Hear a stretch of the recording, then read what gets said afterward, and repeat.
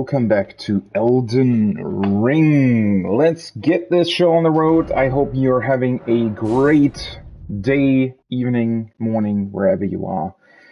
Let's get back into Elden Ring. Hopefully with a nice long session today. I really want to make some bigger strides here in Liurnia and finally,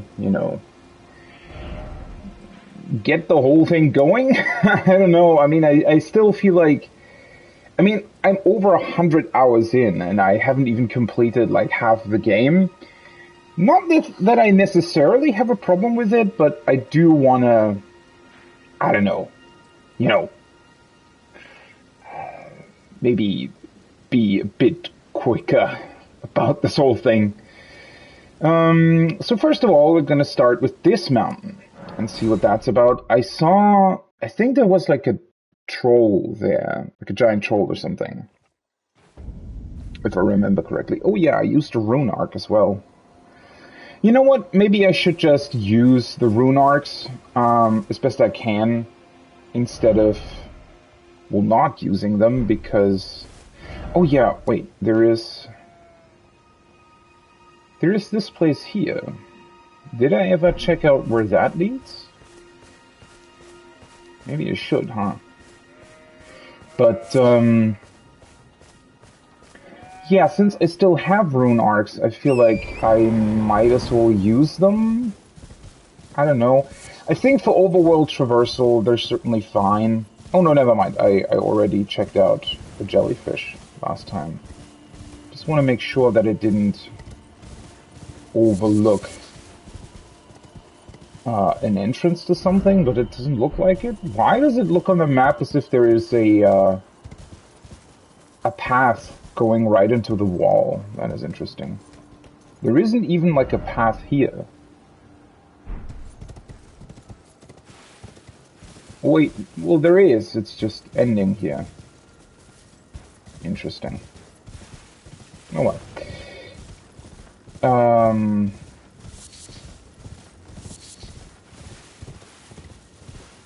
We'll see, I guess. When I die, I have to think about whether or not I should use a rune arc again. It's just, it's really kind of a lesson in what you shouldn't do to players. It's a bit weird that you sort of have to, what's the word? That you have to deal with the loss of all that it gives you, with the loss of the power, especially since, well, dying in this game and in FromSoft games in general is just such a common occurrence, right? So why would you give the player something they lose upon death? Runes are easy enough to get back, but with a great rune, especially with how much power it gives you, seems a bit strange. Not just one guy. So this loops back to where it was before, I think. So for some reason there's also a path here. I guess it would make sense to just take a look at the top of the whole mountain thing. Ooh, no, never mind. There's multiple of them. Okay. They're headless trolls. I wonder how... you think that they'd be easy enough to defeat with my,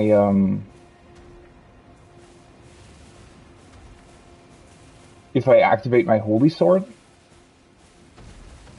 I think that would deal a lot of damage to them.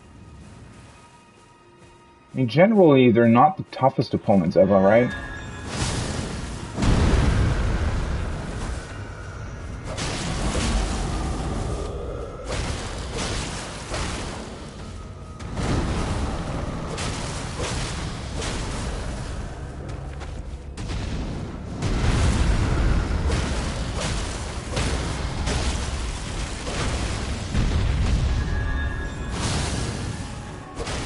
Well, he did have a fuck ton of health, but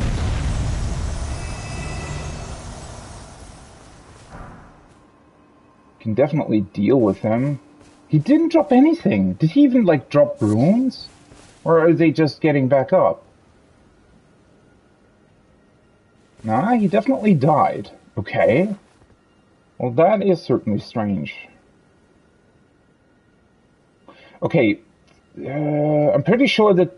Yeah, that's the whole camp that I took out yesterday, so I don't need to go back there. Just want to make sure that there's nothing, like no entrance on the wall or anything. So yeah, he wasn't, like, too tough, but his HP are kind of nuts. Once again, making me question what I'm even doing here, because last time, you know, I kind of figured, you know, yesterday I fought a couple of opponents that made me think, oh, you know, maybe my offensive damage isn't even too bad. It's just that I'm taking a lot of damage. Well, obviously now I have the Rune Arc activated and the Great Rune activated, so I have a little bit more HP and stuff, but in this case, I felt like my damage was the problem rather than, you know, rather than my defensive abilities, so I'm just going to sneak around him, though. I don't think that they're too important to defeat. I mean, there's just no point, right? They don't drop enough to be really worth it. Well, I mean, I'm sure they have a loot table, I'd imagine. But, no, I don't know. It's kind of unfortunate, right? Usually I like fights like this, but the game really doesn't encourage you to try them, since, well, you don't really get rewarded for it, and it just takes too long, so you're kind of not even doing it. Ooh, God. Okay. Hello. Well, I guess I have to defeat a couple of them. What? Oh. Well, that was bad timing on my part.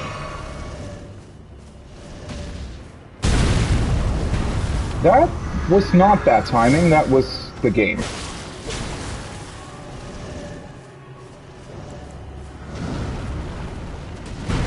Ooh. I think I got lucky there. Well, he's a bit annoying, isn't he?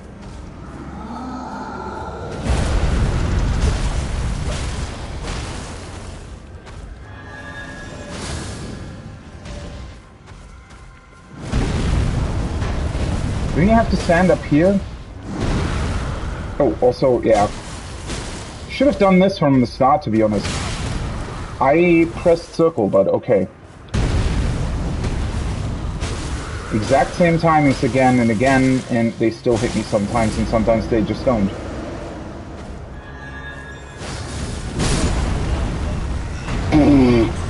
Okay. Yeah, I don't know. I definitely pressed circle. Don't know what to tell you. I also... Is that why I'm taking so much damage? See, now I fucking activated the Rune Arc, and now I was dead. Immediately, completely, and utterly destroys any kind of motivation the player might have.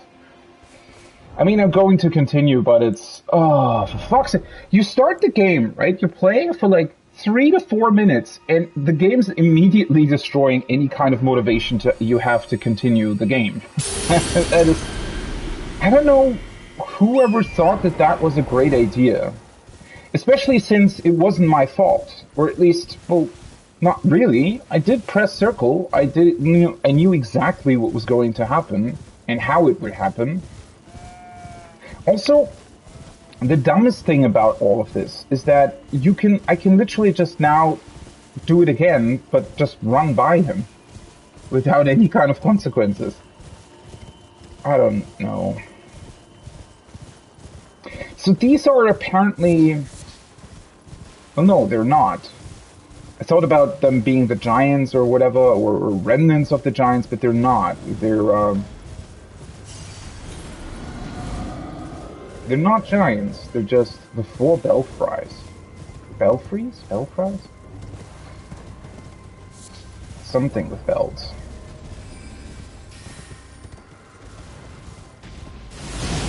I pressed X? I don't... Why is my horse not reacting to that? Oh, hello. Wait, are you telling me this whole mountain is literally just 4 teleporters? What the fuck was that? Oh yeah, I forgot they can, like, scream at you.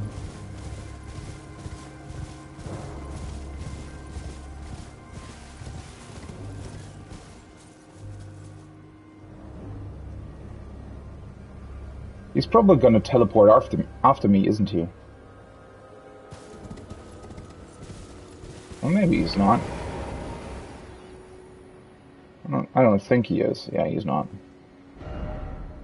If only I had a I don't believe it, all the more let it be, you know, whatever that means. Oh, there is a site of grace here. Oh, that's funny. Well, what is this whole place then? And to think that I died for this, right?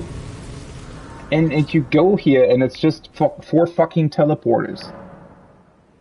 Ugh. Sometimes the game just wants you to hate it, I think.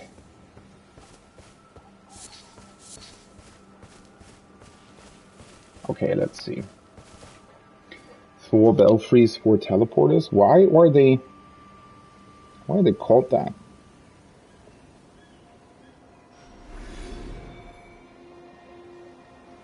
Who died? What was that?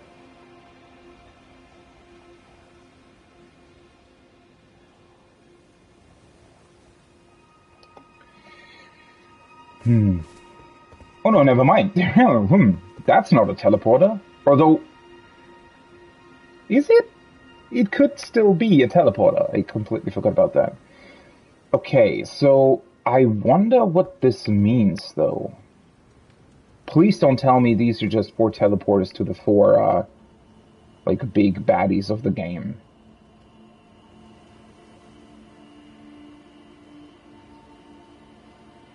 There's 3 bells there? Who or what is that? Can I get a better look at this?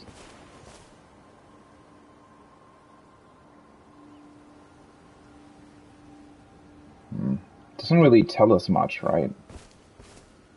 I mean, clearly it's somebody connected to the Earth tree or the Halic tree. I mean, at this point, it's not that clear which tree we're talking about in a couple of circumstances, I guess.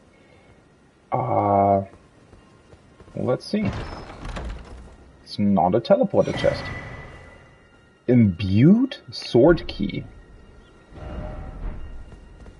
Well, that is something new.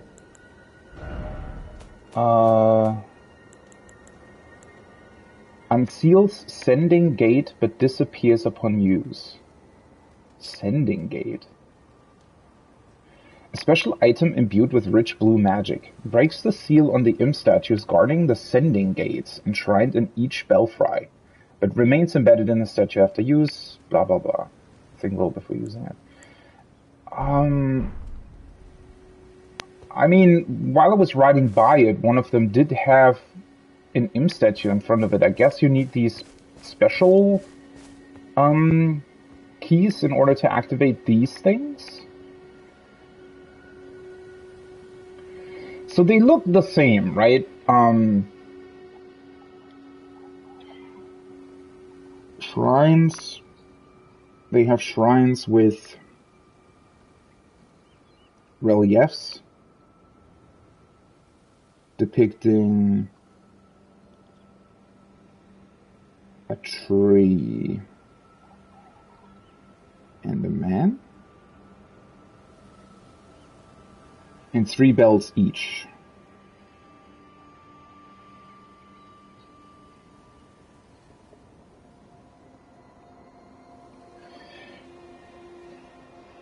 What an interesting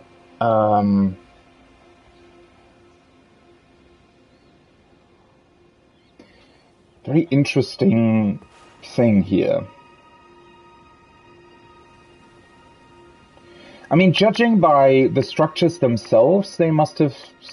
They probably stem from the Golden Age, more or less, right? I mean, they look like stuff from the capital, I would say. What I find rather interesting is, first of all, is there a statue on top that's been beheaded? That would be really interesting if that was the case. Beheading in general, I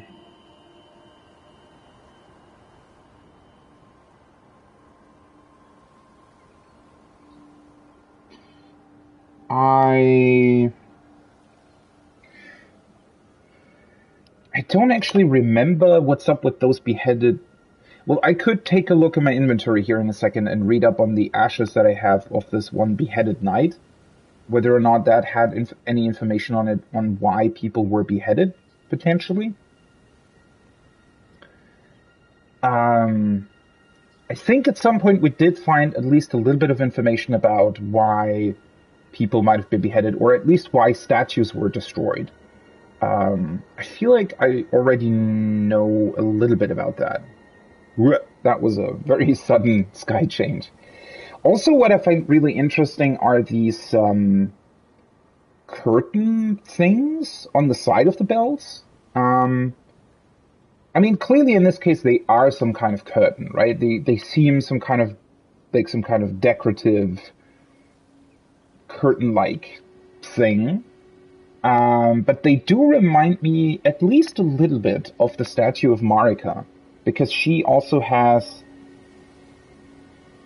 Well, the Marika statue in general, the ones that you find in the churches all across the land, right? They look very special as well, because Marika herself, well, first of all, she has this, like, I guess we can call it a T-pose, right?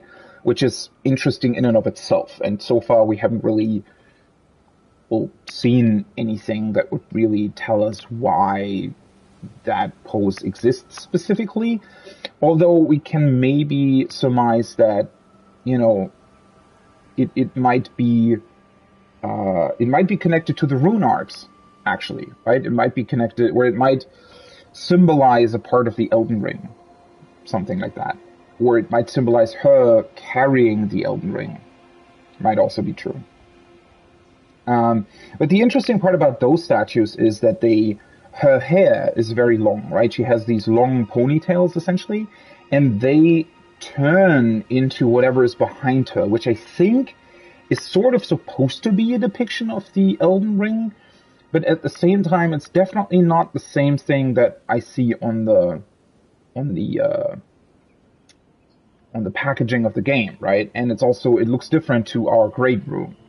But it has sort of the same shape. It's almost like 3 rings in one. But it's reminiscent of the Elden Ring, but it's definitely not the same, right? Because it also is, at the same time, it's sort of her hair as well. But what I'm trying to get here is that the way she looks, she also has this sort of flow to it, right? Where it's also almost curtain-like in this case, right? Next to the bells, this sort of curtain structure. So I wonder if this is also something that is maybe is supposed to be reminiscent of Marika. That might be a thing, although it's interesting then that we don't see Marika on this stone picture, but somebody else. And that's not Godfrey, I don't think. So, sure. Well, very, very interesting. And then we have these other ones here.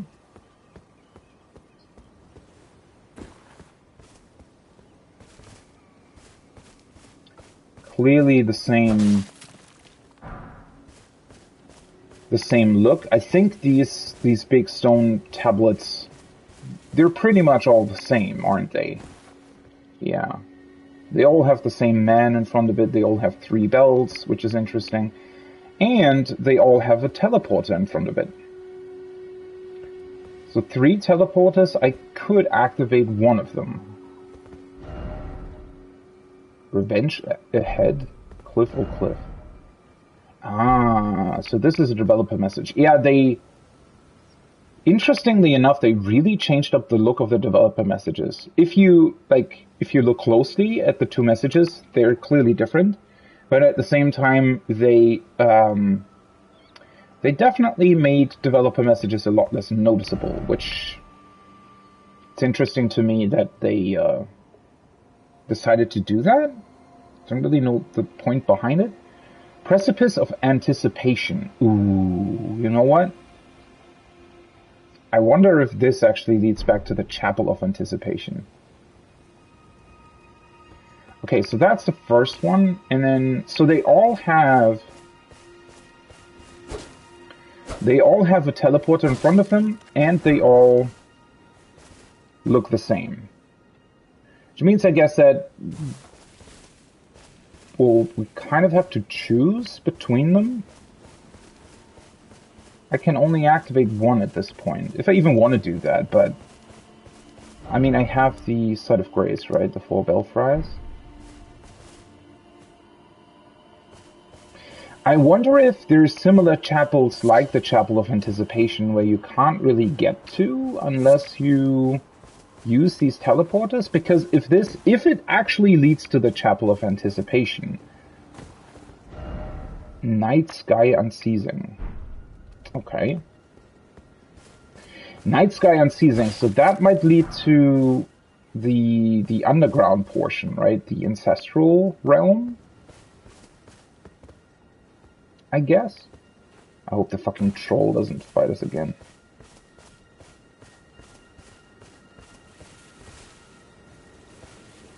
And this is Crumbling Lands. So, is this another teleporter to Caelid?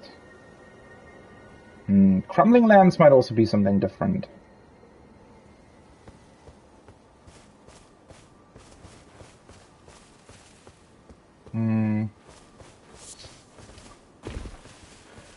And then I just want to take like a peek down the mountain. I wonder if there's something here. I don't necessarily think there is, but you never know, I guess. Yeah, let's just take a quick peek if I'm missing something. Nope, doesn't look like it.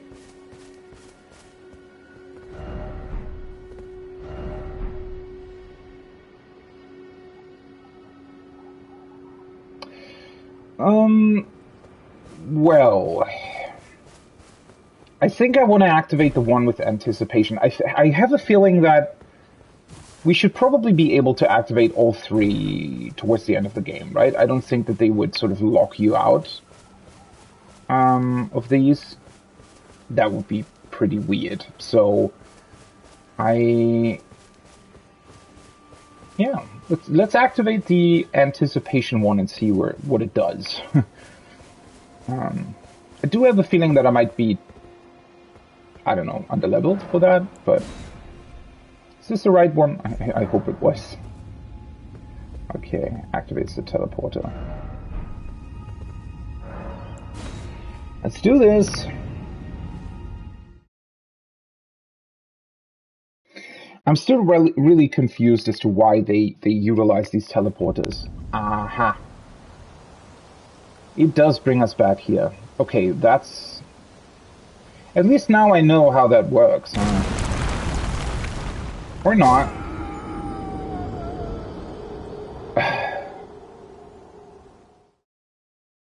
For fuck's sake, are you kidding me? Seriously? They even put the fucking butterflies there. And now I lost my fucking Great Rune again! I mean, there is a boss there. At least that sort of... what's the word? Spares me the question of doing a boss while still having the Great Rune active. But that is why I think that the Great Runes are... Like, they're kind of a... The Great Runes are kind of a... What do you call it? Completely unnecessary mechanic, right? Because, I mean, what's the point of them? I literally have... So I have 5 rune arcs left. I'm certainly not going to use them for the boss fight that I'm about to attempt, because, like, there's no point, right? But, I mean, just looking at this, you would kind of think, or I'm kind of thinking to myself, well, why should I even use the rune arc, right? Why ever use that item? Why ever try and get the, whole, well, now it's, he jumped off as well, now it's destroyed. That's kind of bullshit, right? That is really just, haha, you thought you could, like, collect the butterflies and now you're dead, haha. What a weird thing. Oh well. But yeah, I mean, that sort of means that the whole idea behind the Great Runes is just completely unnecessary. It's a completely unnecessary game mechanic because you can't do anything with them. Is there not even a side of grace here, by the way? Are you telling me that I literally have to teleport back here every time I want to attempt the boss again?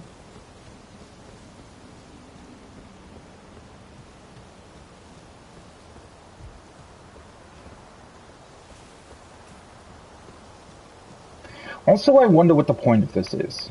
Is it really just to get revenge?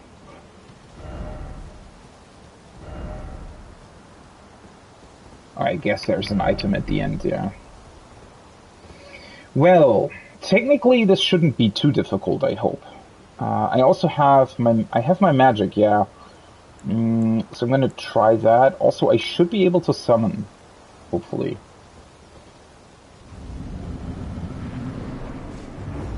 No. You're actually not able to summon.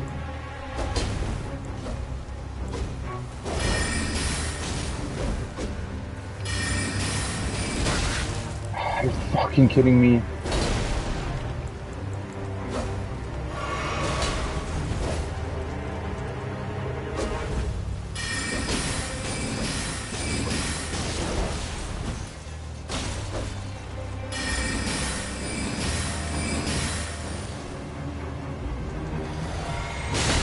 I pressed circle.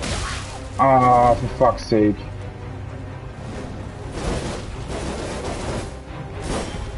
Well, that looks weird.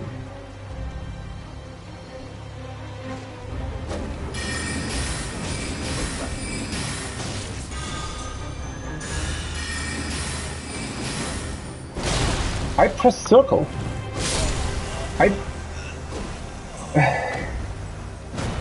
I guess I was still in my fucking magic animation? Or something? Why? Why? I don't... What is wrong with the game's inputs?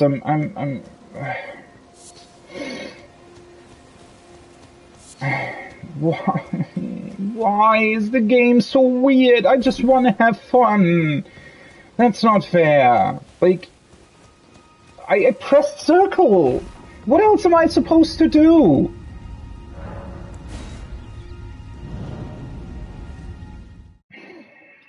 God, this is annoying. You press circle, and I'm just not jumping. It's just nothing's happening. And I'm standing there thinking to myself, well, great, cool. And now I have to fucking collect my runes, which is still one of the dumbest mechanics, I think, in any game.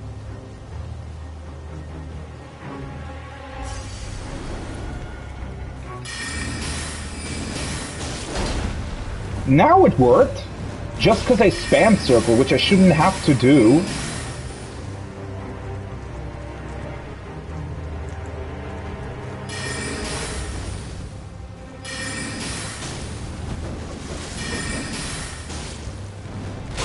Oh, for fuck's sake, don't look at your fucking...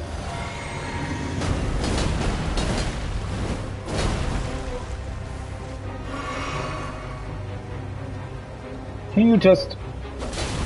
Thank you. Why did that hit me?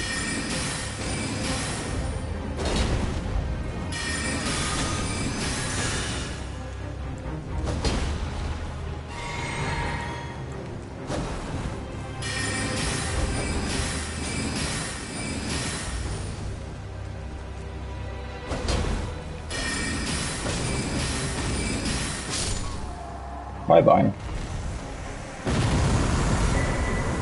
Ornamental straight sword. Golden beast crest shield. Well, that was a boring fight, wasn't it? Well, at least they didn't suddenly increase its health, because I was already doing, like, fairly good damage to it, I think, at the start of the game. I mean, not fairly good, but certainly not bad either. So, well, I guess we're back here then. Weak foe, it is indeed. I just wish that... So, in my first attempt, when he did this big jump towards me, I pressed circle, but my character didn't do anything. The second attempt, I pressed circle at the exact same time, but instead of pressing it once, I pressed it like 3 times. And then my character rolled. Great. So, I guess now I know that the game is bugged in terms of input things, or I don't know. Something is definitely wrong with the input in this game. I don't know if it's like... if it's really the frame times that are messing with the inputs, if it's something with not being optimized properly for consoles, or, I mean, it's not really properly optimized for anything, right? That's clear, but it's just, something is very inconsistent. I know that now. I mean, that's, at this point, that's pretty clear, and it's just a bit frustrating that that can lead to death, right? Obviously it shouldn't, and it's happening way too often to be ignored. I guess that's the main issue. I think it is something, and I talked about that in the past as well, I think it's something that's connected to them changing something really, really weird with the roll, to the point where the roll is just, weird in terms of his iframes, and sometimes the iframes just don't really start at the correct time, or they like start at different times, or something is definitely not working correctly in that regard. And well, because of that, anytime an input doesn't go through,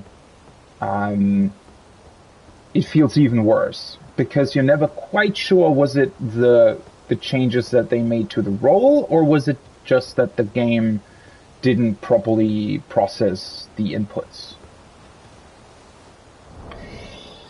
Oh well.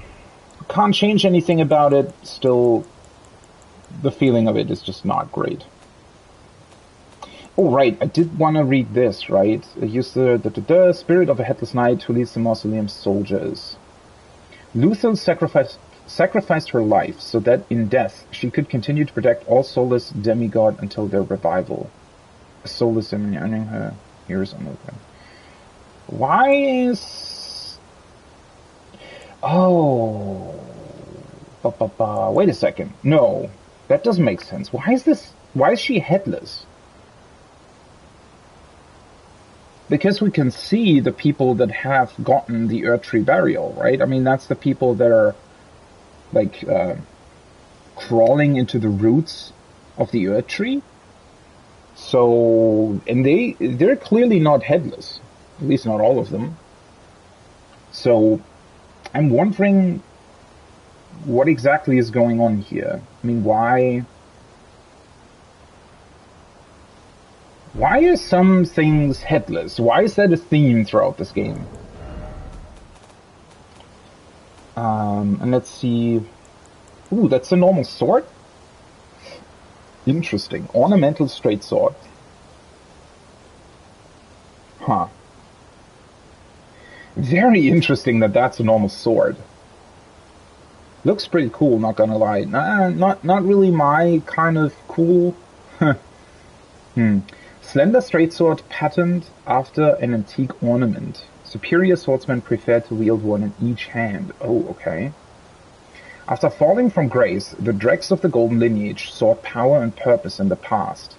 Unique skill, golden tempering, crossed the two swords to grant their attacks holy essence, while in effect, strong attack performs a dual-wielding combo attack.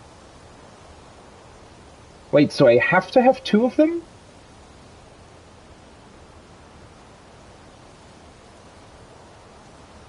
After falling from grace, the dregs of the golden lineage sought power and purpose in the past. In the past? Why in the past, though?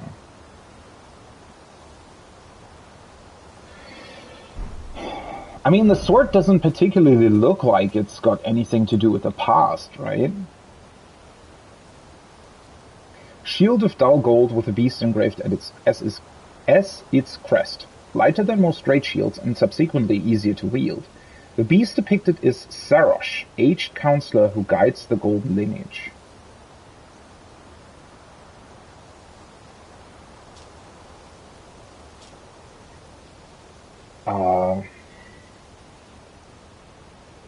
Really?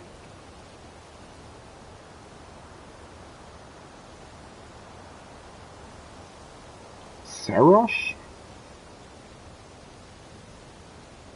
Who guides the golden lineage. Is that?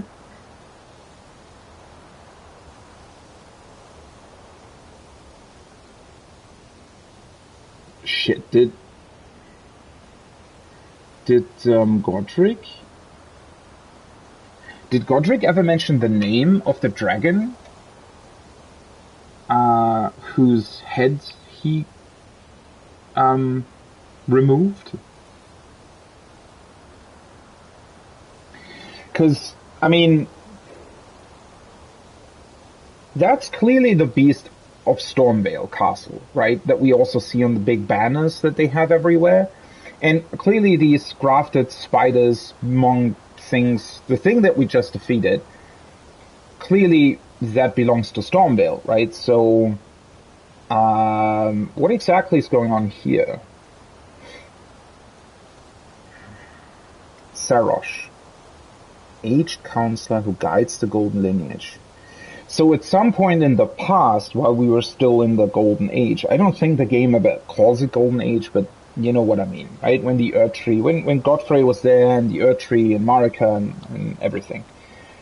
At that point in time, the Sarosh, supposedly maybe the dragon that Godric killed, apparently was a counselor?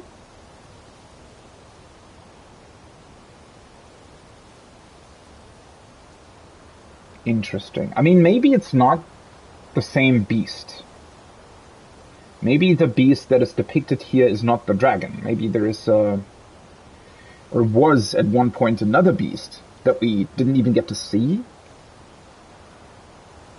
Maybe it's that lion in the courtyard, right to the entrance of the castle, although that would be kind of weird because he's just sort of awkwardly standing to the side. Yet he is a unique enemy, right? Which is very interesting, I thought, that there's this lion that nobody really talks about. He's just there. He also stays dead if you defeat him, right? He doesn't get resurrected for whatever reason. And, I don't know, he's just sort of there. And I don't really know why. Also, I completely forgot to read the jellyfish shield. The head of a spirit jellyfish, commonly found floating above sacred ground throughout the lands between, wielded without modification as a shield. However that works. The see-through head is extremely light, but its flesh is subtle, providing absolutely no protection from piercing attacks. Contagious fury. Incite the jellyfish's wrath and allow its fury to flow through you. Raises attack power for a certain duration. Huh. Wait, huh? It's got 100% physical damage negation, though. How does that work? It's 100% physical, but not against piercing attacks? What? Is that what they're telling me? Okay. Okay, I guess. Weird.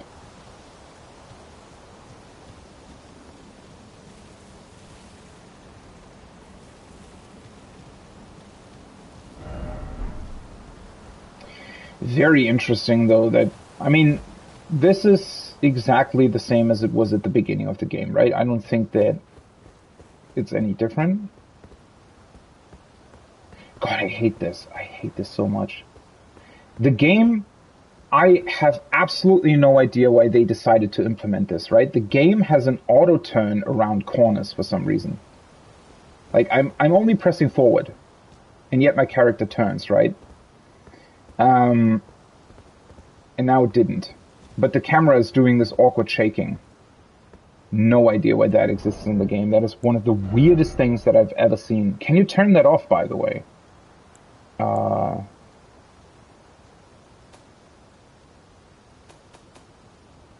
course you can't. That would be... I hate stuff like that, right? I absolutely hate when games have... Wait, did I ever turn HDR? Why is HDR off?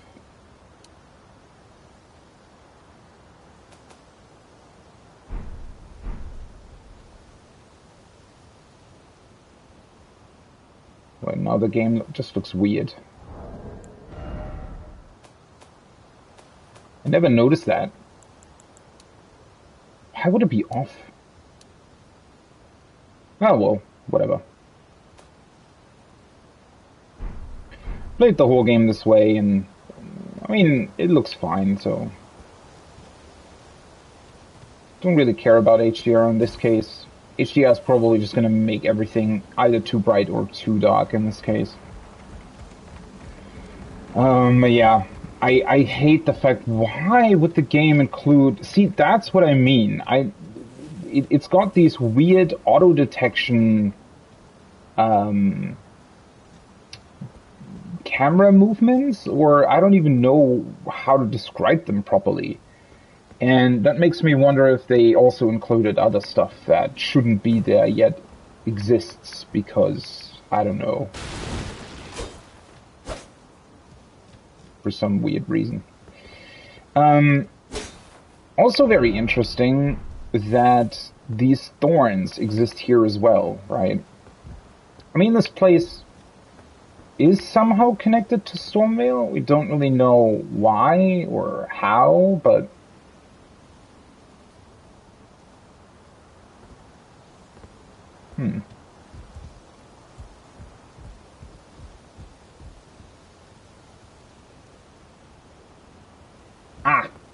so now the door is just open, huh? For whatever reason.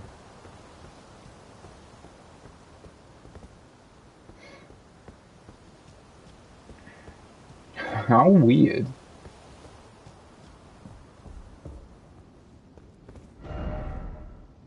Though the path be broken and uncertain, claim your place as Elden Lord. She looks like she was just alive, right? She looks very alive for a corpse, I feel like.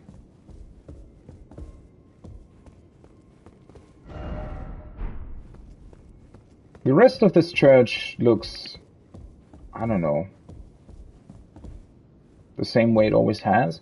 It's very interesting, though. It's definitely the most unique church in the game, I feel like. Well, it's also the one that's the least destroyed, I guess. Interestingly enough, no statue of Marika here, but, well, the statue of Marika is on the outside then, right?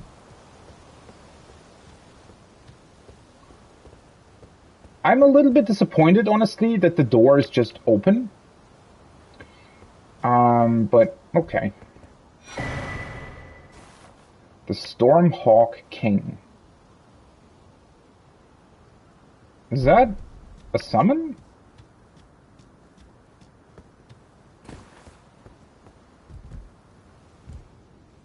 And a chest.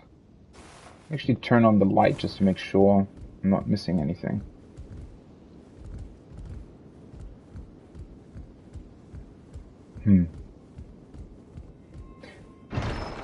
So they don't even give you a Site of Grace here. And Stormhawk Dean. Wait, that's a summon, right? The hell is the other thing then? Oh, a legendary summon. Summon Spirit of Stormhawk Dean. Spirit of a fierce hawk that faithfully rendered lifelong service to the old king of Stormvale long ago when the true storm raged. Its cries embolden its fellows in battle, and the tempestuous winds that encircle it shred through foes. Wow, that actually sounds pretty good. Huh, definitely need to try that at some point. Faithfully rendered lifelong service to the old king of Stormvale long ago. Yeah, so that's definitely something that was, well, very plain to see while I was in Stormvale, right? That the Hawks, they were sort of part of the castle at some point, right? They were definitely highly regarded. I think, didn't we also see, was it like statues? I don't know. There was something in Stormvale that definitely sort of showed the dedication that those people had towards these animals. And I kind of suspected, especially, you know, with the like blades that were attached to a lot of their feet, that you know, potentially at some point something changed, and instead of having great respect for the Hawks, they forced them to be a sort of weapon. At least that's how I personally looked at it, right? At some point they would just sort of, they just belonged to Stormvale, potentially having lived there even before the castle was built, and then they were just sort of part of the family of the people that dwelled within the castle, highly respected animals, right? I mean, you hear about that all over history, right? That people and animals sort of made this connection through like circumstances, right? But yeah, it felt like, or to me, it felt like they, at some point, they sort of gave up on, where they lost the respect for these animals and instead just used them sort of blindly as a weapon. What's the other thing though that I got? Is that a weapon art actually? Like a special one? No.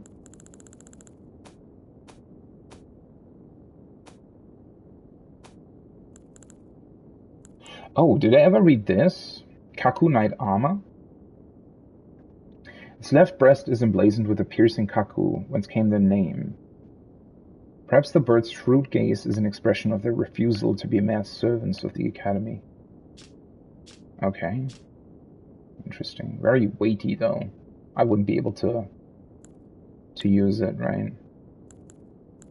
Although it's actually not that much more compared to what I'm currently wearing. So it's not a talisman either.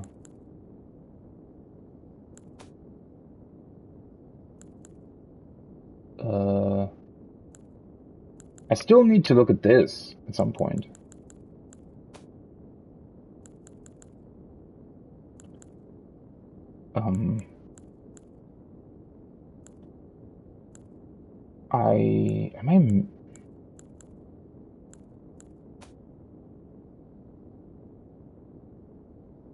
Huh?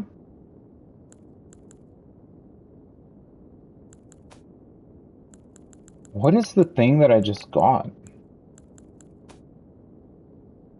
The thing that I found on the outside. Ah, here it is. Ooh, I completely forgot that I also got a Shabriri grape.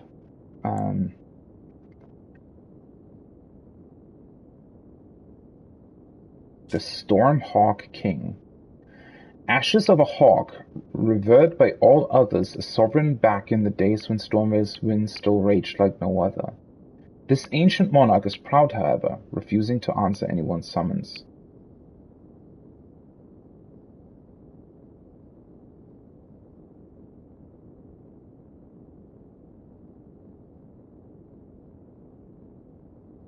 Huh. And it's put into, like, key items?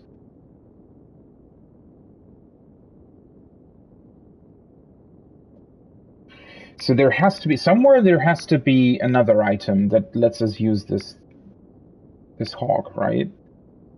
Either that, or we need a special thing.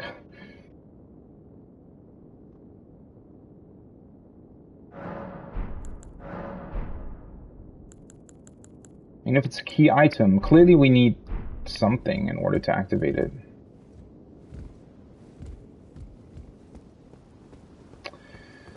Well, okay. At least now we've been back here. Cool. And as soon as I find those other magic swords, I can just teleport back here and take a look at them, I guess.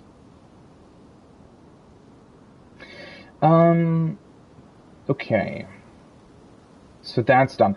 I think I'm gonna go back here and sort of slowly make my way back over here. Should I take a look at this? Can I take a look at it? Maybe I should, huh?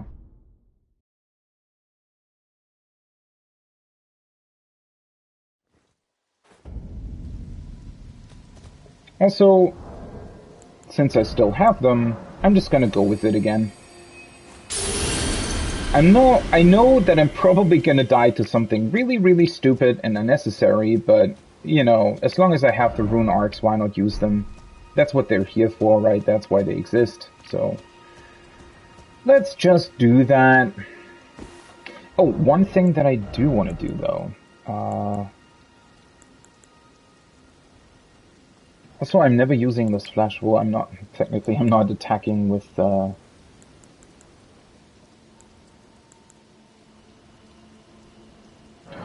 think, well, I'm missing bolts, so I'm just gonna use the normal ones right now.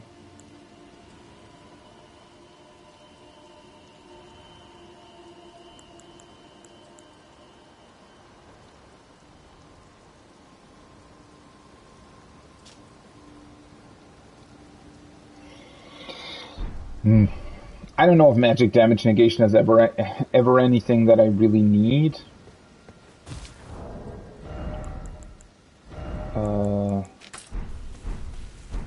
I just wanted to craft the bone bolts because of these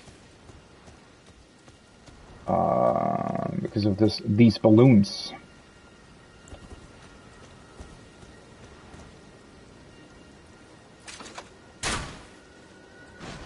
Whoops. I do still find it crazy that all of these balloons are essentially... oh.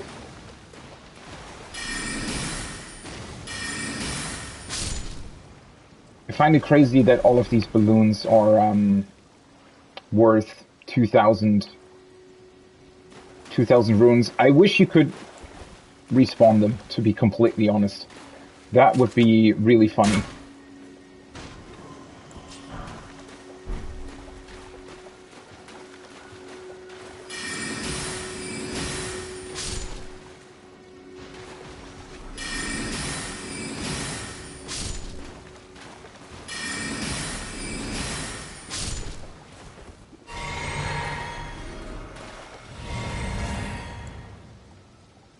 Sometimes you just need to be kind of quick when you activate your flasks, so that you get them back immediately.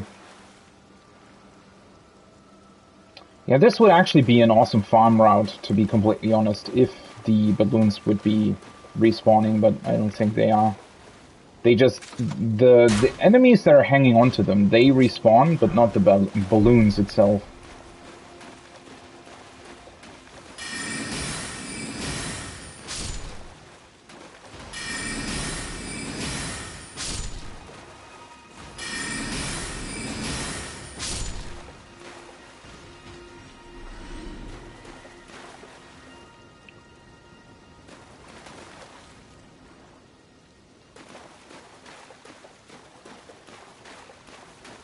Let's go southward first, though.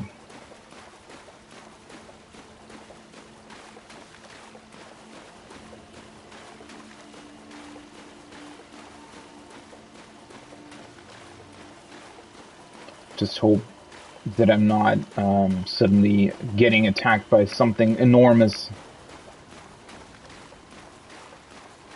that I don't want to be attacked by. Oh, there's the Site of Grace. Oh, perfect. Let's get that first. Ooh. Hello.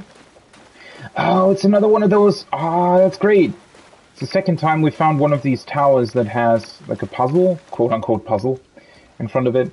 The last time it was really, really dumb and really easy. But, well, I guess let's see what this is about. Sorcerer's Isle. Okay, it's really interesting to me that these are all already pointing to the next destination. It's really strange because they're so close to the academy itself, right? You would think that it would take a little bit longer. Well, then again, that one thing in Limgrave also did already point towards Castle Morn, even though I was still, you know, I still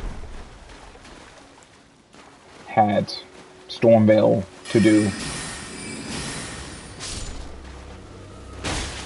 What the?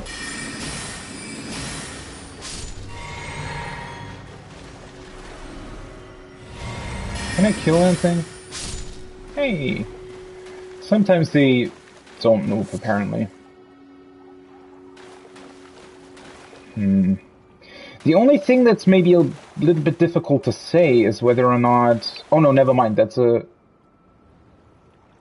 I just was, right? So I definitely still need to check out if there are like cave entrances or something down below.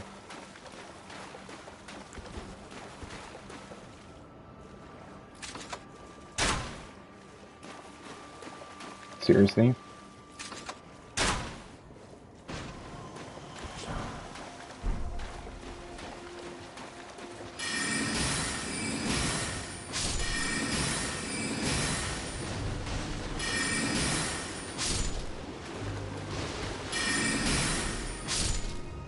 Bye-bye.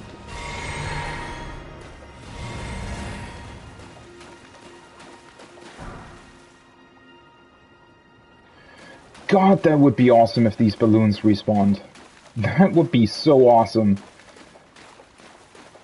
Oh well.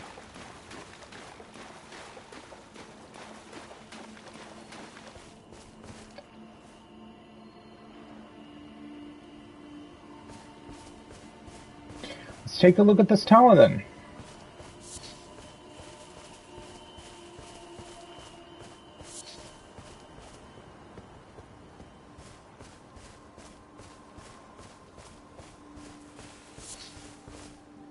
These blue plants are pretty awesome.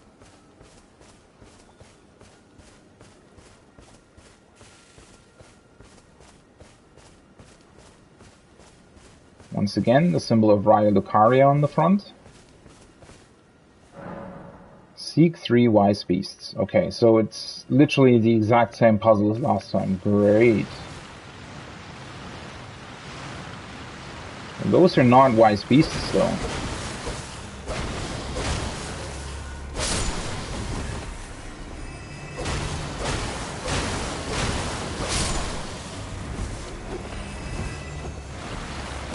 Oh, for fuck's sake. Oh, I hate their grapple attacks. But wait, they always come back though.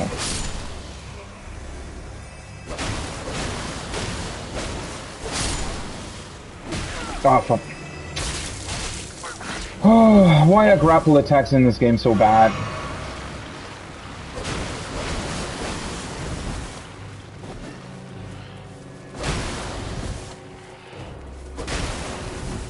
Where are these wise beasts that I'm looking for, though?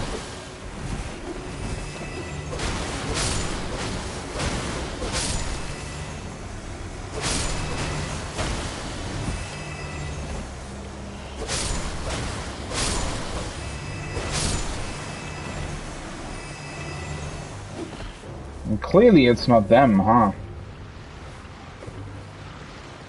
So I guess I need to find the specific ones they're talking about? Is it the ones that are standing on top of the mountains, or how does this work? Probably, huh?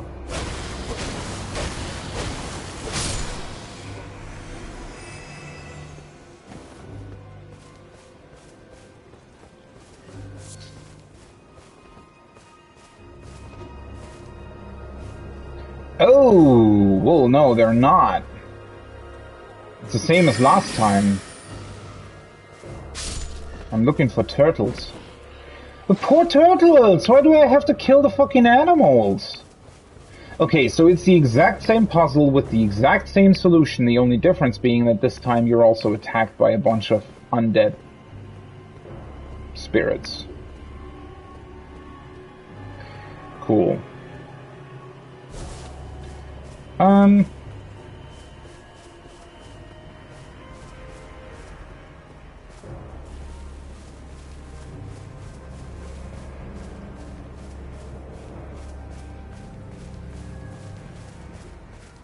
Haha.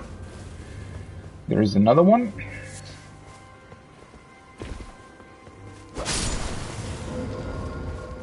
Number 2.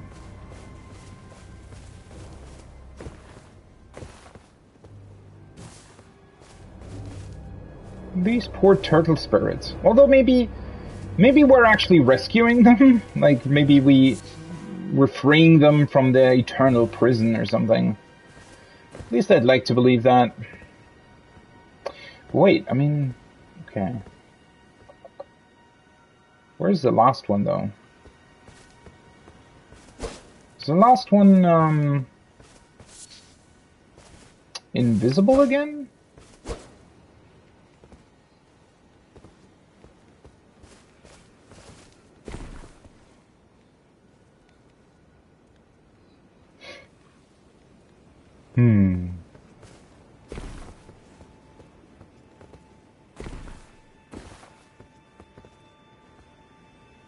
Seriously? It's down here?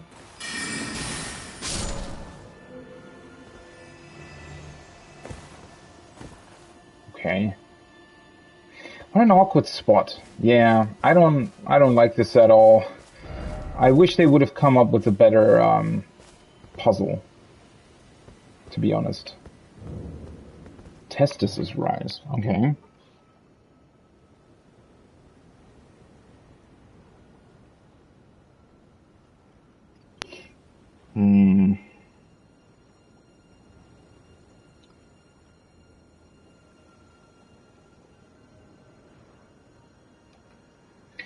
I wonder if they have anything to do with each other, or if they're literally just, well, research outposts or something of the Academy. I mean, I think these pictures aren't really new for the most part. We've probably already seen them. Oh yeah, oh, you know what? The other tower. This one. The converted tower. I saw a spirit move up a ladder. In the converted tower, there is a statue of Marika, like right here in the middle. But this place with the ladder is still accessible. Yet there is no ladder there. But I saw a spirit move on it, so maybe I probably missed something there, right? Probably missed something,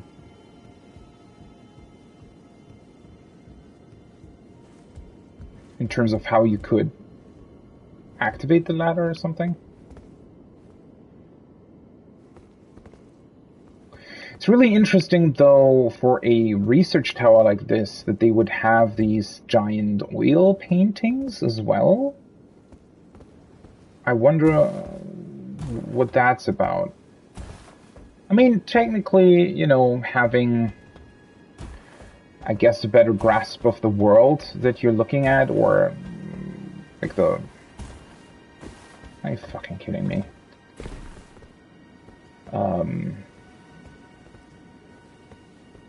You know, having a better understanding of your environment, I guess,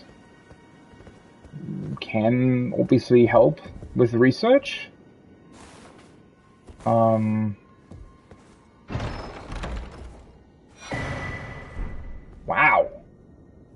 Oh, I completely forgot. Right, the other tower had a memory stone as well, right? Oya's Rise, or whatever it was called. So I have, what, 6 attunement slots now? By the way, I'm complaining a whole lot about Elden Ring, but the fact that they have tied attunement slots to items now is much, much better than in the past.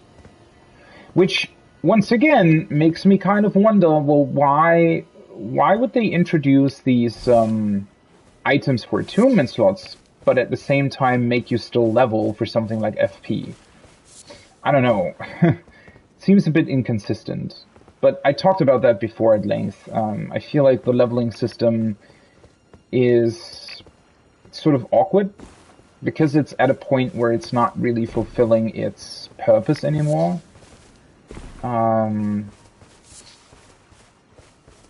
Yeah, I feel like the leveling system isn't really doing much, to be completely honest.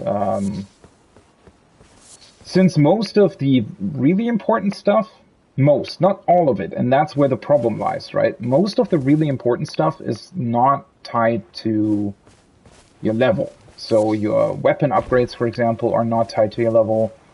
They're just items. The attunement slots are not tied to your level. They're just items. One thing where I think level still work is sort of as a requirement for weapons, for example, right? So if you want to use certain things in certain builds, then you have to level for it, which does have some disadvantages as well, where it feels sometimes like the things that you want to use, or the stat requirements for certain things that you would like to use are just kind of high. It also prevents you from actually testing out the weapons, right? Which is something that, for example, in Bloodborne is different. You can just freely test out weapons.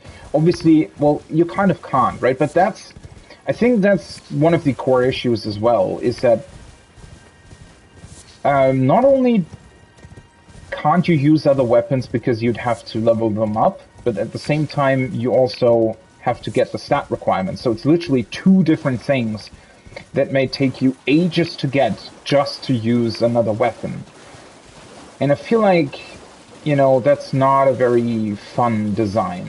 It's not really allowing you to switch up your build while you're playing through the game, and I feel like they should have done that differently. I wish they would have, introduced different ways in how that worked. Hey, speaking of, upgrade materials I don't need. Great. Yeah. I feel like the level in those cases just doesn't really work anymore. And for everything else, it also doesn't really work all that well. It's more of a...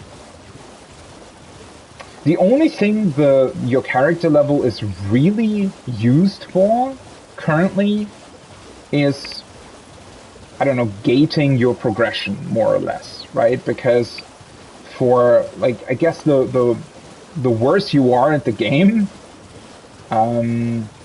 it can just be that essentially you're being gated by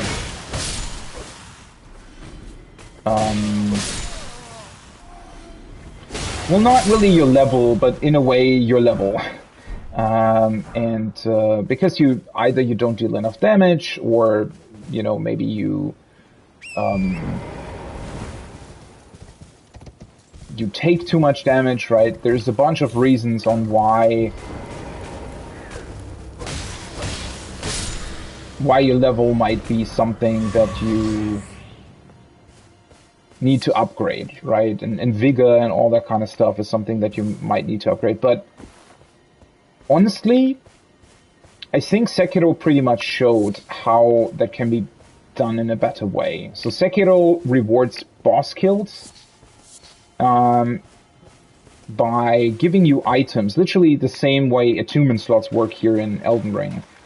Sekiro gives you items that upgrade your strength and your vigor, right? Your HP. And honestly, I think in the grand scheme of things, that's the much better thing to do.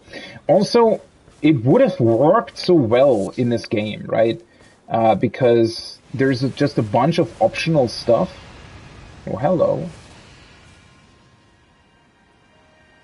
Ah, these guys again.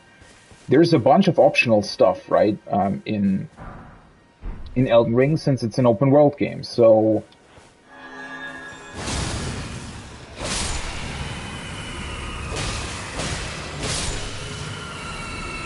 I feel like because of that, it actually would have been... Oh, for fuck's sake. Because of that specifically, I feel like it would have been a much better idea to...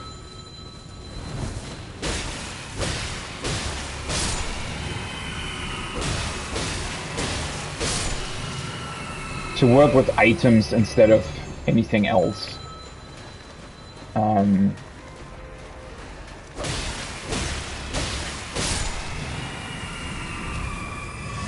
Right now that I'm thinking about it, that would have been so much more perfect and such a better fit compared to what they've done here now. Because yeah, I mean, there are like a million optional bosses in this game, right? Because it's an open world game, because there are these optional dungeons everywhere that you want to do, and then they could have had their main bosses give you like attack power or something, right? Whereas all of the side bosses would upgrade your health, for example. I think that would have worked a lot better. Make everything item based. That would also reward your exploration much, much more, because right now, exploration rewards can vary greatly. Technically, I think that in terms of rewards for exploration, this game does a fairly decent job, especially compared to other open world games, open world RPGs as well. Elden Ring actually does a pretty decent job with that. But, that being said, one of the problems that this game has is this build diversity, right? Obviously, on the one hand, it's pretty cool. There's a bunch of different things that you can do in the game. There's a bunch of different like, not a bunch, there's a whole, like a shit ton of different weapons, right? There's just a really, really huge pool of weapons and special things that you can utilize. But the issue here is that because of that, most of your rewards at the end of the day sort of are just the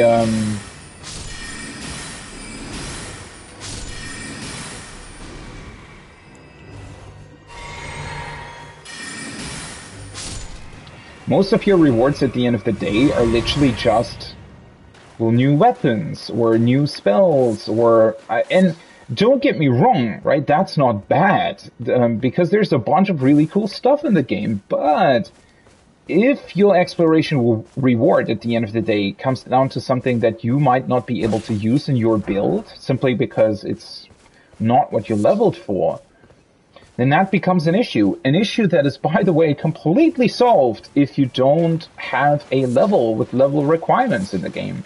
You could still, you know, certain things could still sort of bounce off of each other, right? So you could make it, let's say that, well, you might need attunement slots, right, for a certain incantation or sorcery. Especially the stronger ones maybe need more attunement slots. That means that you need to find the items that give you those slots. That would be something, right? Same, I mean, again, the game is already doing that, right? It's already working like that with the attunement slots. It's already doing the same thing with the talismans as well, where you have these talisman pouches. I don't know how many of them are in the game. I absolutely have no clue, but we'll find out eventually, right? And we'll also then just get to know how, because the talismans can be pretty good, right? So, I am wondering essentially how well or how useful they can be at the end of the day when... Are you...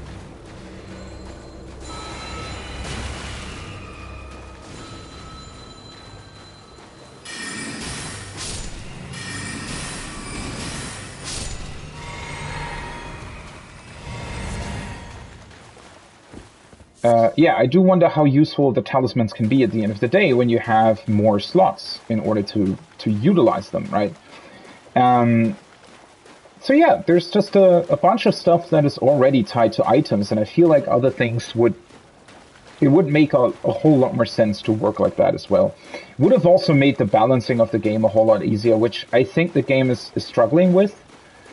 Although, well, would it have made it easier? I don't know. I mean, clearly the game has a little bit of a problem. The crystalline woods. The game has a little bit of a problem in terms of being an open world game, because the difficulty of encounters changes vastly, right? And I said this before, in a way, that's not necessarily an issue, because well,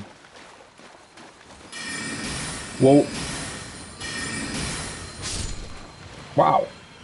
They're pretty easy to defeat with magic.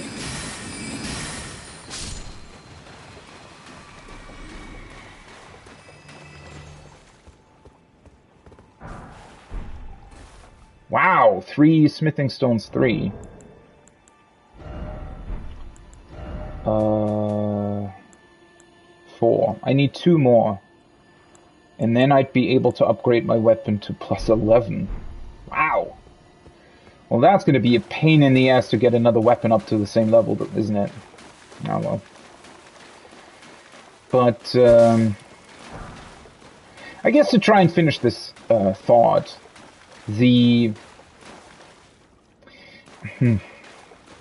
yeah, I mean, if you tie things like your health to how many bosses you've defeated, at that point suddenly you... maybe you design yourself a little bit into a corner in terms of how... I guess how easy or difficult certain encounters can be. Because it's potentially...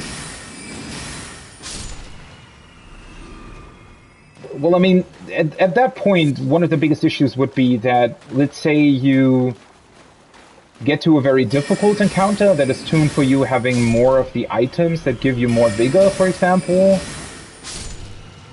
I don't know, but at the same time, I think it would still work out more or less the same way that it does now. I think, well, for the most part, it wouldn't be worse. To be completely honest, I think it wouldn't be worse than the current system. Overall, I think it would be better. Because, well, the biggest issue of the current leveling system that Elden Ring sort of retains from the other FromSoft games as well, is that all it really does is hinder the player to use all the cool stuff that the game is giving you, right? The game... Oh, hello. That was a cute sound.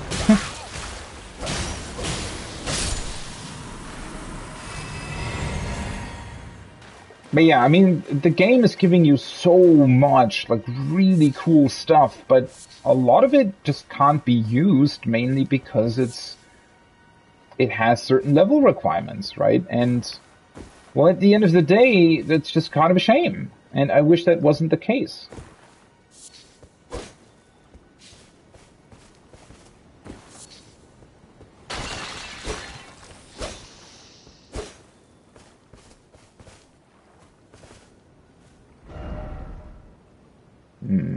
Do I want to continue up this mountain?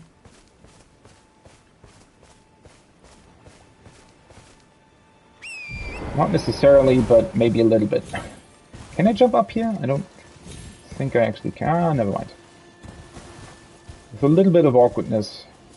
I don't want to continue that way, to be honest.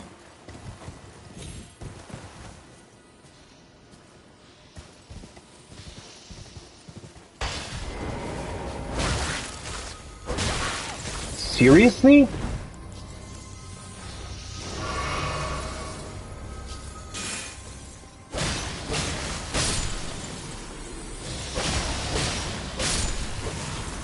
These things have such awkward timings.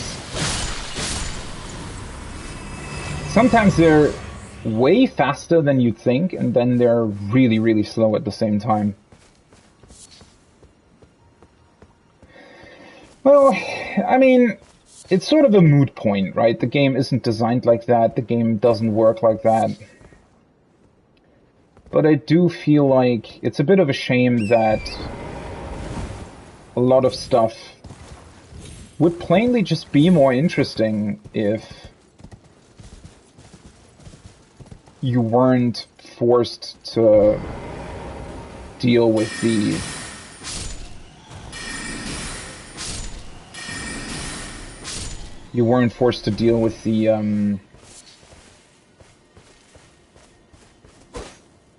with the awkwardness of leveling up. Didn't expect dead end. Yeah. It's kind of weird that they even put enemies here, to be honest. Oh well, it is what it is, isn't it?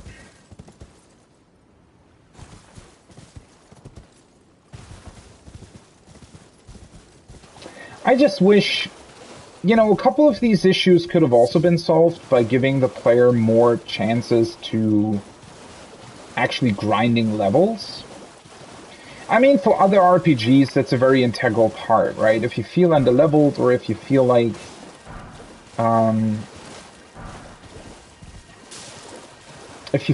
you should be able to utilize, I guess, different mechanics of the game, different weapons or whatever, right? It would be kind of cool if you would be able to grind for it.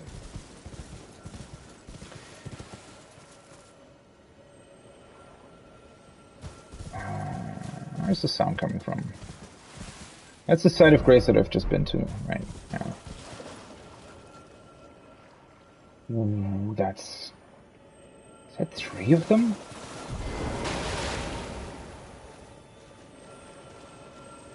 Are you kidding me?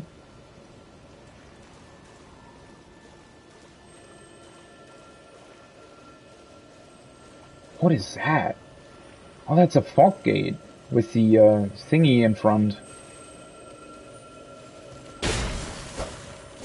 Oh, for fuck's sake. Seriously?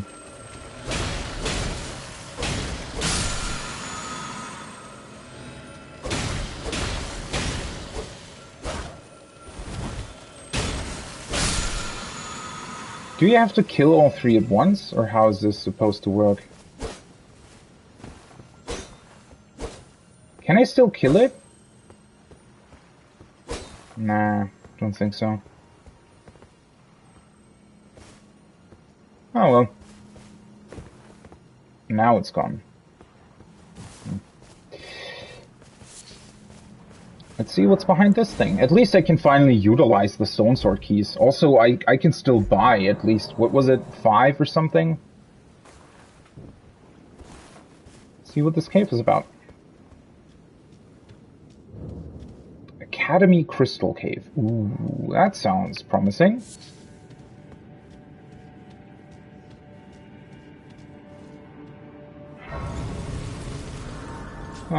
Yeah, let's just rest here. Can I maybe... 18,000. I should probably level up at this point. Let's see, we have so many runes here anyways. So I need 18,000. I should be able to level twice, interestingly enough. Which is also something that is so strange, right? That the balloons are dropping these golden rune 6s. I wonder if that's sort of a mechanic that they introduced because they felt like people might be underleveled at this point to give you a little bit of a push in terms of your level.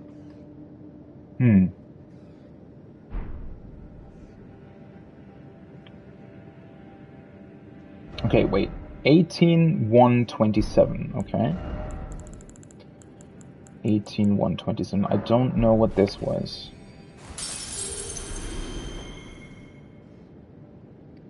Okay. So I only need 2 of these.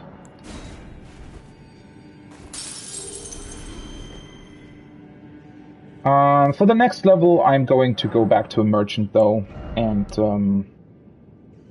see if I can potentially sell stuff. God, that's crazy to me, right? So my 20 Vigor currently would give me 652 HP, yet with the Great Rune active and the eye that I've equipped, I have like 920 or something. That's crazy. Also, that kind of means that Vigor levels...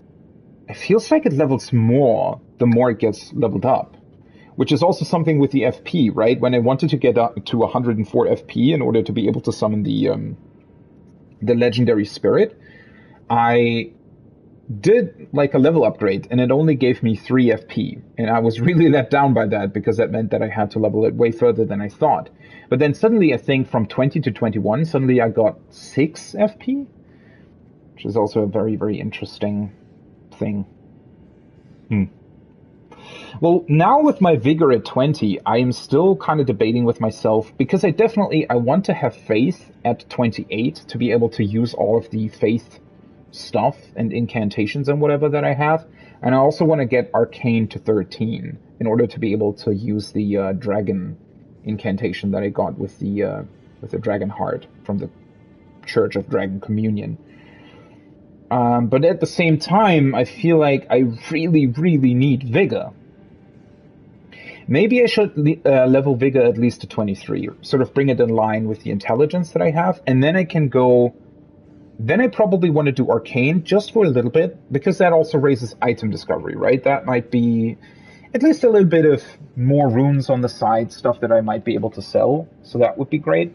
And then I could go into Faith, and as soon as I have like 24 Faith, I'm going to go with 24 Vigor as well, and sort of level both up simultaneously to 28. I think that might be a good idea. The only problem with that might be that the game expects me to have way more than 28 Vigor. But, we'll see, I guess. So, yeah, that means Vigor to 23 first, then I'm gonna go and... Then I'm gonna go and try... whatever it was. Wait, maybe I could actually try and kill these guys with magic.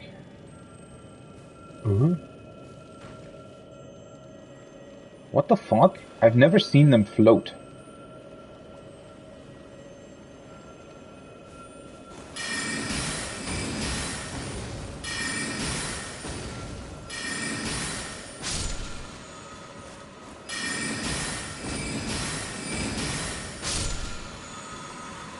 Well, this is way easier, isn't it?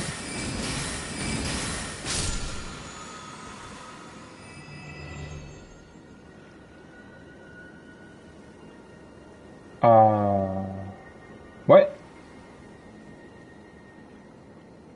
What is that?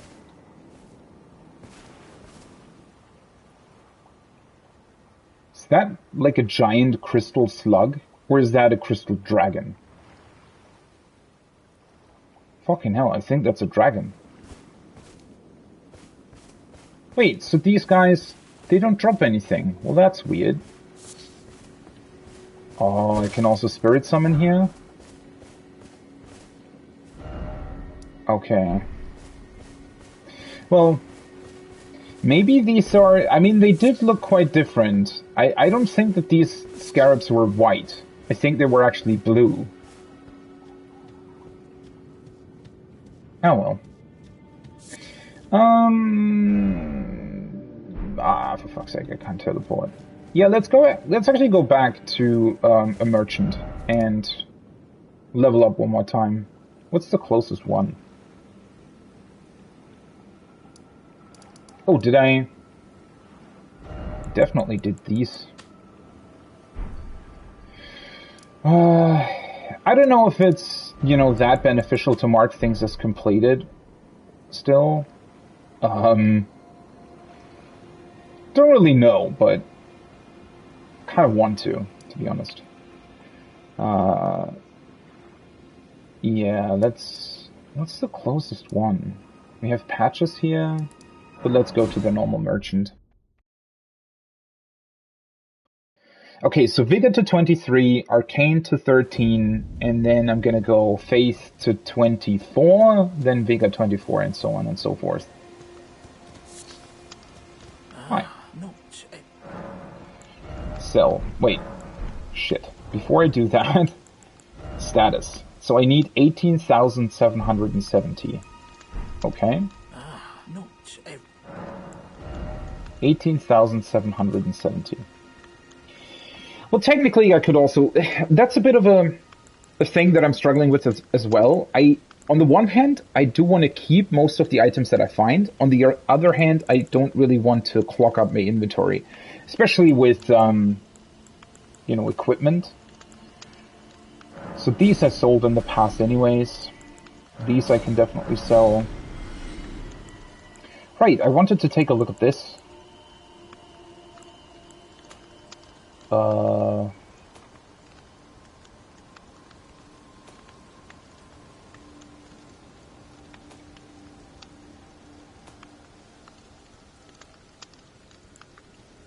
Definitely sell the normal short sword. I don't know why you need two of these, to be honest. That's just weird to me. Can also get rid of my, basic broadsword. Although, interestingly enough, I think that's actually one of the best swords, right? Since it weighs 4. Oh, it's the same as this one. Although, well, this one is magic, right? This is 4.5. Let's actually sell this. Weathered straight sword. I don't really need this. I just kept it because it looked cool. Get rid of this, but these are way better. And this is like a special one. This looks very cool. Misericord? I think I never read this, actually. Dagger favored by military physicians in white.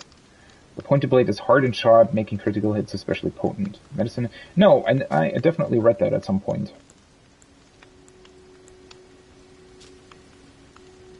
Ivory sickle. Well, I mean, this was sort of a special drop. I don't really need it, but...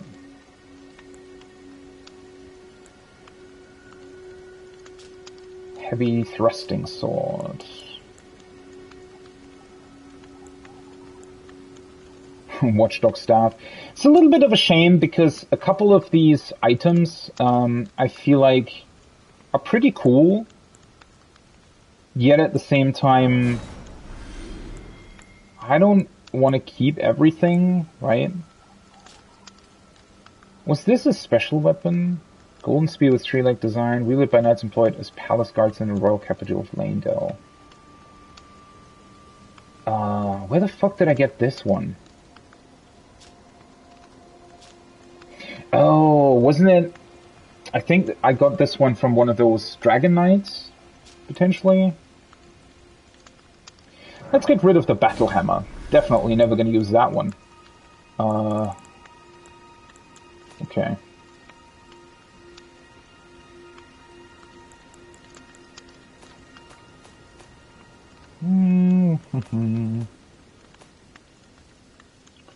God, I wish merchants should honestly just sell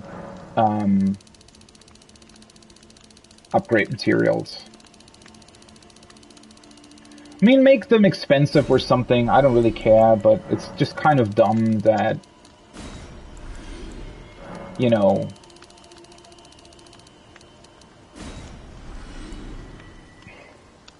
upgrade materials are so hard to come by in a lot of cases. Ooh, right. I definitely can sell these. I don't want to use them. Definitely don't want to use them. Okay, so what did I... So that's 9,000, 11,000. Yeah, let's get rid of all of these. What was it? 18,900 or something?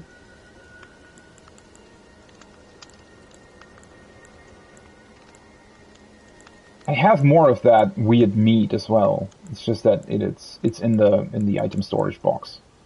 I also don't need these because I can wield magic myself.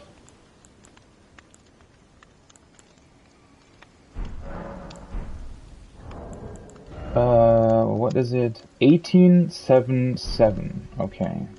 18770. No. 18770. So let's do this.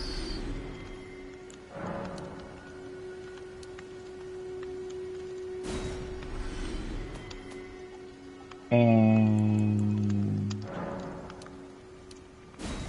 yes. That's at least one more point for the time being. And that way I've utilized all of the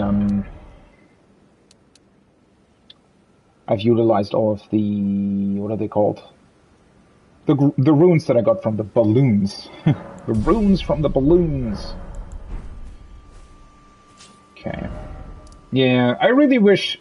Well, I mean, if the balloons would respawn, but it would still take you ages to level up. I mean, it would still take you, I don't know, 15 minutes or something for one level at least. Which I feel like is kind of a good trade-off to grind. Because at this point, here's the thing, right? At this point in the game, the player might want to use different weapons, right? Maybe you spec everything into, let's say, strength and vigor, and suddenly you realize, hey, there is this really great weapon, but it needs, I don't know, arcane or something, right? And so giving the player the option to grind a couple of levels in order to do that, right? In order to get arcane, let's say from 10 to 20 or something in a somewhat quick fashion, right?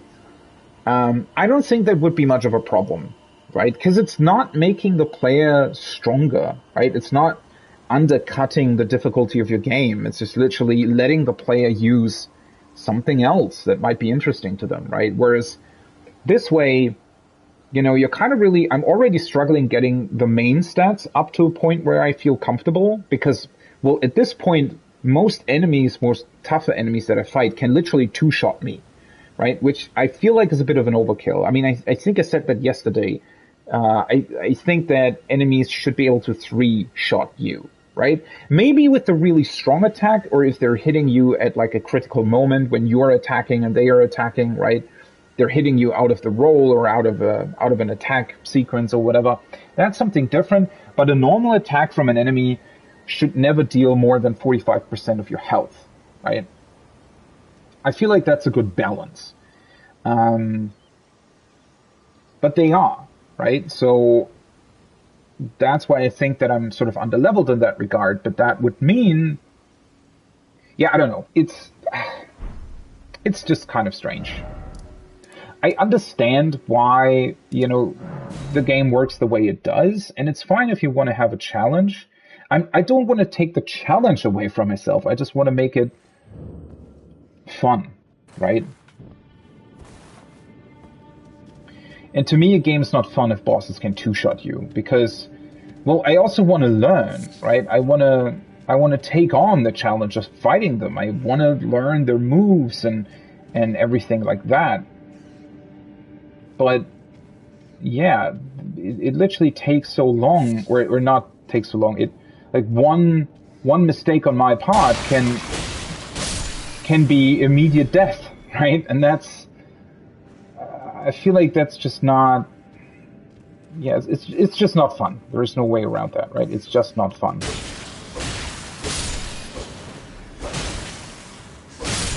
Oh, for fuck's sake! Why did I have to trade that? That was just because I was in the last part of my combo.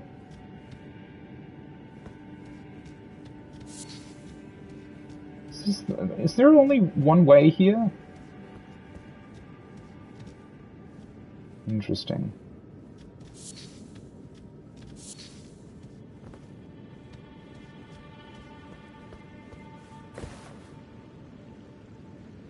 Ew. That does not look great. Wait, so these are, they potentially look like outcasts too, don't they?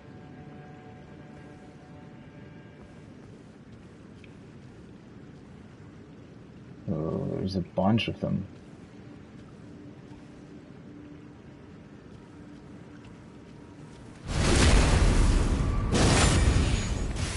And they're pretty strong as well.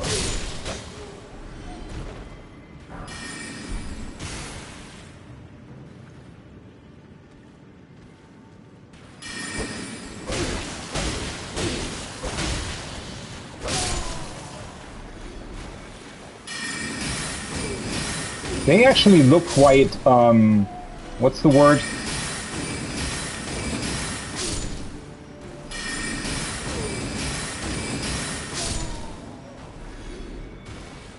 They look fairly, frightening, to be quite honest.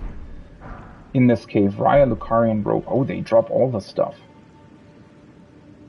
They look quite frightening because they're, like, the mask that they're wearing.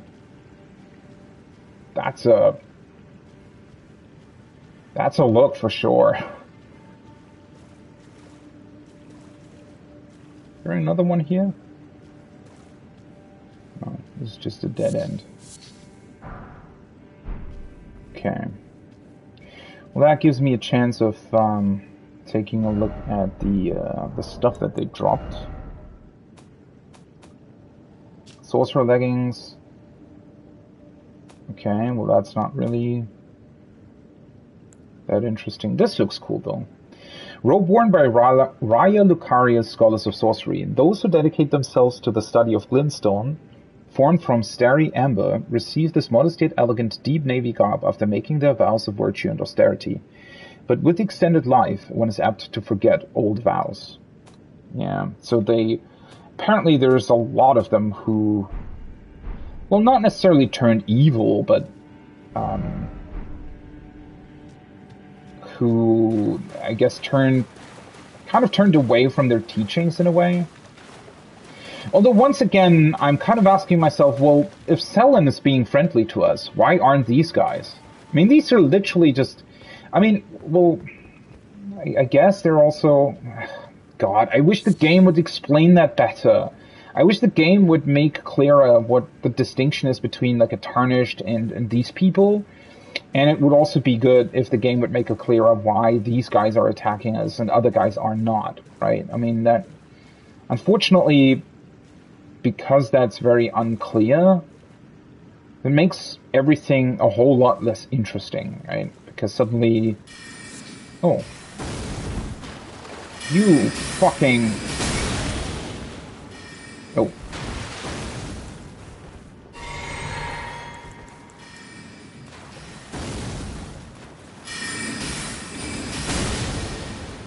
Oh wait, he's a lot stronger than I thought.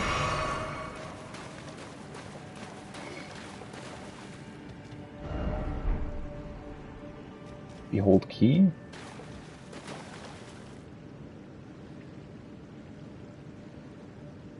Oh, I turned a corner. Oof.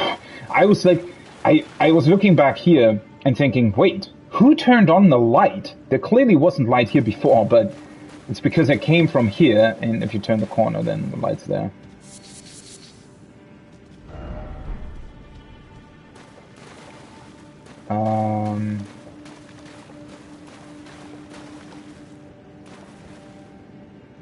Well, now the question is, what's the dead end, and what's the way to continue?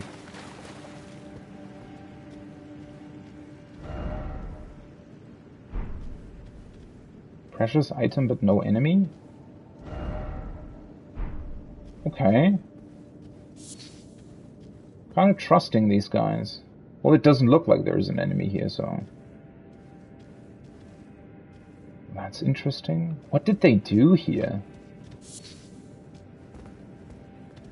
So they captured somebody?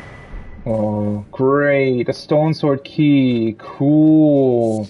So you get one of the two that you use in order to get in here back? What's the... Like... What's the... Why? That is so dumb. Honestly. Like, just... Don't make me use one of these stone sword keys in order to get in here, but also don't place one in here. Now it just sort of feels cheap. The stone sword keys in general are a really bad mechanic. I don't think that they should exist in this game. They're completely unnecessary. First of all, you get more than you ever need anyways, right? They're not really hard to come by, exactly. I mean, except for the very sort of beginning hours of the game, now I've always had enough of them. So it's kind of unnecessary that they exist at all. And they don't really provide any kind of interesting gameplay, right? It's just literally, oh, hey, cool, I guess. Blah, blah, blah.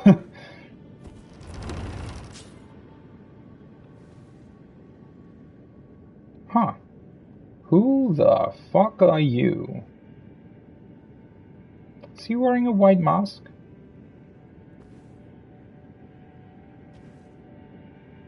Also, does he have a broom? Do I see that correctly?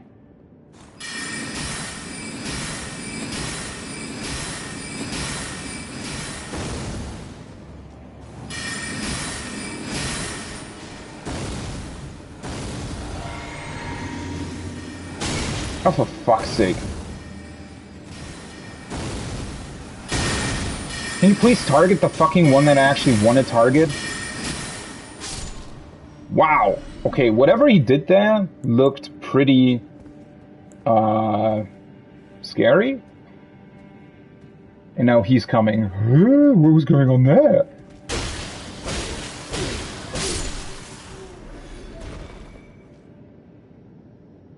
Well, that big dude had a lot of HP.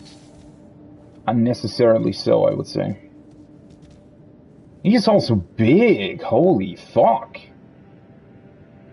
It's a really big dude. This cave actually looks pretty cool as well. Like, very unique in a way. Aha, that's where the... Okay. I do feel like it's very annoying getting back here, though. Is there, like, no respawn? Respawn point?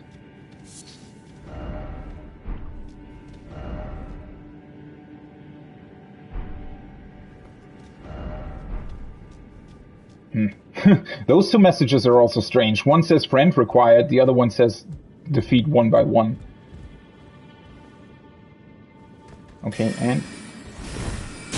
Oh, you fucking... Are you bullshitting me?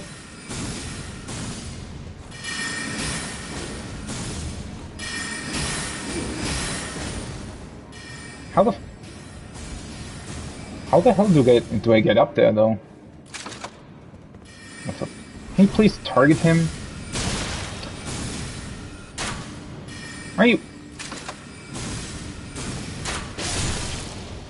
Fucking hell. Well, that wasn't annoying at all. Problem is I used up a lot of my resources to get here. A rune arc! Well, I'm definitely finding more of them, which is interesting. Wait, did I think I missed a path.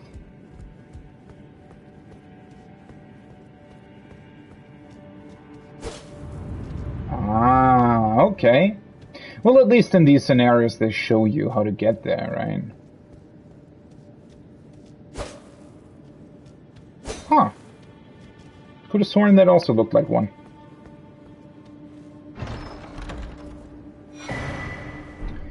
A crystal staff. I swear to God, if this is also not an actual staff, I think it is, though. Let me see. Wait, where do they place the staffs? Oh, here. Boosts Crystalline Sorcery. What the fuck? Does that say 48 intelligence? Are you fucking kidding me? Holy shit.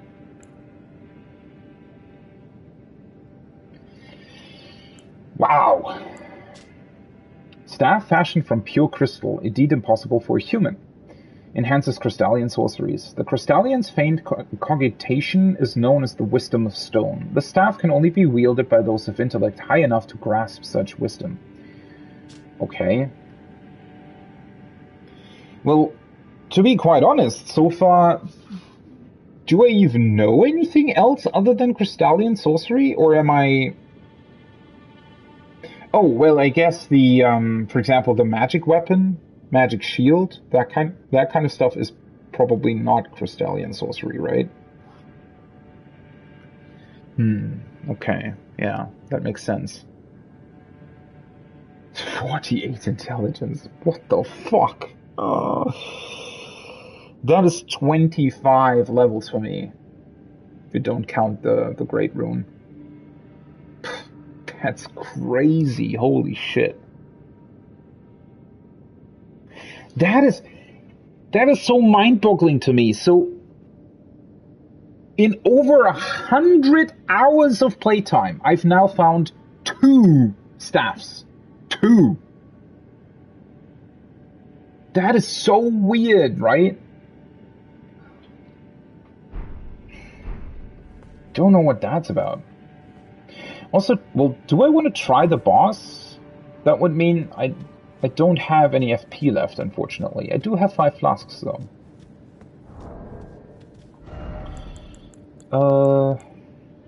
And I have my summon. I could go with the Exalted Flesh, to be honest. Kinda depends on... This could also be a magic user, right? Or 2.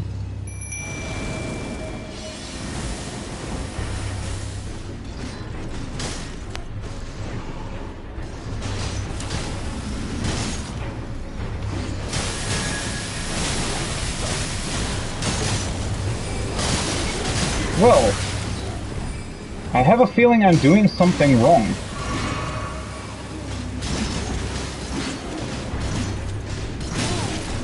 What is that? Oh, oh, for fuck's sake. What is that? How did...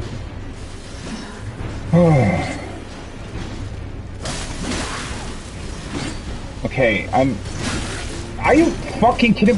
How can they make such a dumb attack? Like, seriously.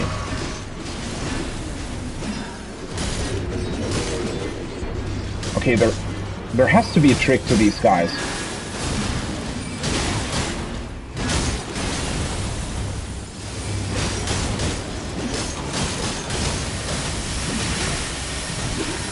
This is...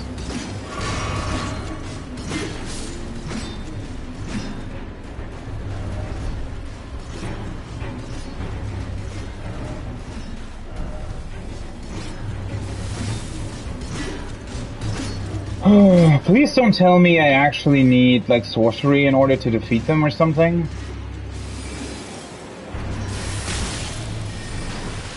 I don't want to die! Fucking hell! What is that?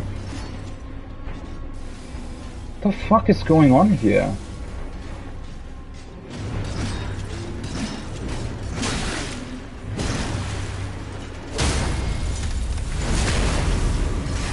Okay, well, how did I do that? Well, now he's breaking.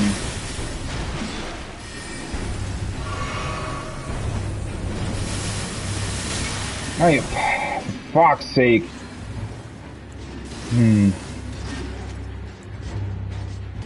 Okay, so I guess you just need to... Oh, I hate...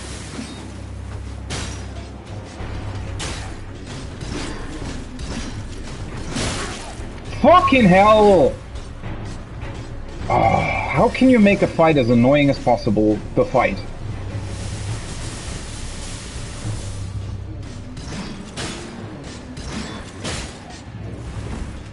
What the f...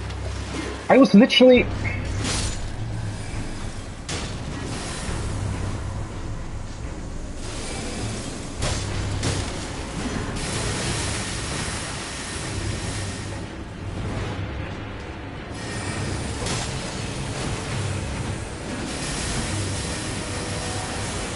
Well, I guess I can just cheese this.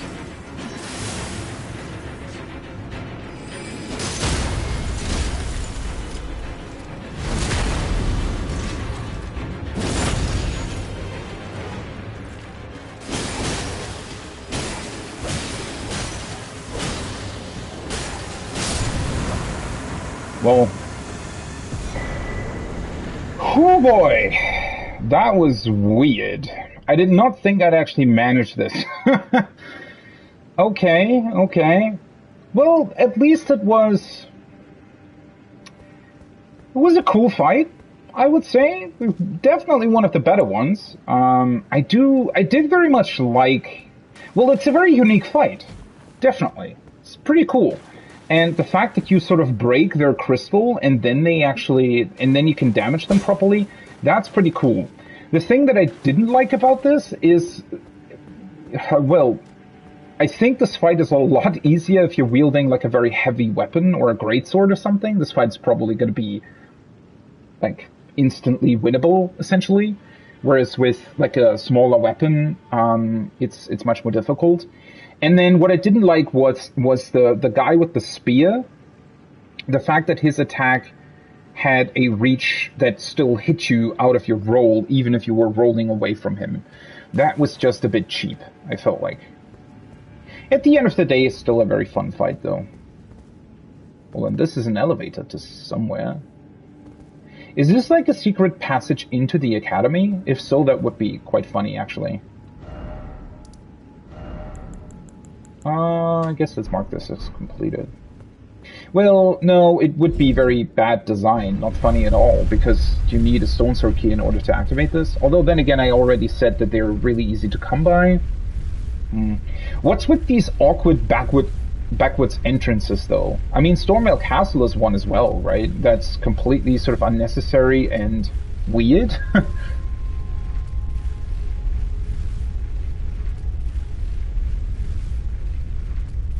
It's a very long elevator, though. Holy shit. Where the fuck am I now? Yeah, we are in the academy.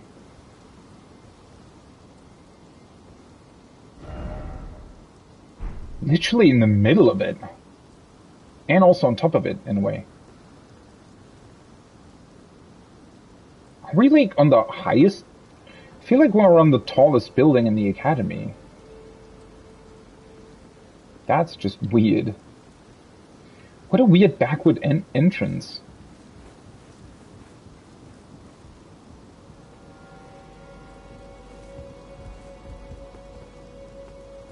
I do like the music. I just wish that is another thing that FromSoft should do. Like, the unsettling music is really, really good in these games, but they should have, like, there's never any variance to it. It's always just unsettling music, right? Whereas other games have, well, everything. They have a much bigger range in terms of music. So I wish that FromSoft would do that in their games as well. Terra Magica. Okay. What a weird thing. So the only reason you can, like, there is this weird back entrance into the academy that is literally getting you onto the highest tower of the academy and then just gives you one sorcery and that's it? What a... Also, why is there no... Like, why can't you write messages here? What a weird place. Okay, so now I have this one. Raises the magic strength of those within the sigil. Wow. Draws an academy sigil upon the ground, raising the magic strength of those within. Once, the sigil would be cast from the highest belfry of the academy, covering the entire institution's grounds. This spell allows such vivid experience of spellcasting success, it turns many a fledgling into a true sorcerer in a flash of newfound understanding. Okay. Sounds pretty cool. I wonder how good it really is, because, well, it kind of depends on how big it is, but I'd expect it to not be, like, that big, right? But, well, if this means that I have to stand still in order to cast something, well, it depends on how good it is, right? Can literally be incredible.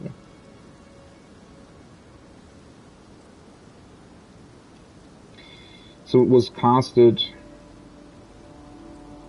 from the Academy's highest tower.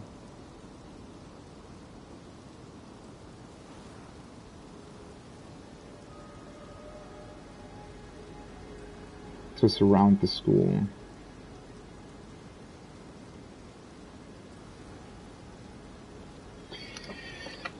Very, very interesting. What's the other thing that I got? Ah, this one. That needs 41 intelligence. Are you kidding me? Sorcery of Mysterious Crystallians. Oh, so this is Crystallian Sorcery. Ah, okay. So this would be the only spell that actually benefits from the crystal staff that I found. Okay. Creates a massive crystal, then shatters it to scour a wide area with a violent rain of crystal shards. The sorcery is used by high-ranking adepts among the Crystallians. Some also call the sorcery the Crystal Sun. Is this more for like PvP or something? Because I feel like in PvE this wouldn't really be useful. Because unless you're fighting like a giant enemy that is also very wide, and that's the biggest problem, right? I mean, even if you're fighting giants or trolls or crabs are literally the only enemy I can see this working on, right? Because for every other enemy, the problem would be that they only get hit by, I don't know, 3 out of the 8 projectiles or something. I mean, I just fought against somebody using this, or something, I don't know. So, yeah, I can attest to it not being that good, I guess. I wonder if there's a way... I mean, I'm very, very high up. I wonder if there's a way where you can sort of cheese getting into the academy. Holy shit, why is this tower so frickin' high?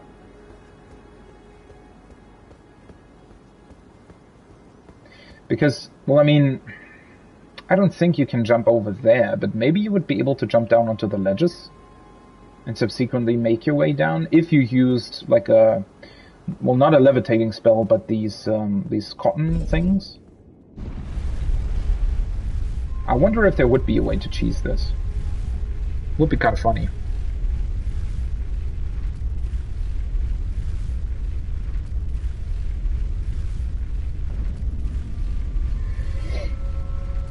Oh, I think that's the first time I've actually seen the game utilize 2 titles.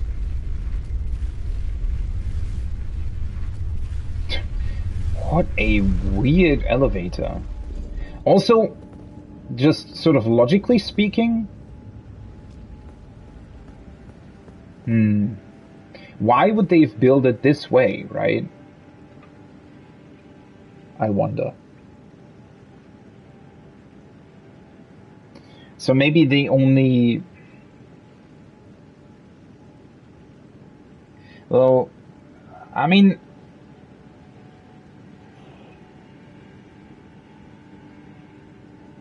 I guess they just wanted to heavily restrict access to their highest tower. And so it's only really accessible through this special entrance.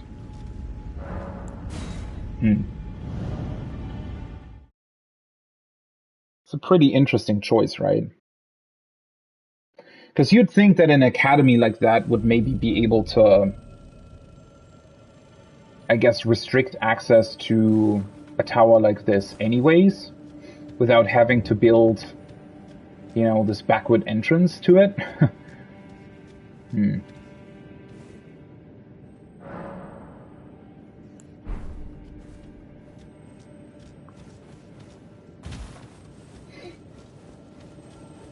Overall, though, I do have to say I like the boss design in this case more. Or the because it was a little bit more of a puzzle boss, I felt like, compared to other things that I've seen so far.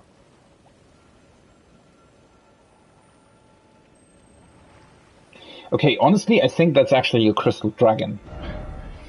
And I'm not too sure if I really want to fight it quite yet.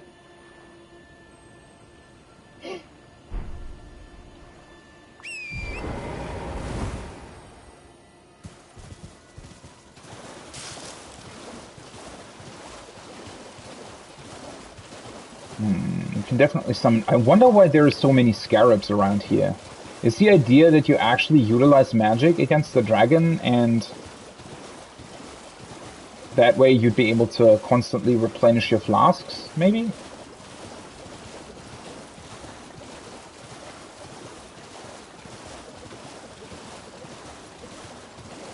you think that they're also protecting an item?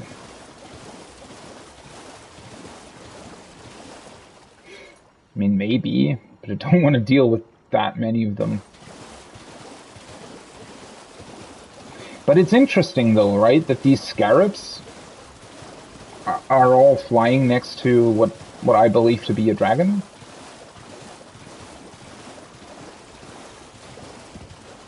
He's just kind of chilling, though.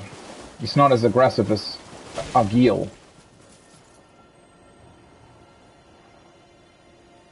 Yeah, that's definitely a dragon.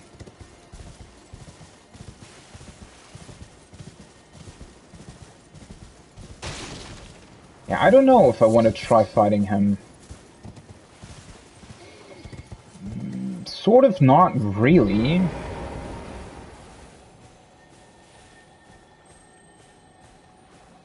What's this scarab doing here?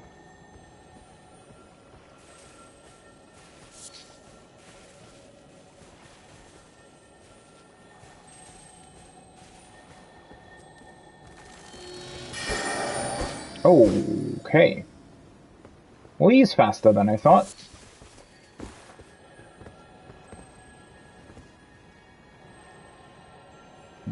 The other sound is coming from the other ones. But take a look at how many there are.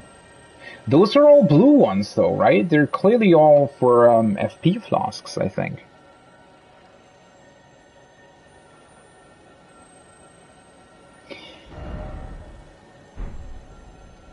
Key ahead? Oh, wait, what? Do you have to...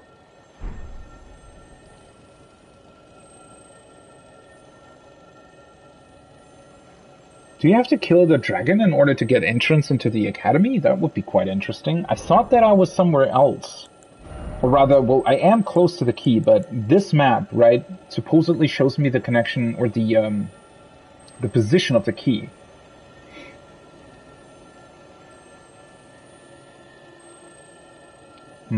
Okay.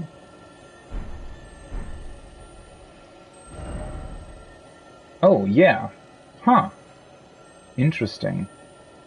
It's just kind of strange because, you know, looking on the map, the ruins in the bottom right corner, they're sort of confusing, because I thought that maybe the map was sort of turned or something. But no, yeah, the map is literally pointing towards the dragon. It's pointing here.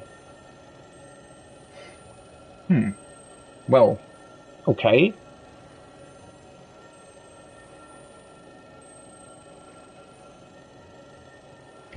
Didn't really expect that. Well.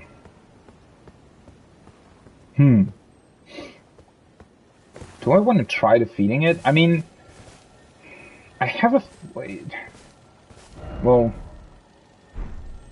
Try bow. Yeah, I might actually want to get a couple more things.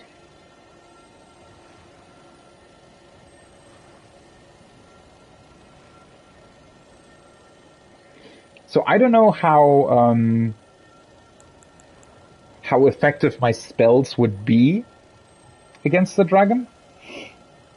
I'm not entirely sure. I'm also not entirely sure which spirit I would summon for it. I think, didn't I try the jellyfish the last time in order to poison it?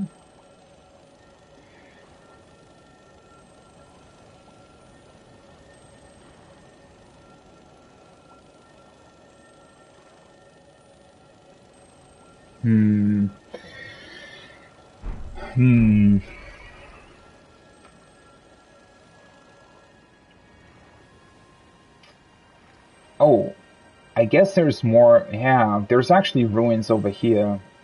You just don't really. So these ruins are what's shown on the map then. Well, do you think that there might also be another summon somewhere here?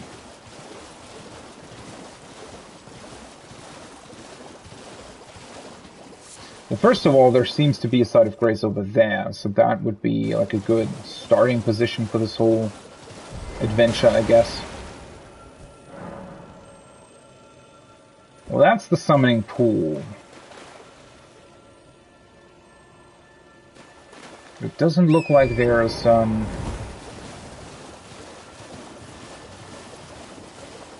doesn't look like there would be something to summon here.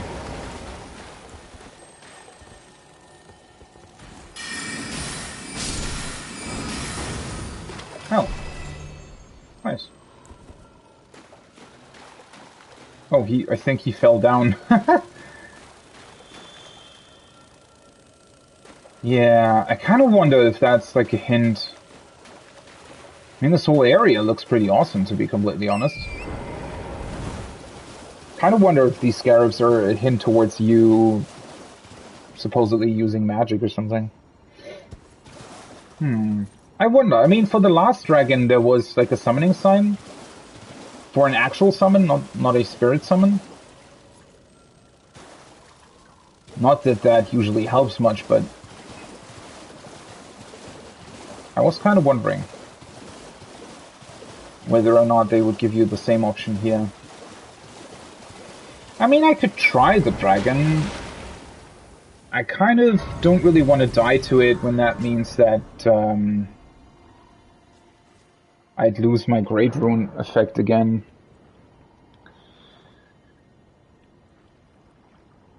Well, the thing is,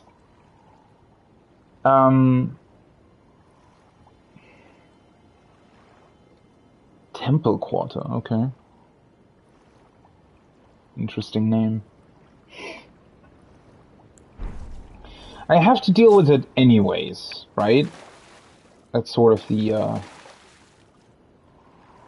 problem here.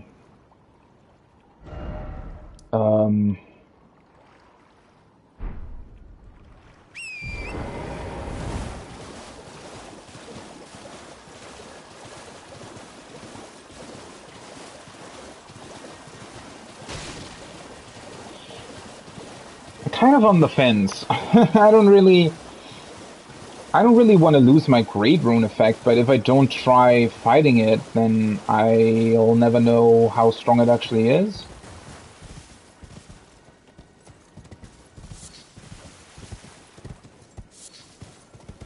The spirit summoning in and of itself is kind of awkward though, because it only seems to be active around here for some awkward reason.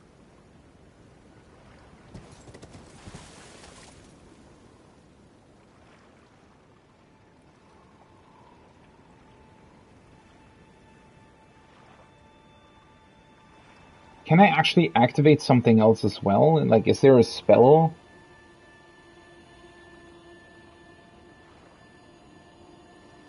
That I maybe still want to try or something?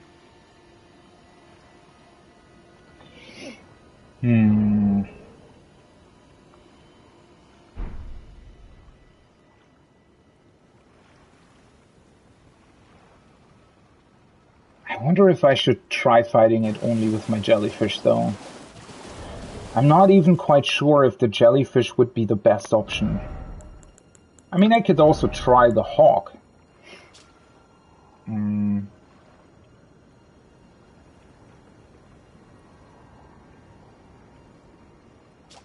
Well, then again, pitting another flying enemy against it.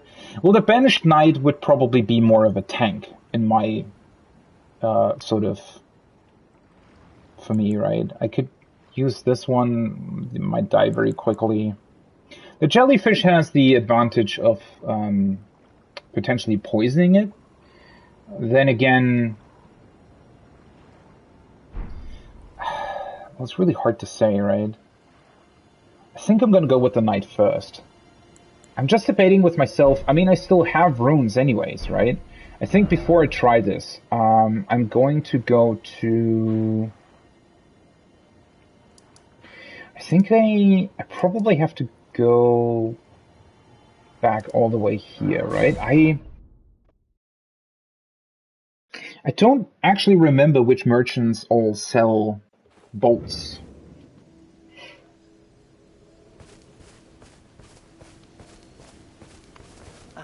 Always a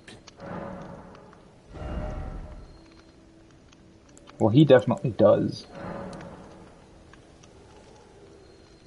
120 bolts.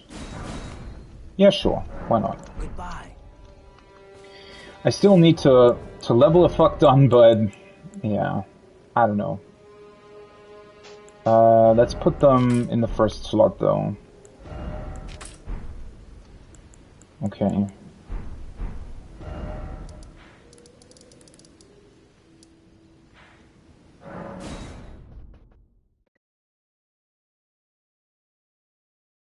Or do I want to check out this temple quarter first?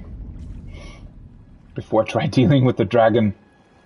I mean, it doesn't look that big.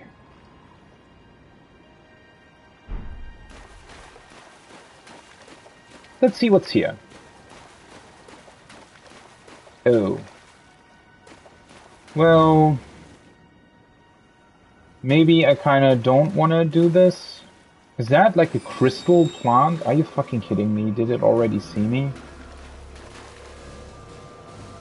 Oh, it's just randomly shooting stuff. Oh, no, it's not. Holy... okay. Sure.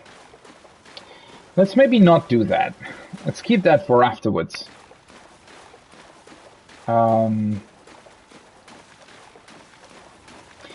Interestingly enough, though, well, he's chilling at that, well,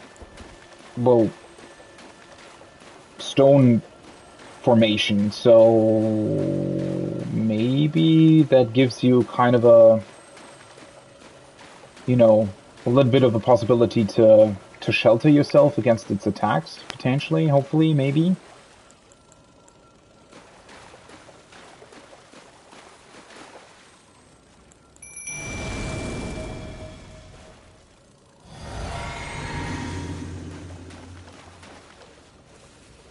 Can I try just attacking it straight away like this, or you think it will notice me? Well, of course it notices. Glintstone Dragon.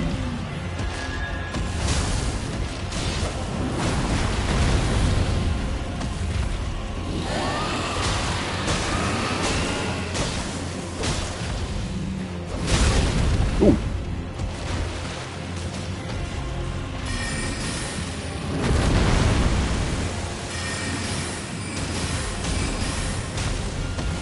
Well...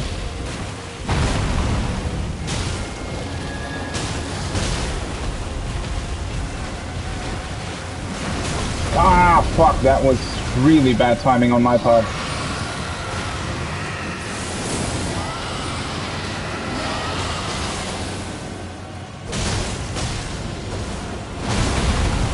Are you serious?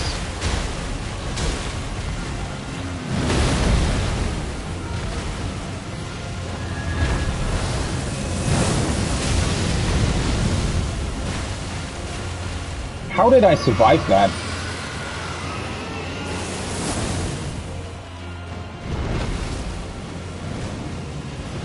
Well, that's what I hate about these dragons, right?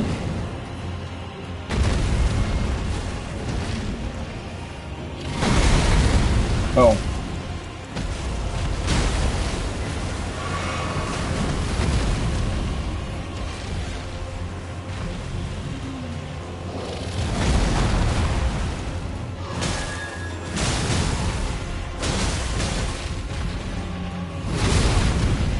Seriously? Oh, for fuck's sake. That is such bullshit that you can't run, like, below him or something.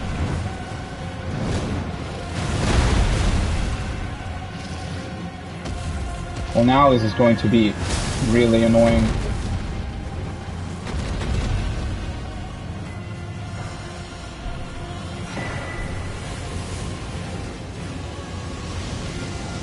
Well, that's weird. I could just run away as well.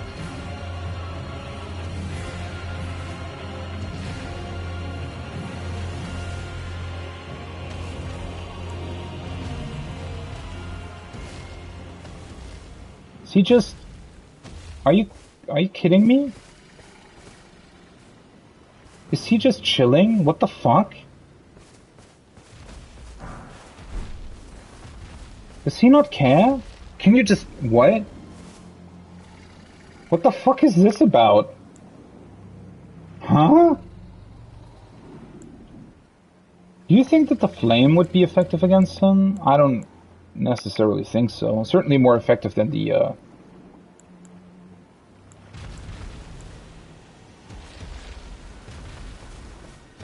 Oh, fuck.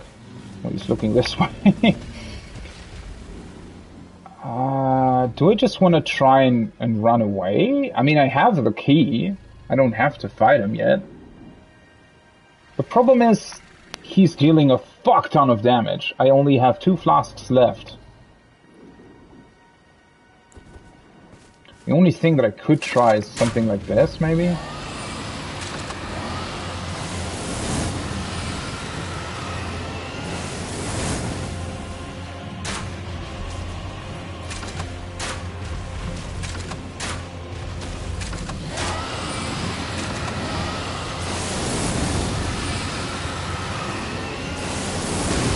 Are you fucking kidding me? I, like, stopped at the fucking last second. Well, something died, I think.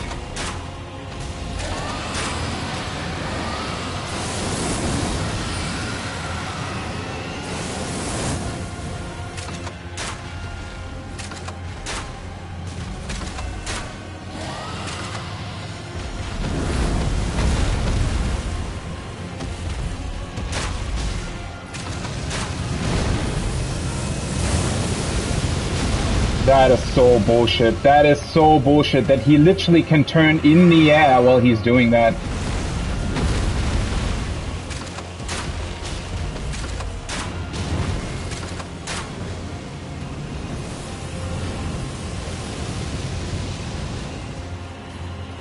That's just kind of weird.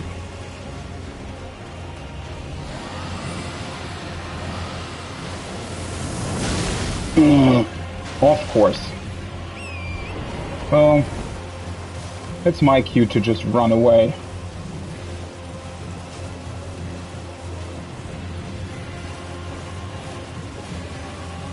I think he's not following me. At least this way I didn't lose the Great Rune. Does he not care? Okay. Okay, that's strange. So you can get the key either way. You don't have to fight him, which is interesting, to say the least. Well, I got him down to like a third of his health. It's just the same problem as with the other dragon. You know, I don't know how to deal with his flying attack. That's the weirdest part, right? I don't really... So if he's just standing there and shooting those bolts, or those crystals at you, right? That's not that difficult to deal with, right? As you saw, I can just run circles around him in a way, right? And it'll, not always, but very reliably dodge the attack. But, apart from that, the rest that he's doing... Well, as with the other dragon, right? The problem is that he can be very far away for a long time, so I feel like poison, for example, would be a good choice. The problem is I'd have to have another weapon for that. Because poison would damage him the entire time, right? Poison bolts would also be a good option, I think.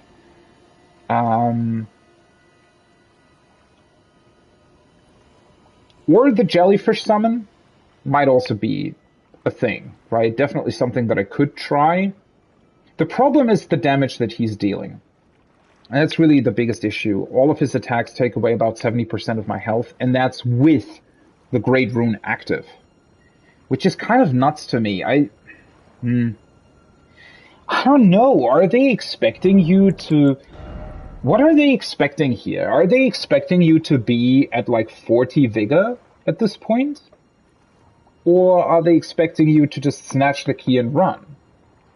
either way, that's kind of strange, right? I mean, I could be 40 Vigor right now, but at the same time, do I really want to be, right? I mean, that would also, had I like massively specced into Vigor first, although then again, I mean, maybe it would have actually elevated my enjoyment of the game somewhat.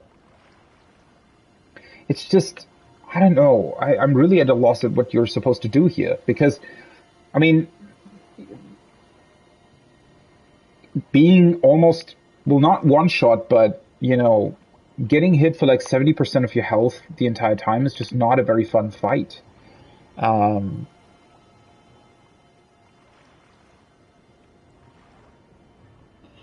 Yeah, I'm just really unsure what you're even supposed to do. That's the problem, right? I mean, I'm trying to figure out, so most of his attacks, all of his sort of attacks while you're close, they're not that difficult to deal with, right? He has like a tail swipe, he has a swipe with his head.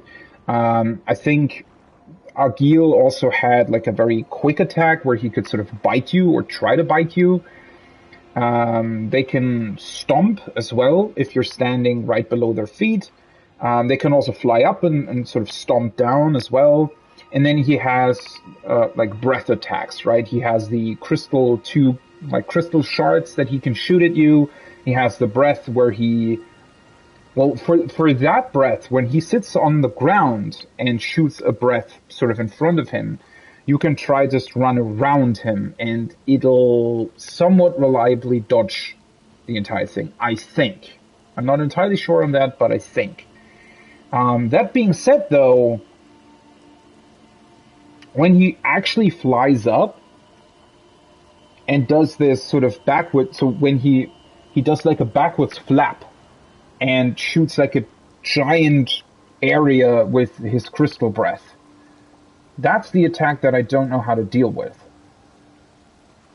So that's kind of strange. I could obviously, you know, if I were to fight him again, I could probably go in with like with this talisman, for example, magical damage negation, although I don't really know how much that really changes.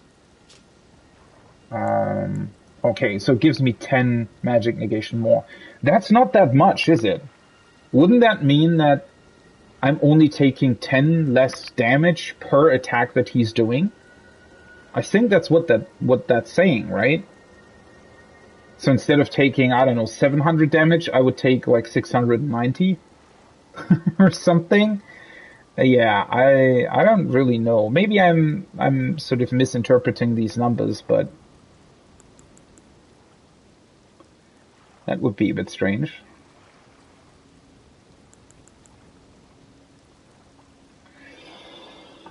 Well, I mean, I don't have to defeat him right away, right? With Agil as well, I sort of kept for the very last moment of the entire area. So, I think that's fine.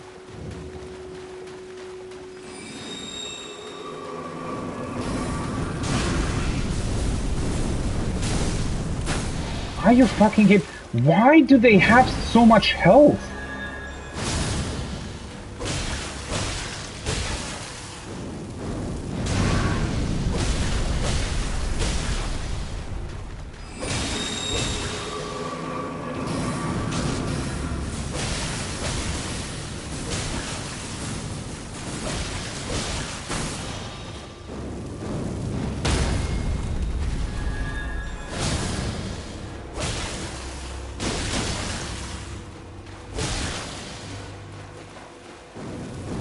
Well, at least they are still weak to fire, which makes sense since they're a plant. I guess I'll just summon. Something must exist here that'll be annoying, I'd expect.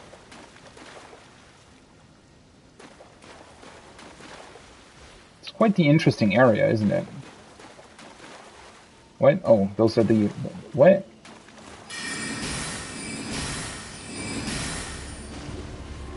Oh. That's all of my FP gone. Whoa, I completely forgot that they can do that. And at least these little plants are still only poisoning us. They would be really annoying if they would also shoot crystal spear things at you.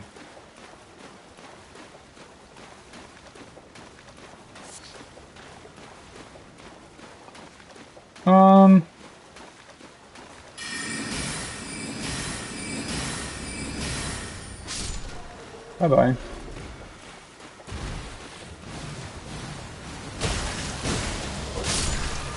Well, I don't even need to two-hand. They die in like 3 hits anyway.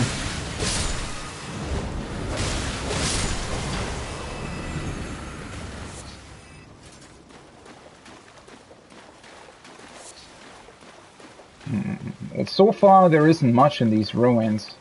I'm still really wondering how this entire area, or how it was possible for this entire area to be... Oh, whoops. Well, he died a lot more quickly than I thought. Yeah, I'm still wondering how it was possible for this entire area to sink, since the ground here seems to be somewhat stable, but I don't know. Rhymed crystal bud.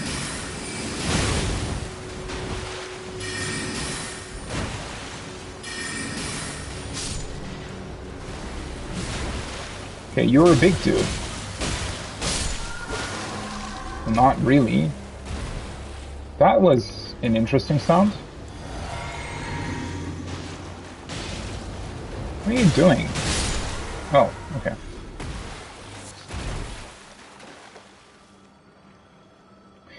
Wait. They're Albinorics as well? What? They look completely different to the guys that we found in the village.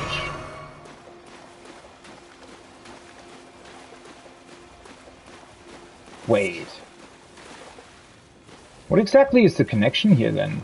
Why are they also... Are they Albinorics? Did I maybe misinterpret that?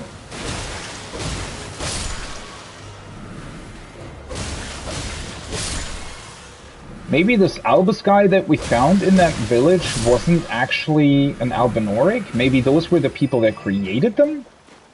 But that doesn't really seem to make sense.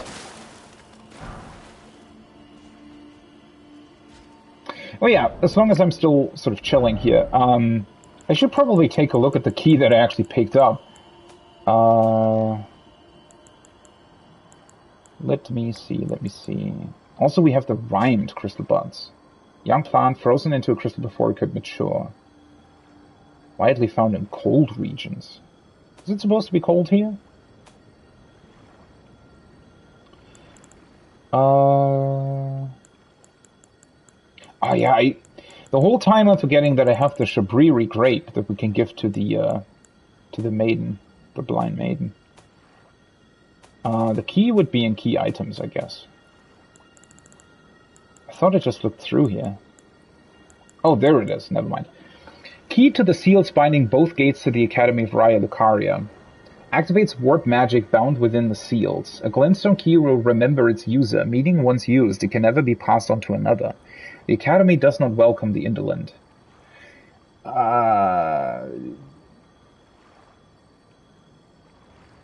Wouldn't it be logical if this key was already used by somebody, though? I mean, it's literally sort of lying on the ground next to a dragon. The assumption there would be that the dragon possibly killed whoever owned the key. Although then again, I mean, maybe you can explain it by saying that the magic of the key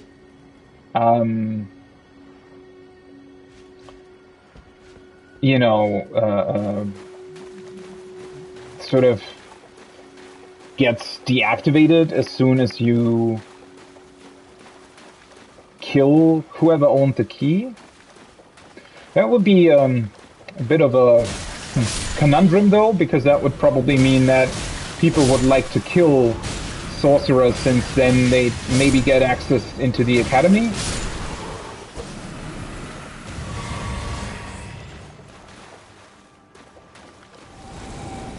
Okay. Is everyone here defeated? But yeah, I mean, the key, either the key was used by somebody in the past and them dying means that now I can use it, or this whole thing just doesn't really make any sense. Didn't I even pick it up from a corpse? Description kind of doesn't really match that.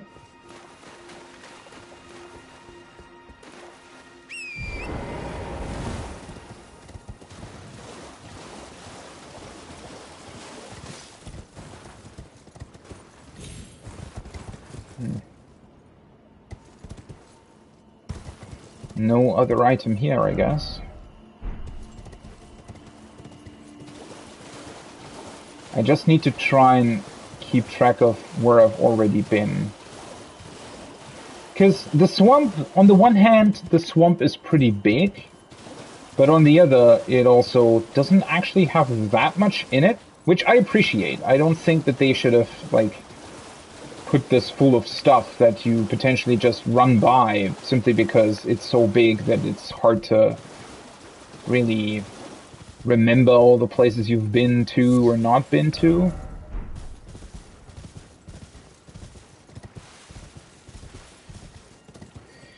Well, I also think that I pretty much already found the secret entrance to the academy, so I don't necessarily think there would be another one here.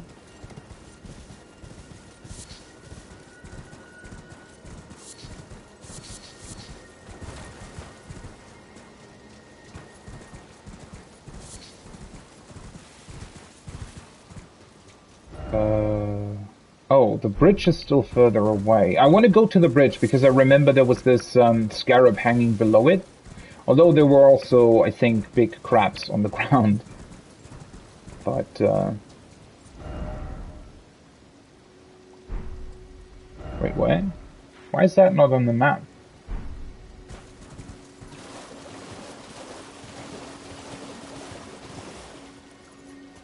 So that's the bridge. Why is this place not on the map? That's strange.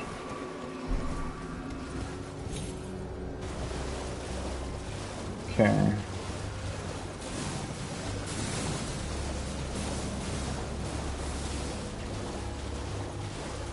They also, like, they attack from a very, very far distance, don't they?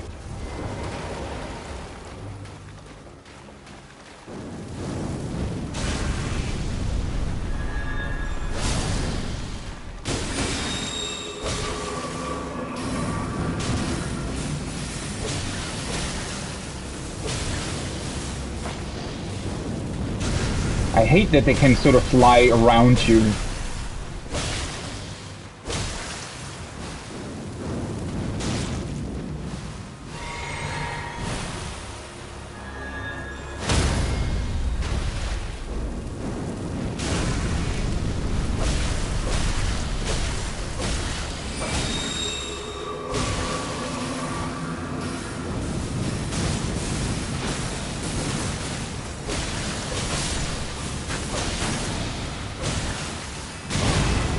They have so much HP that you're just running out of stamina fighting them.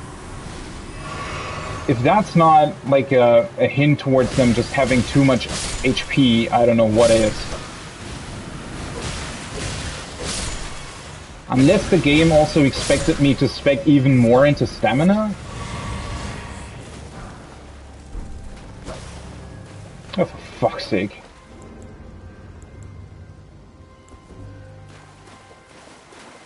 Can you please... I don't know why they're so frantic in their behavior. The dragonflies are kind of weird. I feel like their AI is just either bugging out or it's just not programmed properly or something. I mean, there's a bunch of issues with the AI in general. One of the biggest or weirdest things that I've noticed so far is definitely when you attack like a larger group of enemies with ranged magic. Which, for example, I did back there in the cave with the sorceress, but also that giant, like the two trolls that are in front of the carriage back on the west side of the map. They have like a huge procession of people behind them, right? Like at least 20 people, maybe even more. And I was just shooting magic at them from range.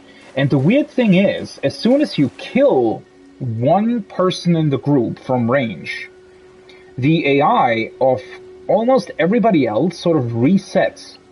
And they all turn to look at the person who died, right? At the enemy who died. Which is really, really strange. I don't know why the AI is doing that. So it's apparently the AI is programmed to notice if some of their people die, right?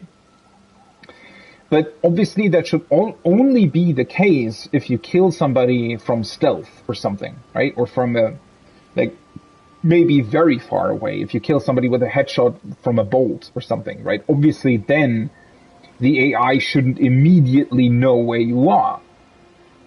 But the way it's programmed here means that they sort of reset their behavior every time one of them dies. And especially if, I mean, it was a larger group of people, as I said, like 20 or something, with like 5 knights or something, and then 15 of these smaller foot soldiers, right? And a couple of them holding banners and stuff, and they are also really, really easy to defeat. But I was doing it from a distance so they wouldn't overwhelm me. And the weirdest thing is, because I kept constantly killing them, because killing one only required 2 spell blasts, right? And me consecutively killing them meant that nobody of them was actually attacking me, because they all constantly turned back around and looked at the person who died. Which is just AI behavior that is really, really bad, and I don't know, I don't know why. Especially now that I think back, a game like Oblivion, for example, has way better AI patterns, especially when it comes to stealth and stuff like that. Which is, you know, considering that Oblivion is, what, 16 years old at this point? The fact that Elden Ring has worse AI is, yeah, not that great. Also, I forgot that there's this huge bear here. Oh, for fuck's sake, he saw me.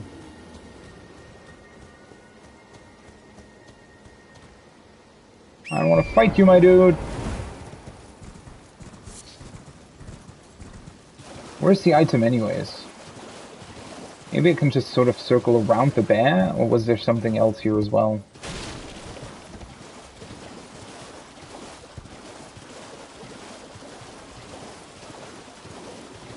I hope there isn't like a second bear here.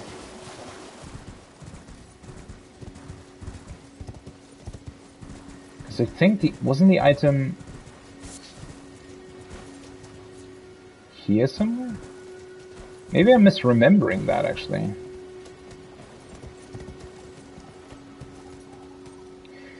Wait, is this the wrong bridge? It might have been here. Oh, yeah. Okay, never mind. It's the wrong bridge. Well, that's unfortunate. At least I didn't fight the bear. Why is he even here? I mean, it doesn't really look like he's protecting anything. Unless the bear itself is dropping something, maybe, potentially. Okay, let me see. So I definitely need to check out this place. I need to check out this place. Everything in between, I definitely already was here. Most of the in-between stuff I've already been to, I feel like.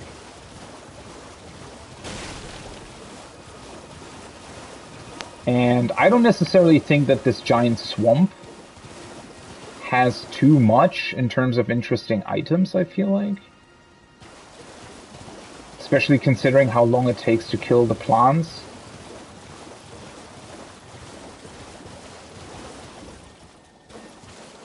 Okay, yeah, there it is.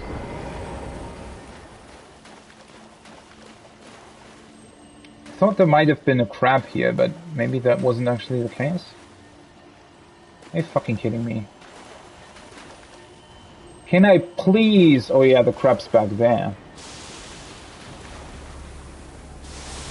Oh, for fuck... Are you...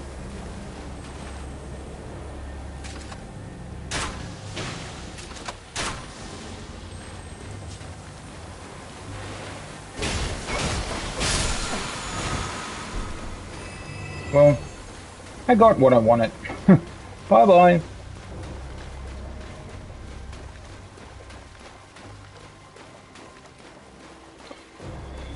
Okay. Yeah, let's just go over here. Go over here then, and then just sort of right through to the other side of Grace. I mean, I honestly don't think that there is too much here.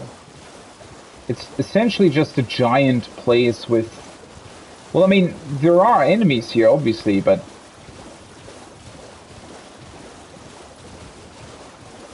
For the most part, I don't think there's too much interesting stuff here.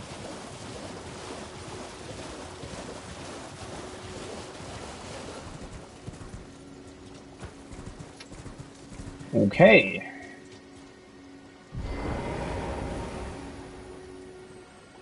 Is that who I think it is? Oh, that would be interesting. We meet again after 100 hours of playtime. Oh, that's just a red one. And what is going on here? Is this going to explain why he looks all bloody? Hello. Ah, there you are. You claimed a great room and had your audience with the two fingers at the round table home. Indeed. What was your impression? Weird. They didn't seem right, or they were magnificent? Well, both answers are weird. Well, clearly these fingers don't seem right? I mean, they're sort of, they look almost like they are sort of wasted away, right? I mean, they look almost dead. They're bloody. They have like wounds and stuff. And overall, they're just a very weird creature. So in this case, I would definitely go with, so that's sort of the weird part. On the one hand, from everything that I've heard so far about, I guess, the greater will, quote unquote, and, the Golden Order and everything, looking at the state of the world currently, I feel like getting a bit more of a stable environment back in here wouldn't be too bad. Saying that the fingers were magnificent, though, that's also not right. So in this case, I kind of want to go with they didn't seem right, even though technically I'm doing what they want me to do, correct? Aha. Your intuition serves you well. My doubts had been piling up, you see. The words of the two fingers cannot be trusted. See, this is what I don't necessarily agree with. But rambling, senile delusions. I believe that when the Elden Ring was shattered, the two fingers were corrupted, their guidance skewed. Even worse, the fingers harbor no love for our kind. That's the part that irks the most. Okay. So the man with the white mask says the two fingers were corrupted.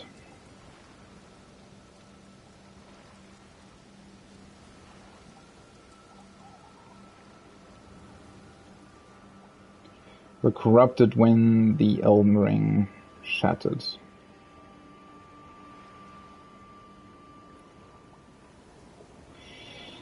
I don't necessarily agree with that. I don't know what that would mean, because, well, does it really mean anything at all? I mean, clearly this world isn't right. Now, the question is, why is it the way that it is, right? I mean, the shattering took place.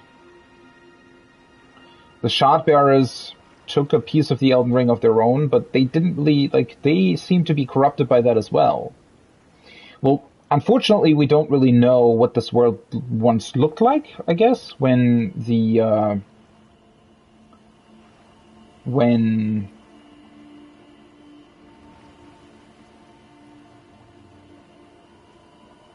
well, the Golden Order was still active, or Godfrey was still ruling, or Marika was still ruling, so I'm not entirely sure. And one thing that we don't really know is certainly, so, or rather, technically, from what the game told us so far, the Golden Order, or rather the Grace, right? The Golden Grace, Guidance of Grace, everything connected to the Earth Tree and all that kind of stuff, which is also essentially, apparently, what the Two Fingers want, or what they're about, or what the Greater Will wants, or whatever. Isn't all of that connected to Marika and Godfrey? Were they both not fulfilling that guidance, essentially?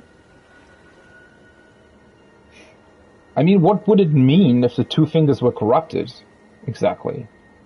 Oh, I have a gift for you. Something fit only for the wise. Aha. It seems like he wants to corrupt me too, though. So he wants me to kill other Tarnished, then? A means for circumventing the draw of the Two Fingers. Is it now? Give it a try, won't you? And if it please you, may we meet again. I've high hopes for you, my lambkin. Yeah, that doesn't sound right at all. Try that finger I gave you. There's no reason to dither. The Tarnished were spurned by grace, forsaken by the Two Fingers. And now they ask you to mend their crumbling world? More or less, yes. Your loyalties are misplaced with them. Well, that doesn't necessarily sound like they're corrupted, though, right? I mean, that just sounds like he wants to, I don't know, do something else. I would say I trust the Two Fingers more than this guy. Well, yeah, they're asking me to mend their broken world, and I don't think that's necessarily a bad thing. I mean, why not? I mean, this world can only go up. It's so broken and shattered that whatever I do will bring it, will make it better, I feel like. Be sure to try that. I'm quite certain. Okay. Be sure to. I'm quite. So he wants me to PvP then. What an interesting thing. I wonder why.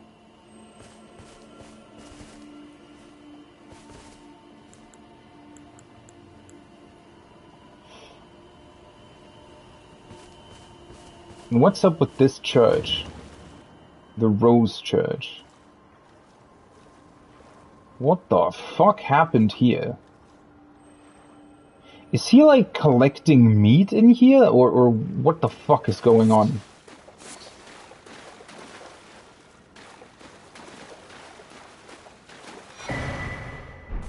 A cookbook. It's been a while since we've got one. Behold bloodstain. Yeah, it looks like one giant bloodstain. Hello. Who the fuck are you?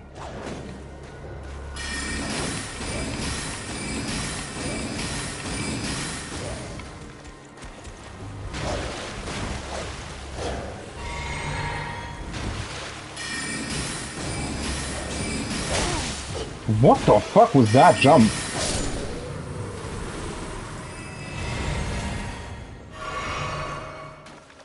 Okay.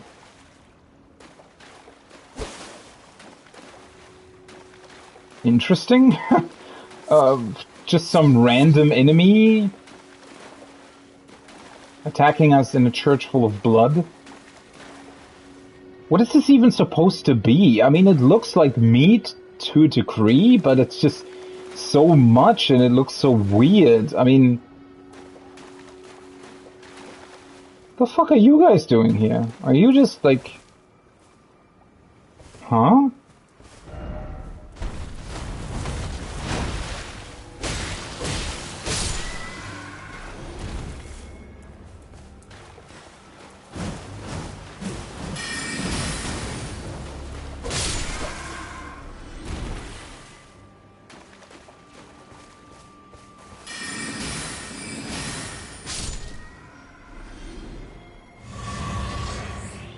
What are we at church? The fuck's going on here? I don't get it. Why is it always church? Yeah, I don't know. I'm honestly kind of at a loss what this is supposed to mean.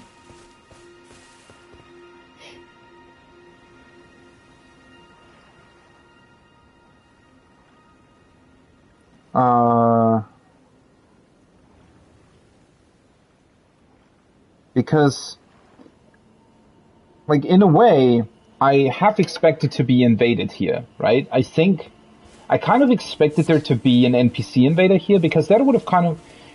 Well, in a way, I don't know. He's trying to make us fight other Tarnished. I don't know why he looks bloody. I don't know if like, does he grab the corpses of the Tarnished that die and do something with that? I don't really get it. And then, yeah, what's the meaning behind this church then? And also, what was the meaning behind the guy that just attacked me? I definitely don't really get that. And, well, that being said, yeah, I kind of expected to be invaded here because that would have sort of fit the theme, right? Considering that this guy is sort of... Well, I don't really know what his objective really is. Why would he want Tarnished to fight each other? Does he just want to spread more chaos in the world? For what purpose? Oh, that's a golden one, isn't it?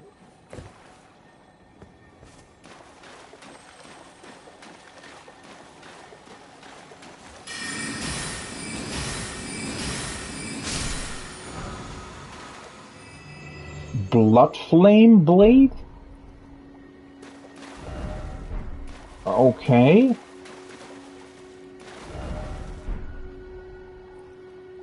Well, that sounds pretty awesome, to be honest. But yeah, wouldn't that have made a lot more sense? Sort of as a testing grounds for what he just told us? Maybe another Tarnish that he also sort of set onto the wrong path and wanted them to fight us or something? Okay, where is this? Here. Enchants right-hand armament with Blood Flame. Blood Oath incantation granted by the Lord of Blood. Engulfs armament held in the right hand with Blood Flame. This incantation can be cast while in motion. After dealing damage, Blood Flame continues to build up onset of blood loss for a very short time. Wow! You think I can do that with my current weapon, even though it's got holy damage on it? That would be kind of fun. I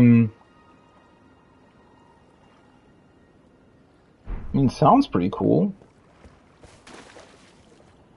I wonder why a random golden scarab is dropping this, though. Wouldn't this have been a way better fit for that enemy that it just fought in this church? I mean, he looked a lot more like somebody who would wield this kind of incantation, right?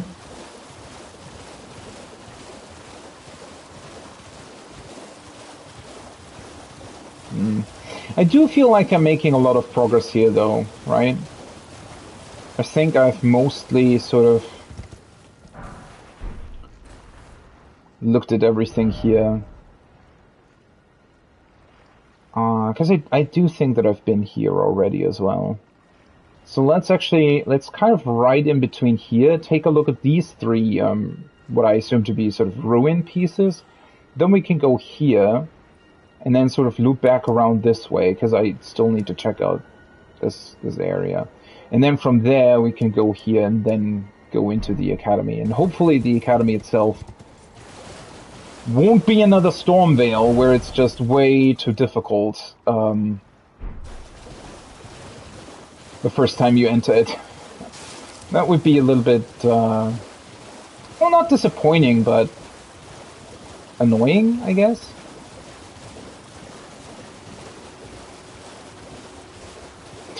What a weird church. Especially with this white masked guy suddenly just standing next to it.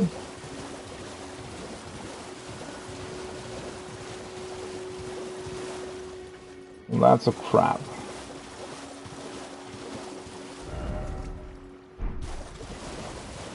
Yeah, I don't think there is that much more that I can do here.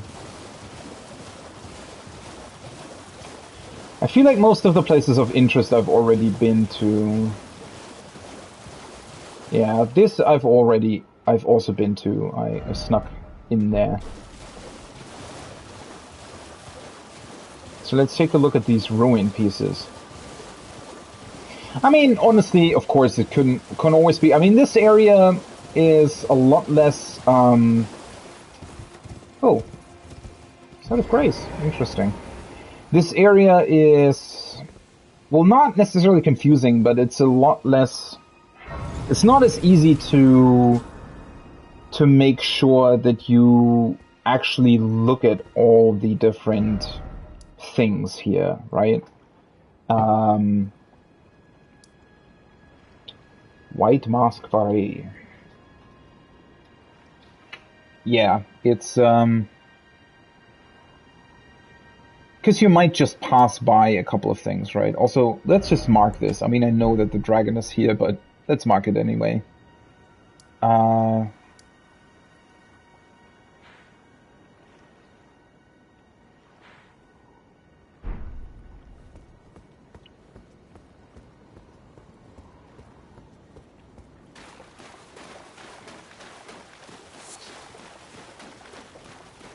It's just the nature of these surroundings, I feel like. It's a bit more difficult to make sure that you've actually looked at sort of every...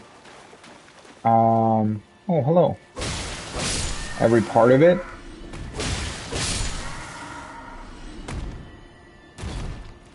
I still don't get these guys. They look so peaceful, don't they? Kind of weird, kind of alien, but at the same time somewhat peaceful. So I really don't like that I need to kill them. Tarnished golden sunflower. Is that the first time I got that? No, that's a normal sunflower. I thought it was like a special variant of it. But I guess not.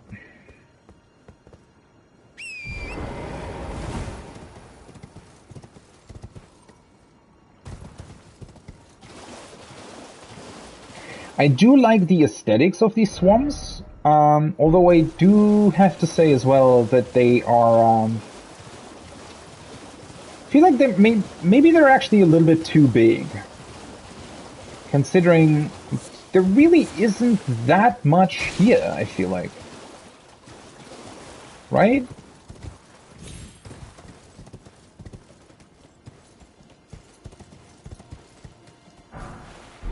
A rainbow stone. Feels like there's just a lot of sort of emptiness in here. Not necessarily emptiness in a bad way, but certainly just emptiness, right? Things that aren't really... I mean, it's just a giant swamp, essentially. There are points of interest within them, but for the most part, it's... Yeah, it's just kind of not that interesting. Which isn't necessarily a bad thing.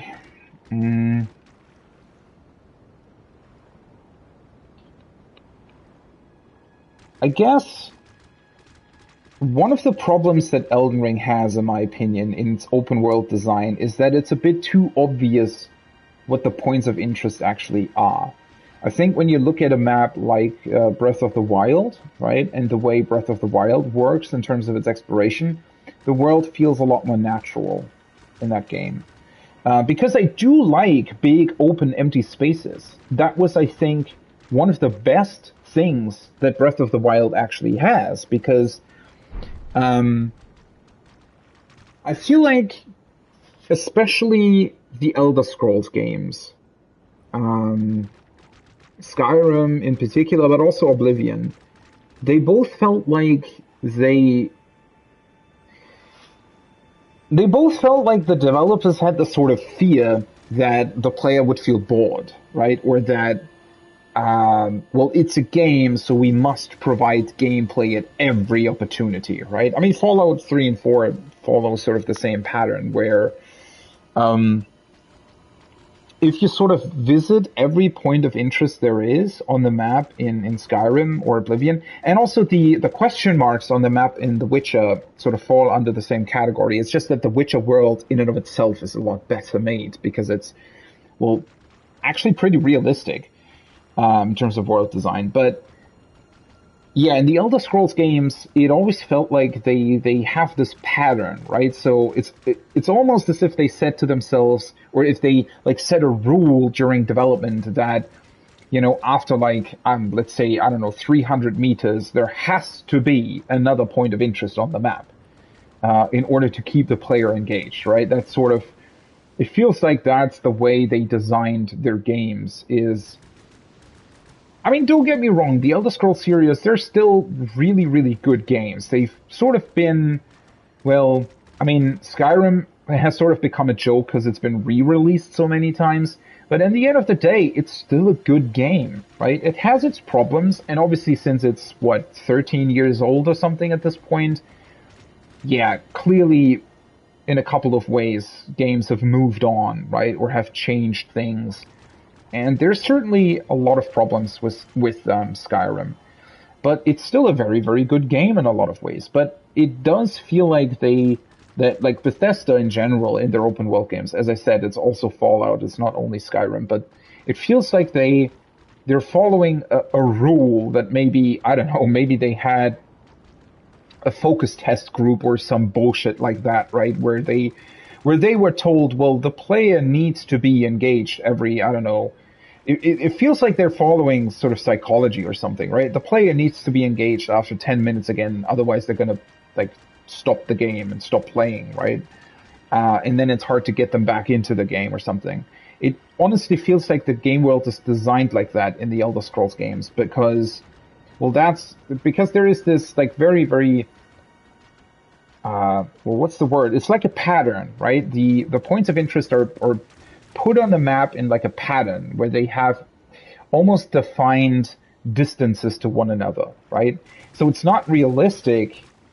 It doesn't look natural at all. It's just, oh, you know, you progressed 300 meters on the map, so there needs to be a new point of interest. And what that is, you know, can be anything. It can be anything. It can be a cave, can be some sort of ruin, can be a city, can be, I don't know, some sort of magical artifact, some sort of statue, right? I mean, there's a bunch of things that are going on in the Elder Scrolls games, which is, by the way, something that I'm just missing here in Elden Ring as well, right? I mean, if I'm thinking about for example, the statues of the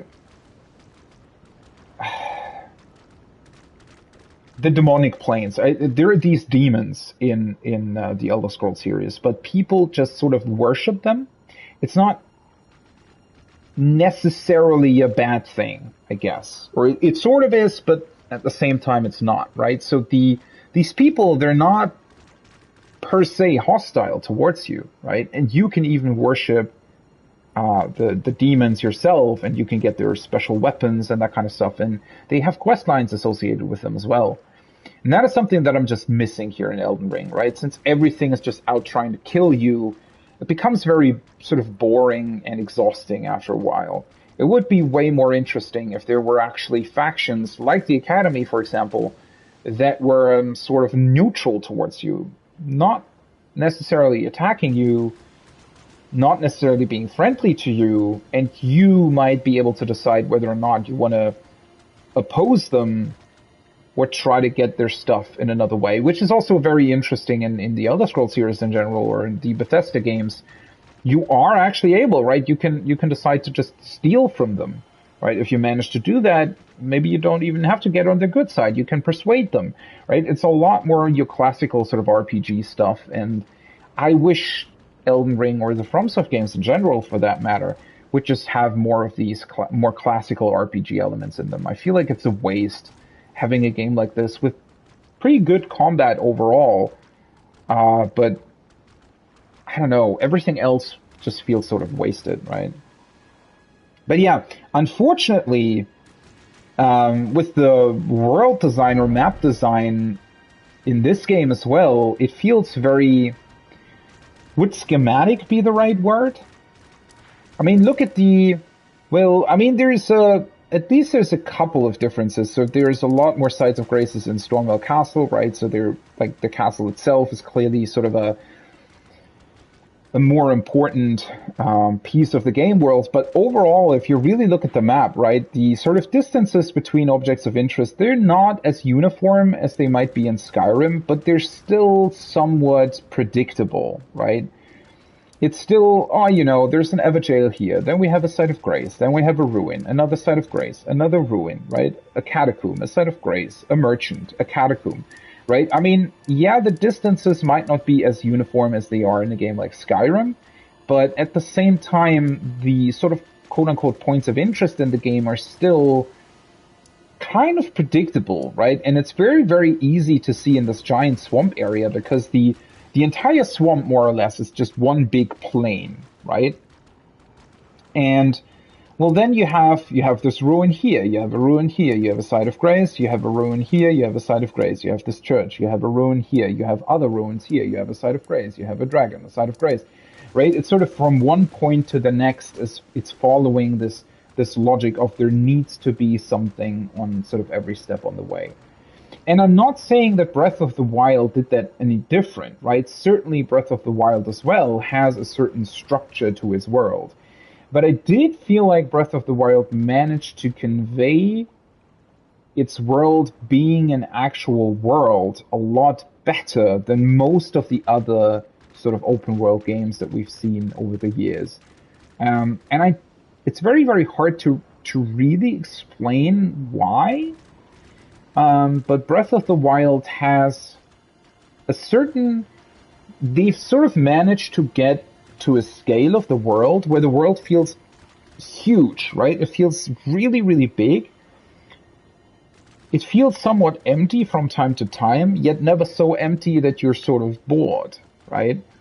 And getting from place A to B in Breath of the Wild, especially at the beginning of the game, feels like an actual adventure. Whereas here, as much as in most other open world games, you can just freely teleport between places, and you can do that in Breath of the Wild as well. You can teleport between the points that you found, or between the temples and stuff, right, and the towers.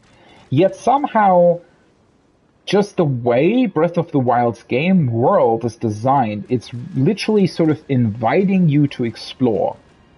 It's built in a way where you constantly find these points of interest, not by looking at the map, right, or not by knowing, it's been... I don't know, half a kilometer since I found a point of interest, so I'm bound to find another one. That's not how Breath of the Wild works. Breath of the Wild so far has sort of been one of the only open world games that truly guides you through its world simply by visually showing you the world. Sure, you have a map and you resort to it, especially as the game goes on and you want to find the last secrets. Of course, you're going to look at the map. But here in Elden Ring, it's completely different, right? In Elden Ring, it's sort of the same with the Ubisoft games. You want to get the map piece first. You look at the map, you see everything, all the points of interest are literally sort of there to see for you on the map. And then you just, like a checklist, you just go from one to the other. There is no real exploration here. Yes, Elden Ring does a few more unique things than Ubisoft games do, obviously, right? It has a lot more actual points of interest. It does have its fair share of secrets or things that you just didn't expect, which that's really cool, right? It's a lot less formulaic than the Ubisoft games, for example. But that being said, it's still not as good as Breath of the Wild in terms of world design. And it's not realistic like The Witcher as well, right? And I don't know. It feels like the world design of Elden Ring is...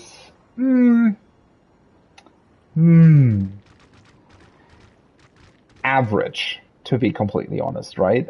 It does have some surprising moments here and there, but it's also very, very formulaic in a lot of ways. And It pretty much shows you all the points of interest, as soon as you find the corresponding map piece of the region you're in. And it's actually doing very little to break up the pace of its open world exploration. I mean, in Breath of the Wild, for example, I frequently used, so you're on the tower, you look around physically, which is also something that I'm not really doing in this game at all. You actually look at the world, right? And you mark the places of interest. You mark the places that look like there might be something there, or you can see the shrines from a distance or something. And then you fly there, and on the way you find like 3, 5, maybe even more other points of interest that you had no idea existed, that clearly were not marked on the map. And also, well, the way that you have the glider and the way you're able to climb every surface obviously also vastly enhances the exploration of Breath of the Wild, which is why Genshin Impact, for example, copied it, right? And I'd imagine going forward, a lot of open world games will go in that direction, of letting you do a lot more stuff like that. And it's actually sorely missing in Elden Ring here. But yeah, I mean, Elden Ring has this marker thing as well, right? You can place these beacons that you can actually see when you're looking at them, I think, right? Yeah. So they work, in a way, exactly the same as in Breath of the Wild. But I'm not using them here, because they're completely useless. Just looking at the map already tells me everything that I need to know. Right? And so... I'm really... I don't think that Elden Ring necessarily needed to be an open world game. It's not necessarily a bad one. I'm not saying that it shouldn't be an open world game, because if it wasn't, there literally wasn't... There wouldn't be anything new to this, right? The only difference that this game sets apart from Dark Souls is it being open world, I guess. Hey, 3 smithing stones. That means I can finally upgrade my weapon. Oh, that's pretty cool, actually. Whoa! Okay, I did not expect him to be able to do that. Especially at this distance.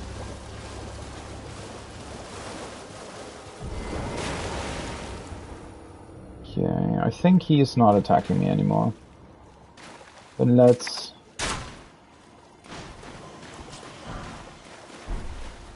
Let's deal with these guys.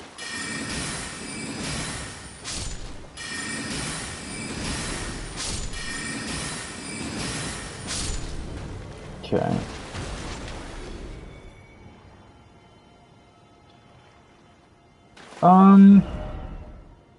Okay, I picked up that one. I definitely want to check out this area, but I think I'm gonna go here first. I don't know if I already looked at this place. I have a feeling I did, at least to a degree.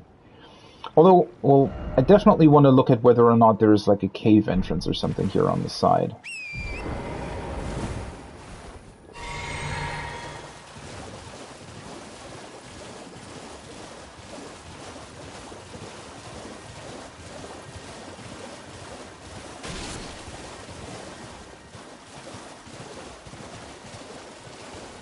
Okay.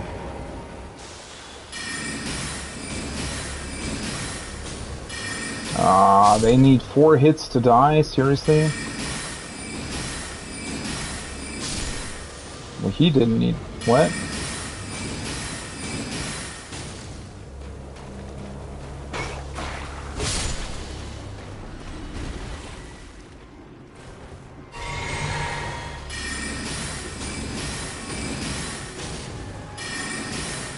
Did I hit the other one from like a backside or something? That also died in 3 hits. That's weird.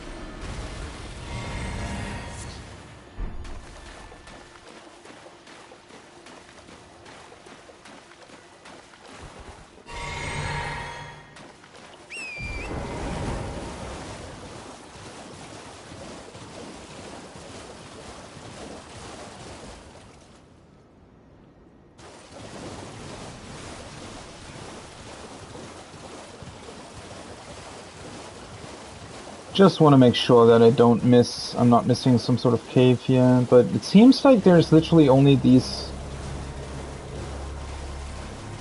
giant things all over the place here.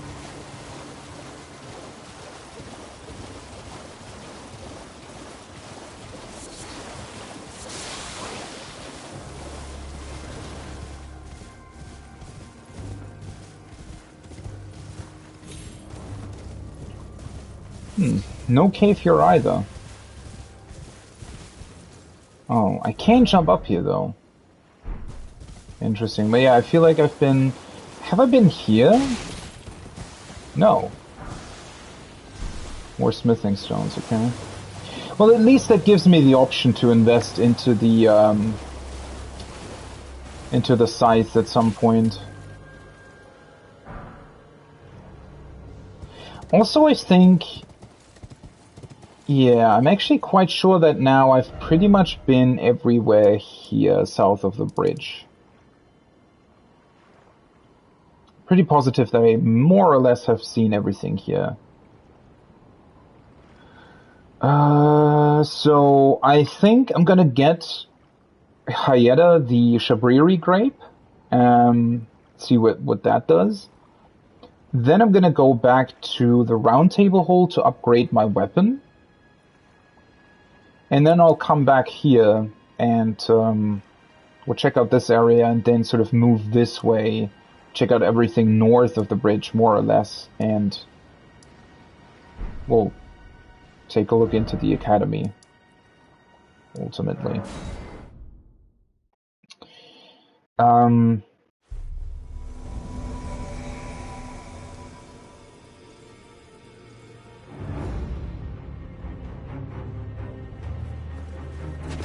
Hello?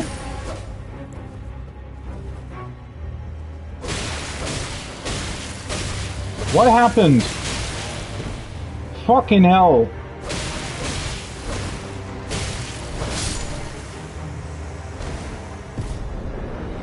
Great enemy felled. Shit. Is that because...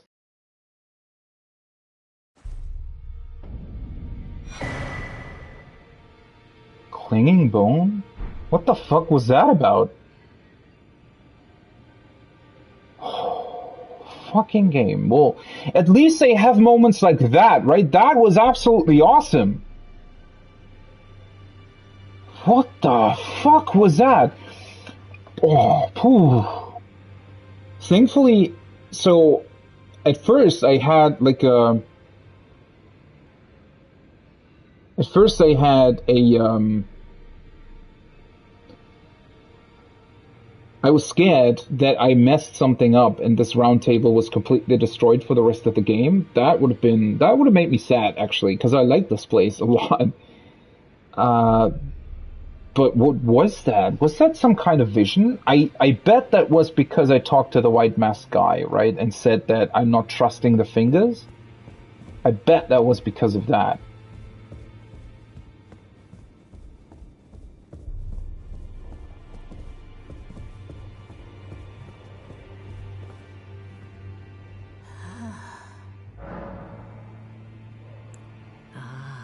The children of the tainted by the sun, so glisten. The great Okay. the demigod, Godric the rum. Yeah. So nobody's reacting to what happened, though.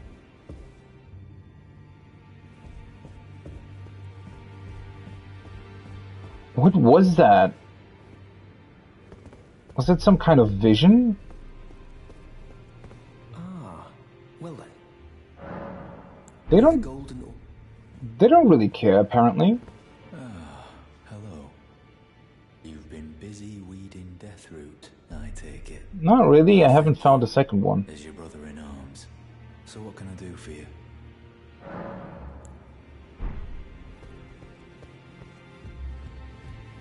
Shit, I don't remember the name Always of the person.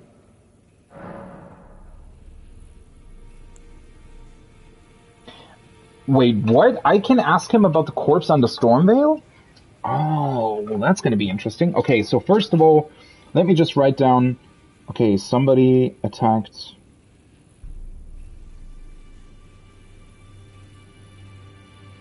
The round table.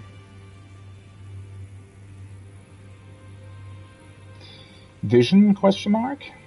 I don't know what that was. Is that like a different timeline, or like why did the round table look destroyed and everybody killed?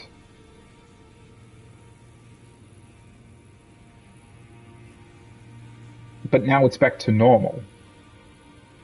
And how does that work? Was that a vision of a possible future?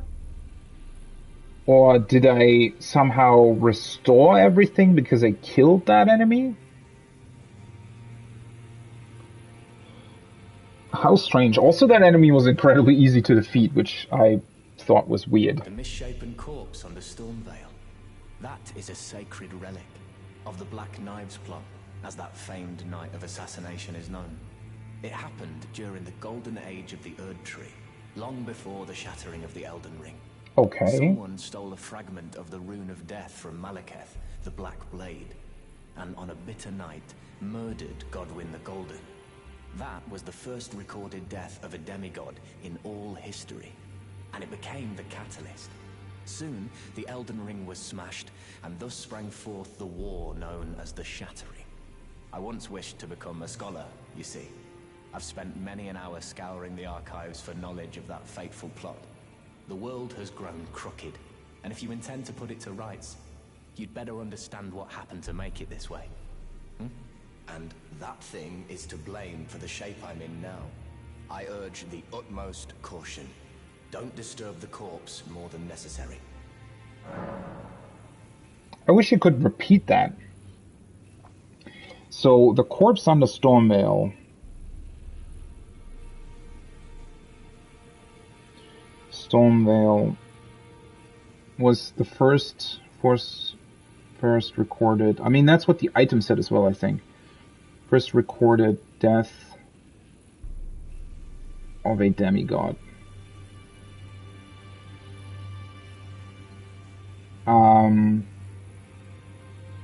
And it led to the Shattering.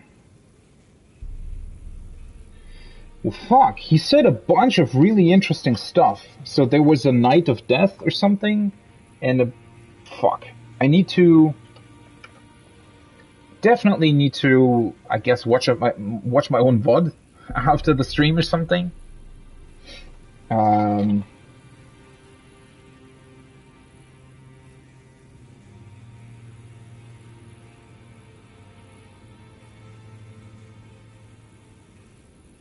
Way more info in dialogue.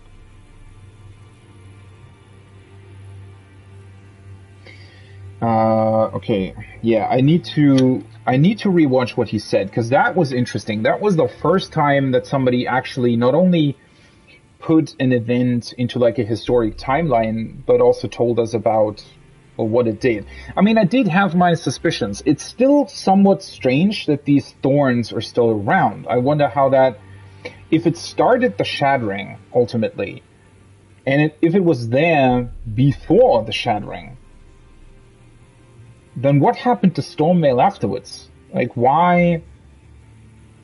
Because Godric didn't really interact with these thorns, apparently, yet the thorns are all over the castle, right? Which, also, how did he, I mean, I guess Rogier, I think is what he was called, or what Dee called him anyways. Did he try and interact with that dead body? Did he maybe examine it or try to find its secrets or something? I mean, clearly that's why he now looks this way, right? So it wasn't on purpose, because I was speculating that maybe he had done some sort of experiment on himself, but it was accidental, apparently, right? He probably, the reason for it was probably because he wanted to know more about the corpse, but ultimately this wasn't what he wanted. It's kind of sad. Yeah, that's very, very interesting. How this all potentially continues. What's up with the round table hold now, though? I did not expect that to happen, so I'm kind of wondering, well, Wait. Royal remains. That's what she was wearing, wasn't it?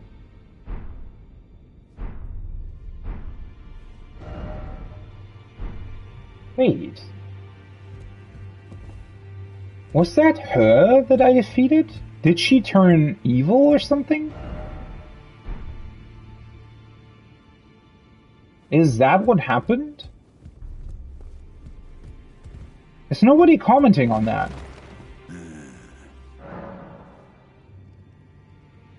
Was Ensha her name? Oh, my apologies for that nasty business. Ensha got rather ahead of himself, it seems. Himself? As his master, I'd like to express my regret. But now, Ensha is slain and gone. Finished. Forevermore. Okay. It doesn't really explain why, though.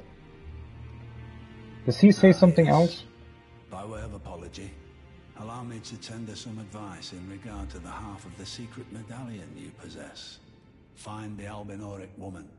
She hides in a cave to the west of the Laskia ruins, which jut from the mist-shrouded lake of Liurnia.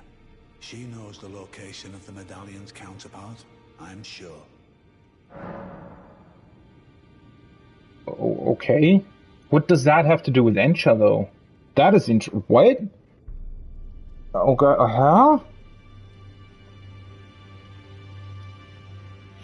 So Ensha attacked the Round Table, for whatever reason, was slain by me. In some way, shape, or form that brought everything back to normal. I don't know why. Well, we also don't really know what the Round Table is, right? It exists sort of separately from the world, so yeah. It's very hard to tell what kind of realm it's supposed to be. And then she got ahead of her, or he got ahead of him. I always thought that was a she for some reason.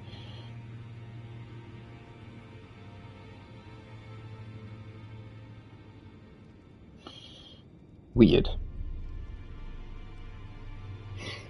And now he's talking about the medallions? The Albinoric woman.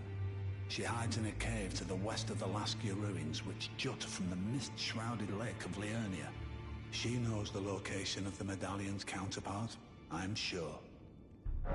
Albinoric woman. Oh, also I completely forgot to give the Shabriri grape to Hayeda. Definitely need to do that. Okay. She hides in a cave to the west of the Laskia ruins. West of the Laskia ruins. Shrouded lake of Liurnia. She knows the location of the medallion's counterpart, I'm sure. Laskia ruins. Do I know where that is?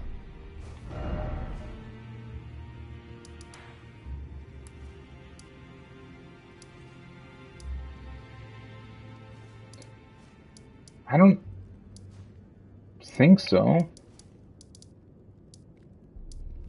West of the Laskia ruins? I wonder if the White Mask is going to comment on that. I wonder if that's even connected to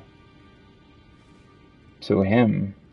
Maybe it's just coincidental that I talked to him and now the Round Table was attacked. It could also be connected to me finding the key to the Academy.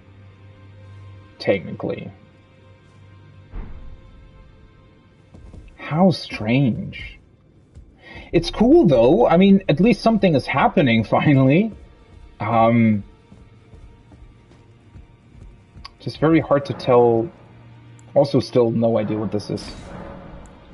Yeah, it's just very hard to tell what all of this is about, I guess.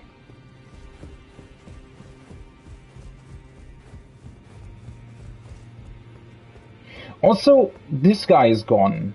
Wasn't he looking for Raya? I feel like that might have been the person he was looking for. Potentially. I have no idea where she went to, though.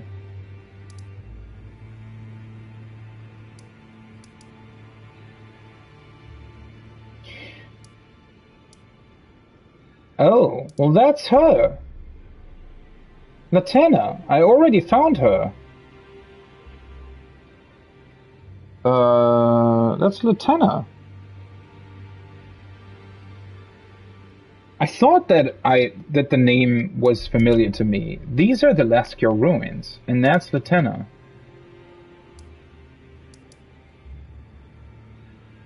Have I not been back to the round table since I talked to her, maybe? I'm not that sure anymore. Maybe talking to her is what's bringing on this whole business here. Also, let's actually look at the stuff that I got. Royal Remains Greaves. They look very corrupted, don't they? Greaves graced with gold human bones. Ugh. Worn by the unspeaking adherent of Sir Gideon the All-Knowing. Slowly replenishes HP when HP is reduced. What? It is said that the bones belong to an ancient lord, the Soulless King, the lord of the lost and desperate, who is known as Ensha. What? So maybe Ensha is not the name of the person who wore this? Or maybe he was? Ensha, known as the Lord of the Lost and Desperate. Now I'm really confused.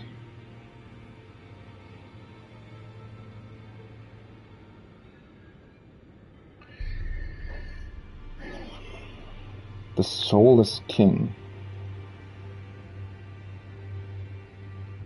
Why would they just let him stay here, though, if they knew that, maybe? Also, what does this mean? Slowly replenishes HP when HP is reduced. Does that mean that the effect is only active if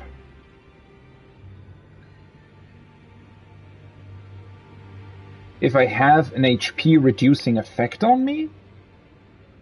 Because if that's the case, I'm getting the thing back, like the what is it called? From Fear. Well, they all have the same effect. I wonder if that stacks.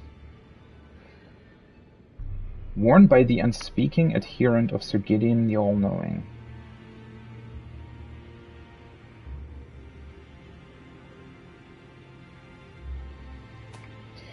What a weird description. So was this guy Ensha, or was it somebody else, or what the hell is going on there?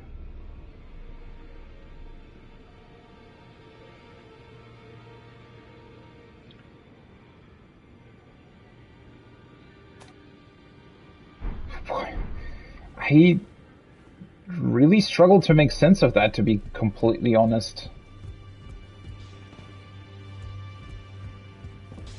Greetings. Are you here for... Okay, she isn't commenting on it. I wonder if he is, maybe. Well, I took you no matter it's out your own. No. Well, that's unfortunate. She's still here as well. What are all these messages? No friend. I am pleased to... Would you like me? Then good day to you, my dear. Okay. Well, yeah, I'm not so sure if I want to do that. What do I want to do, though? Well, the problem is that I currently have higher stats, so...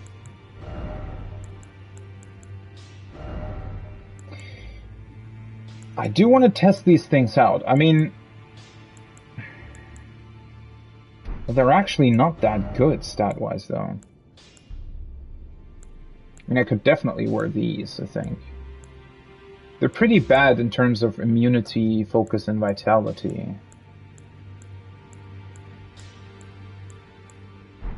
I'm just wondering about the effect.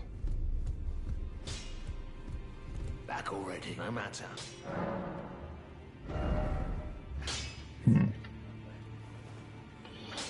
Let's keep upgrading this weapon, though, for the time being. I really hate that it's not increasing the scaling.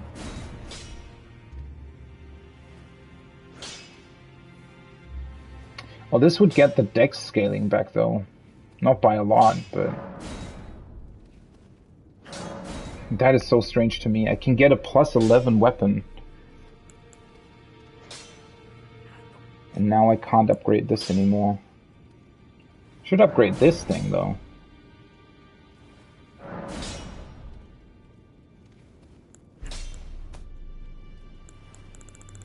And yeah, maybe I want to go for this at some point. I do need more faith for that though. Oh yeah, I haven't looked at the clinging bone thing.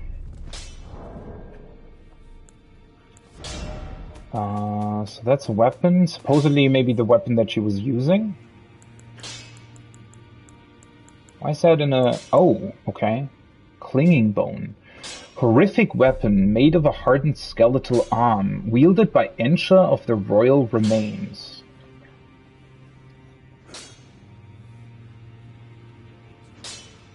Of the royal remains? The fuck was that mean? Fitted by placing one's hands into the fist's grip until they dig in. Oh. O clinging creature, a king relinquishes not the hand. Life-steal fist, skill that demonstrates mastery of the art of controlling vital energies. A slow controlled punch with an energy-infused fist that renders foes unconscious and steals their HP. Only effective against foes of human build. Okay. Sounds very interesting. The fuck was that whole business about, though? Why did it happen at all?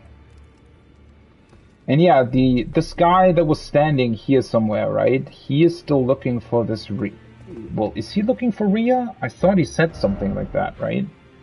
So maybe I'm gonna find him again at some point somewhere.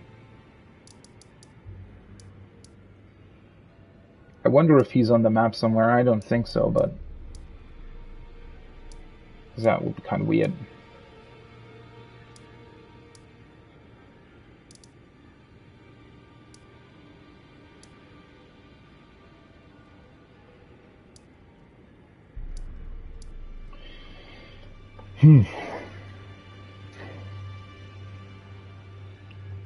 I have a feeling that I'm missing something. I just can't put my finger on it, really. Well, I mean, I definitely want to take a look at that dialogue again, especially what Rogier said about Stormill and the corpse. But other than that, well, do I want to... Well, I can just try. Let me see. Let's actually... Well, let's just go back into the overworld, and I'm gonna get damaged by something. And then I'm gonna put on the gear that I just got, and hopefully see whether or not it does replenish my HP. That would be kind of crazy if it did. Though it would only really be usable in the open world anyways, I guess. It's kind of a strange effect, though.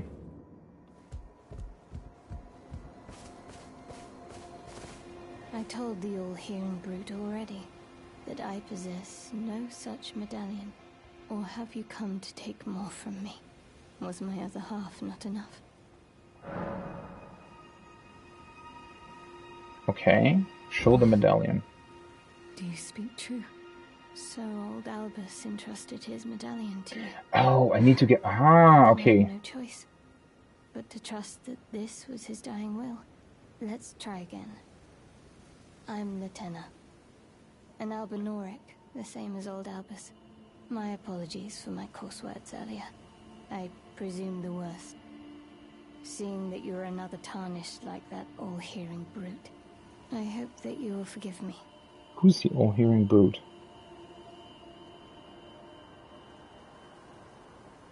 Who is the all-hearing brute? The fuck? And she trusts us now. Trusts us now because of Albus.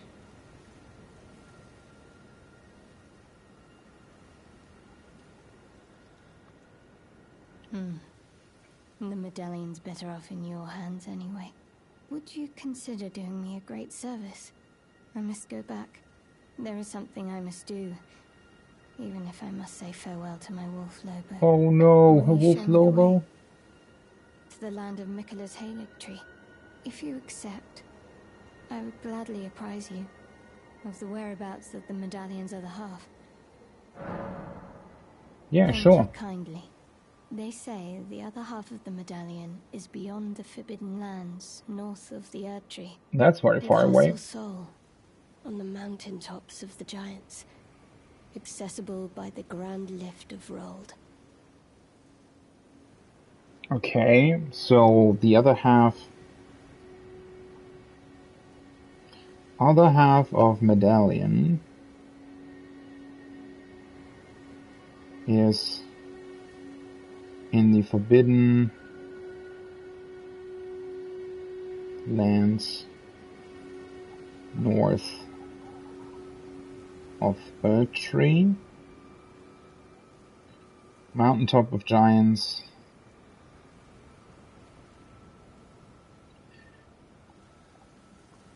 Giants accessible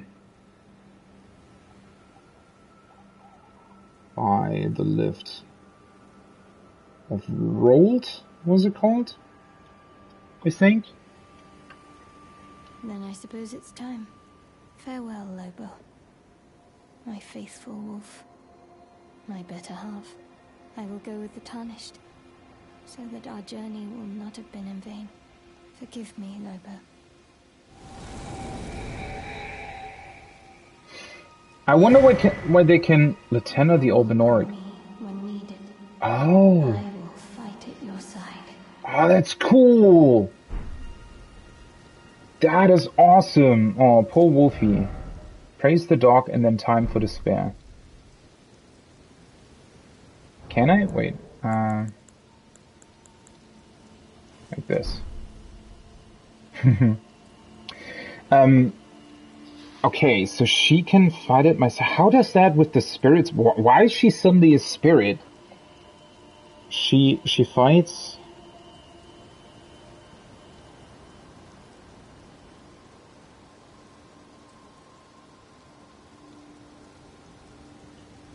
What does that mean exactly? Why is she capable of doing that? I thought the spirits were dead people. Okay, well... Lieutenant the Albinoric. It would have been way cooler if all of the spirits functioned this way. If they were all, like, very, very special things. Because at the point where you get the special ones, why would the other ones even still exist? I mean, yeah, the jellyfish is the only one that has a special sort of meaning, but that's also the only one that you get from another NPC as well, right? You get the jellyfish from, what's her name? Well, the one that can do the spirit tuning, right? That now sits in the round table hold.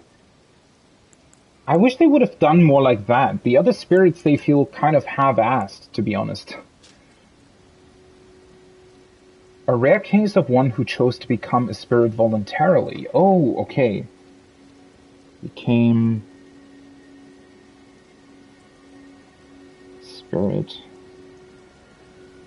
voluntarily. Interesting.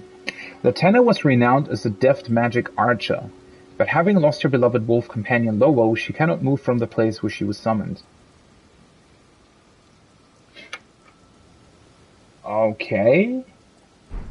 So she can't move. Oh, do you think that she may be...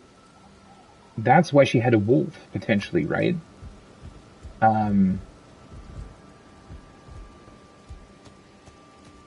Maybe she was... Maybe her legs, she couldn't use her legs for whatever reason. That might be the case, right? And that's why she used the wolf, and now that she lost the wolf, she can't move anymore. Oh, that's very sad. I wish there was more to her story, though. It's always a bit underwhelming when this just sort of happens, I guess. Let's actually go back to this shack.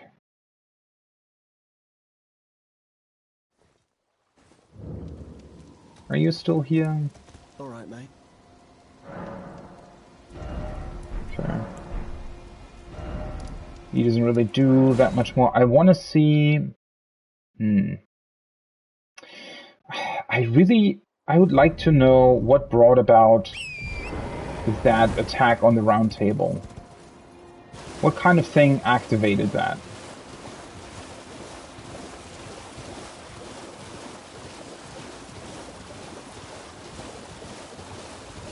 It could have been me talking to Lieutenant. It could have been me talking to... What's his name? Barret?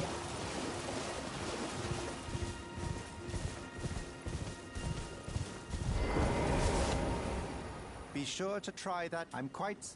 Okay. Well, he doesn't comment on it, so... This guy's still alive? Yeah, he is. What's up with him? Oh.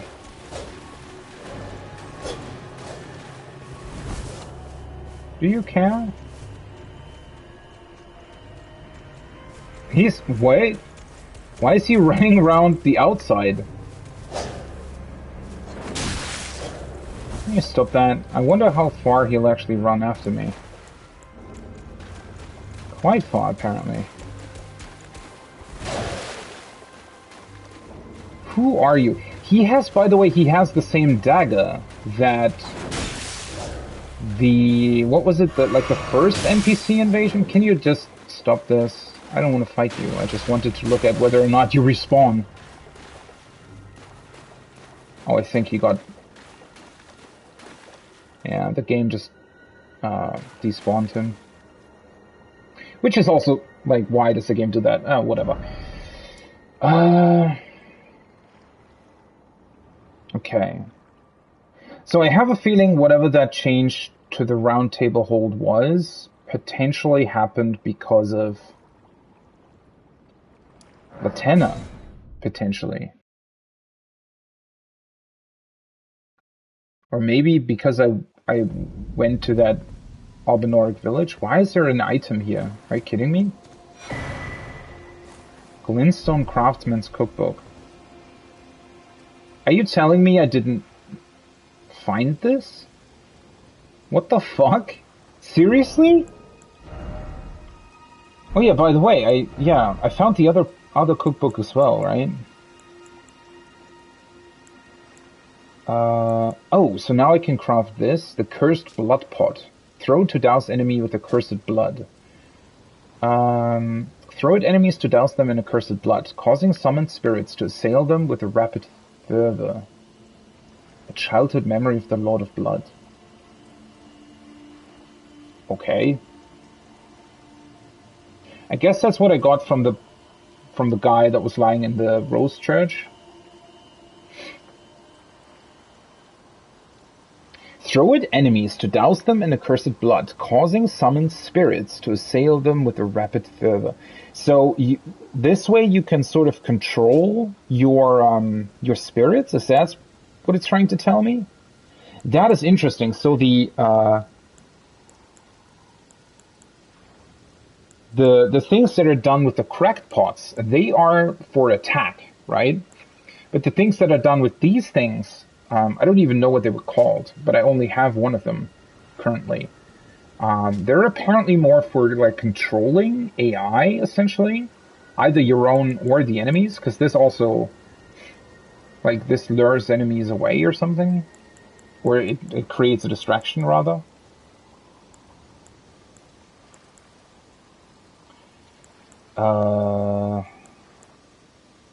Oh, this one, the freezing grease. Solidified grease made from a mixture of frozen materials. Inflicting frost.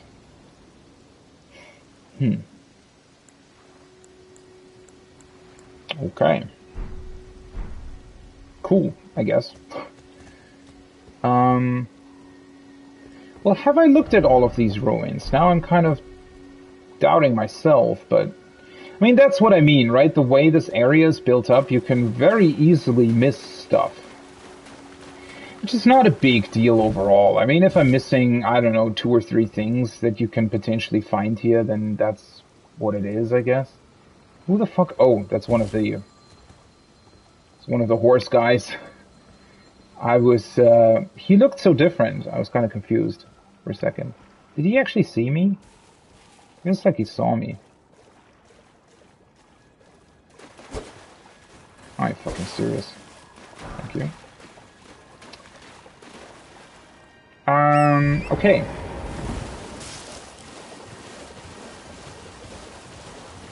Let us go back here.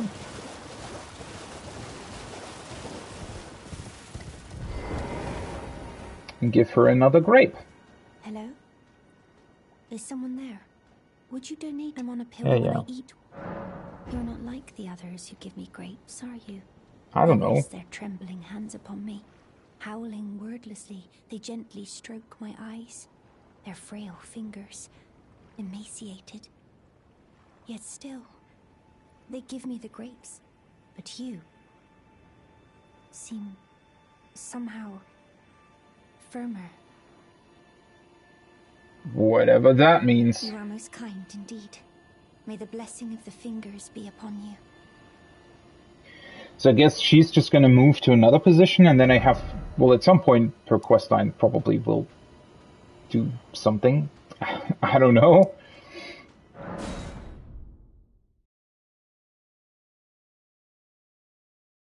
Do I maybe quickly...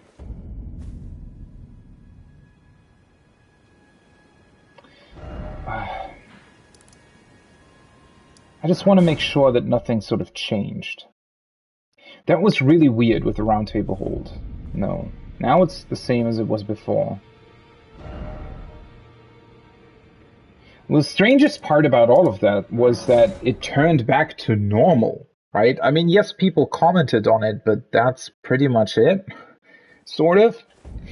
Okay, time to test my, time to test that, well, what's it called? The, this armor that I got. Let's see, you guys, come over here.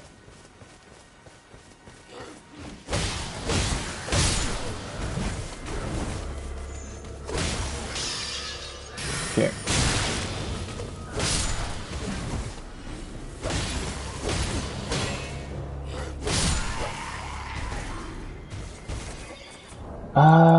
Let's equip, I don't know, let's equip this. Is it doing anything to my HP? I don't think so. Unless I need to wear the entire set. Okay.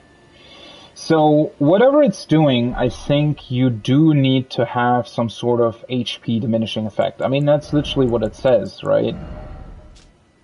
Slowly replenishes HP when HP is reduced.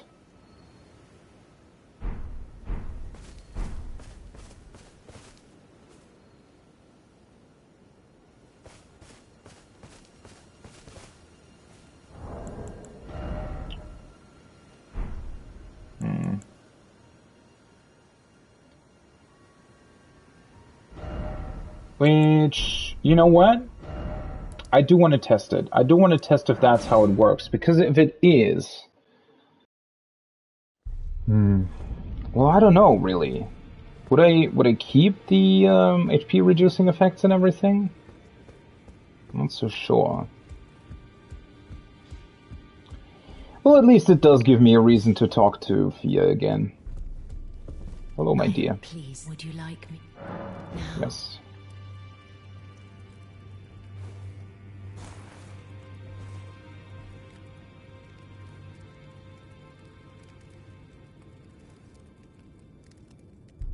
You are so very warm. Cool. Oh, we can... Oh. Can ask her again. Do you know... Have you ever heard of Black Knife Prince? The Dear fuck? Roger likes to talk of them when abed, and the ancient plot in which the first of the demigods was slain. Okay. The black knives wielded by the assassins who committed the act, along with the impressions they made, somehow hide the truth of the conspiracy. These grand affairs are hardly my forte, but dear Roger began to weep as he spoke. Okay. Black Knife Print.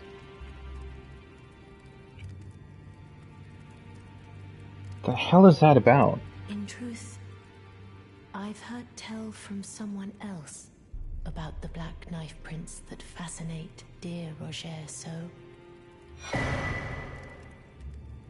Uh-huh.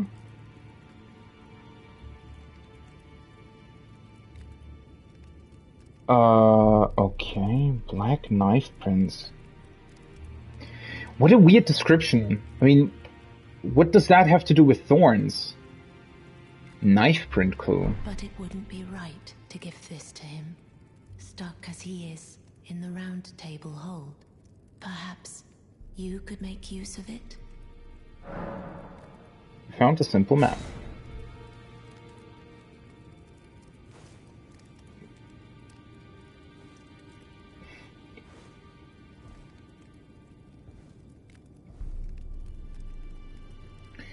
Well, well, well. Okay. That was certainly something that I didn't necessarily expect. This one. A clue to the whereabouts of a black knife print. Okay, so those are apparently some catacombs. Wait. Is that on the Weeping Peninsula?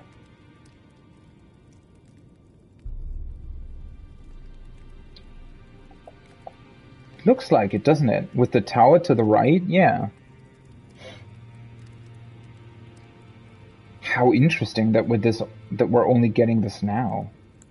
I mean, I still need to figure out this one as well. Because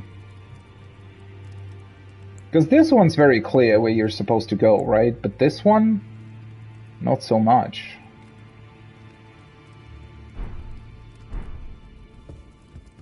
Because, I mean, what she gave me very much looks like this place.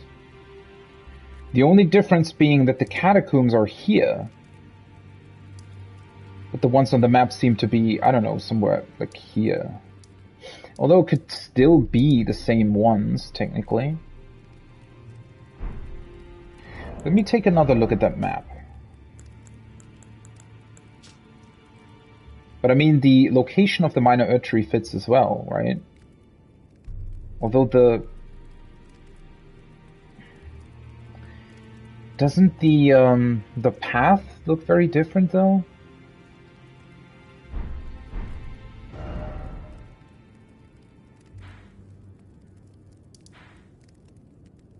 Well, it doesn't necessarily look different.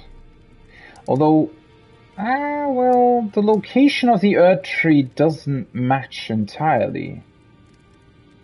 Right? The tower is very distinct, though.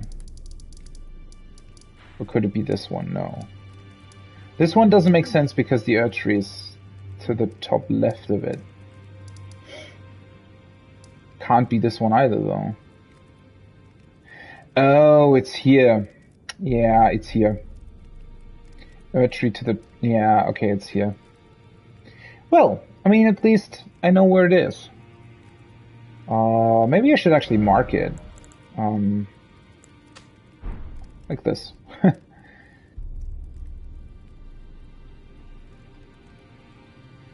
Okay, apparently that has something to do with a black knife print, whatever that means. Certainly an interesting description. Well, okay, now I have the debuff again, right? That's reducing my health. I wonder if that actually activates the effect of the stuff that I'm currently wearing.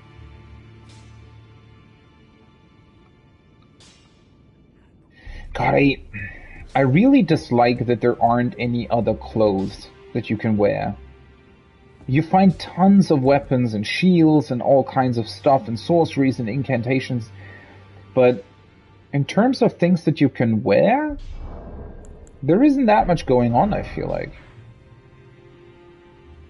Just sort of the basic stuff, and then, well, you can find things that enemies drop, but there aren't really, you know, proper sets, I feel like.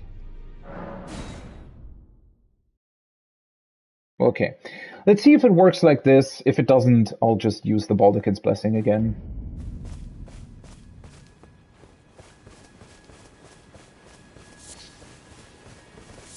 Well, I can just continue, actually. There's no reason for me to not go further. And this is also, once again, very interesting, right? Because these things look like bigger versions of these weird puppets that we've seen. But the puppets that I've seen, they looked made out of wood, and these ones look kind of different, don't they? These giant faces, they are apparently used by the Academy's army, though. Although, obviously, that does not explain why we,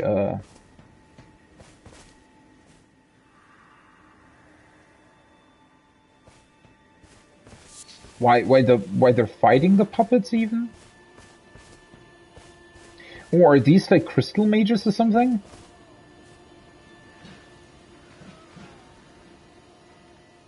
Wait, who exactly is fighting here?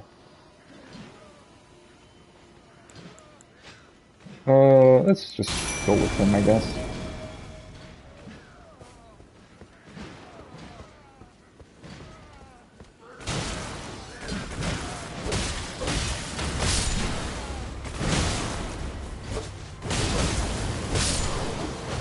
Who are you guys?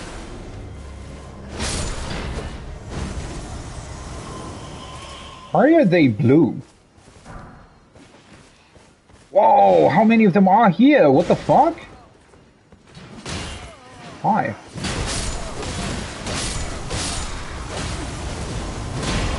Bum! I love it how he just jumps in. Oh, hello.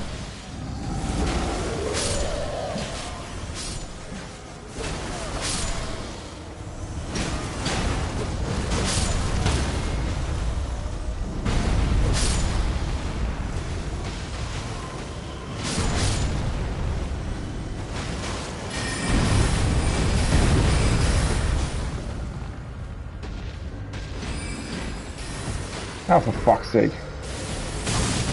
Nope.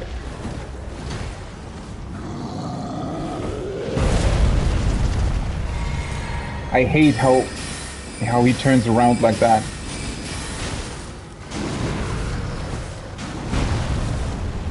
Oh, it's always great when you have like a tree stuck in your vision.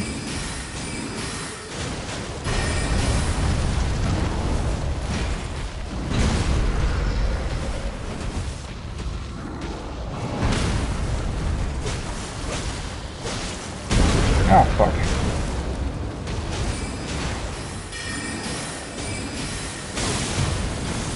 Nope, nope, nope, nope! I'm stuck! Fucking hell. Why is there always something that you can get stuck on? That is so fucking annoying. Is my health bar moving? Or do I have to equip the entire set for that? That doesn't make any sense, right? So if this is not how it works, then I don't know.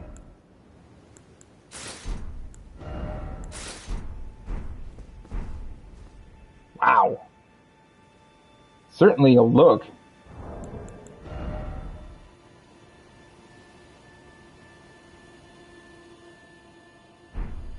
What's up with this effect? Like, why? Oh, for fuck's sake. Slowly replenishes HP when HP is reduced. What the fuck does that mean?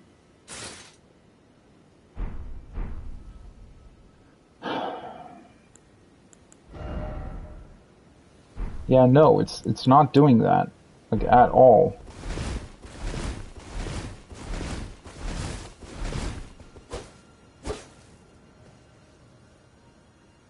Does that only... Is that like a wrong translation or something? Because I feel like the effect that they're describing is really only happening when you are potentially...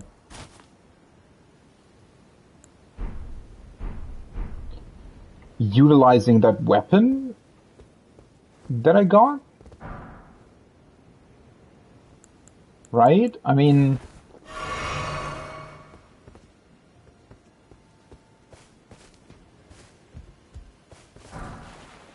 Discern.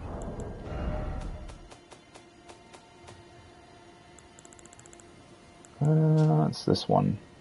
This polearm features a hard-sharpened, beak-like spike attached to its head, designed to pierce armor. Though designed mainly as a thrusting weapon, its long handle can be utilized to get around an enemy's guard with a sideward sweeping attack. Okay. But yeah, I wonder if that armor that Ensha was wearing, if that's maybe only... If maybe you can only utilize it properly if...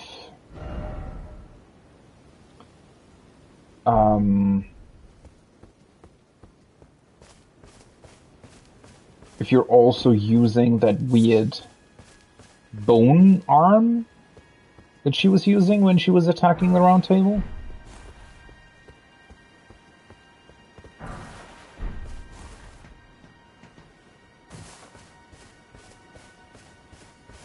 I hate it so much that you can get fucking stuck on these weird puppets that are lying on the floor here. But yeah, I wonder if they're somehow connected, or if the armor is somehow connected to the weapon. Because the description suggests otherwise, right? The description sounds like as long as you have like a detrimental effect or an effect that diminishes your HP, then in those particular scenarios it replenishes your HP slowly. But either they forgot something, like maybe there is some added prerequisite for it, something that must be done. Maybe it's only happening when you're actually defeating enemies or something. That could be a thing. I don't know. But definitely, the description definitely doesn't match what is actually happening at the end of the day. What's up with this tower? Huh. There's the sorcerer standing all the way at the top. Did he kill, like, the soldiers here, or what's going on?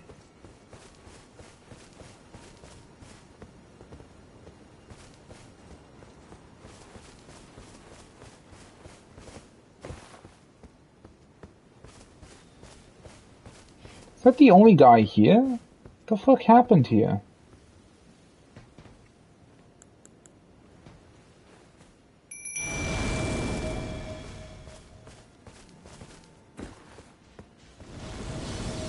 Oh. Are these like spirit summons that these sorcerers can do, or how does that work exactly?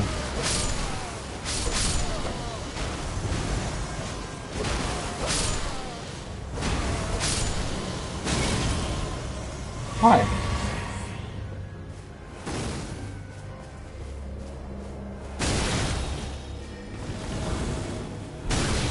Are you... How can he still hit me? What?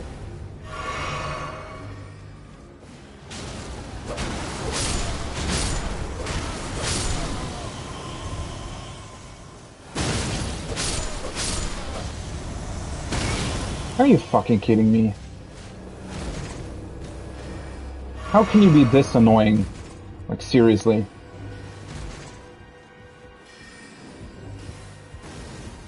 I did not expect him to be able to defend himself by summoning these weird spirits, though. That is rather interesting.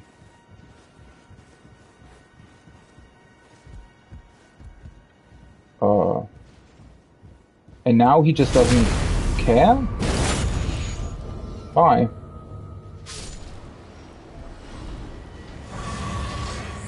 Carrion Glintblade staff. Another staff! Don't believe it! The fuck is going on? Revenge indeed. He was very confused all of a sudden. Did he not realize that I was climbing up? How dumb can you be? What's going on with the AI? It's always doing this weird stuff.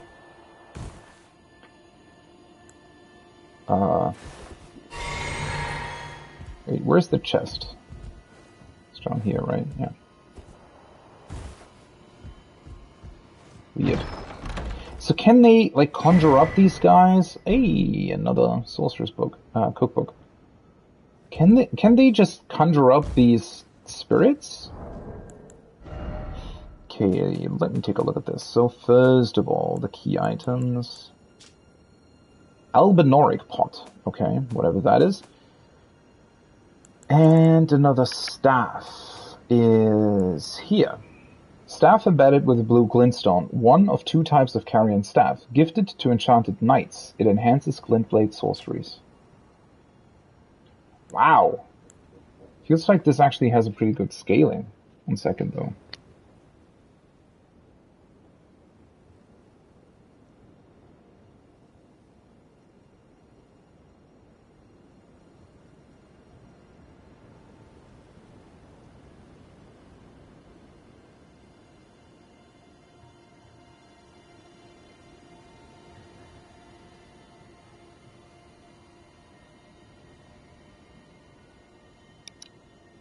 Okay, sorry about that. So yeah, this staff, well, this is scaling B with int, but it's a plus 6. That is always the problem here, right? I wonder how good this would get, because I'm using glintstone sorcery. And interestingly enough, so this one, as well as no, was it this one? No, this one. The ones that have the passive effect so far, they always had reduced scaling because of it. But this seems to have quote-unquote normal scaling, yet also boosts glintblade sorcery. If that is indeed the case, this could be a very, very good one. The problem is I don't know how well it, like, upgrades. I wonder if this at plus 6 would give me the same scaling as this one has.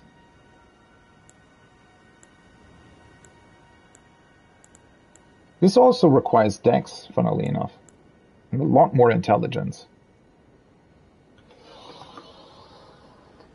Yeah, once again, I'm just missing upgrade material. Because I don't have enough, right? I'm missing 1 of these, and I'm missing 4 of these in order to get the staff to plus 6 as well. And then I don't even know if that would really benefit me all that much. This is the new pot, right? Albinoric pot uses FP. Throw to impede healing using a flask of tears. Oh, that's actually what they... No. Somebody threw this at me. Somebody actually threw something at me that prevented me from healing. I just don't remember where that was, to be honest.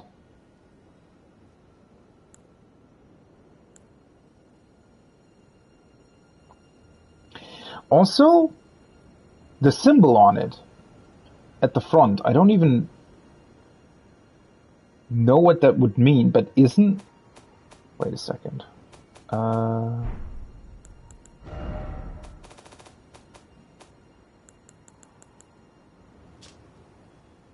Yeah, it's the same one. It's a Kaku symbol.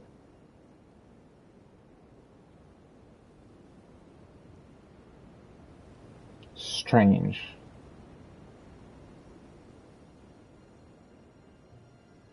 What's up with these Albinorics then? I mean, if the knights are wearing this as an expression of their refusal to be mere servants to the academy, I wonder if these Kakus as well, or not the Kakus, the Albinorics. I mean, I don't know what's up with these sorcerers of the academy, right? Because, I mean, if you really think about it, they're using this crystal for their magic, right? I wonder if they're sort of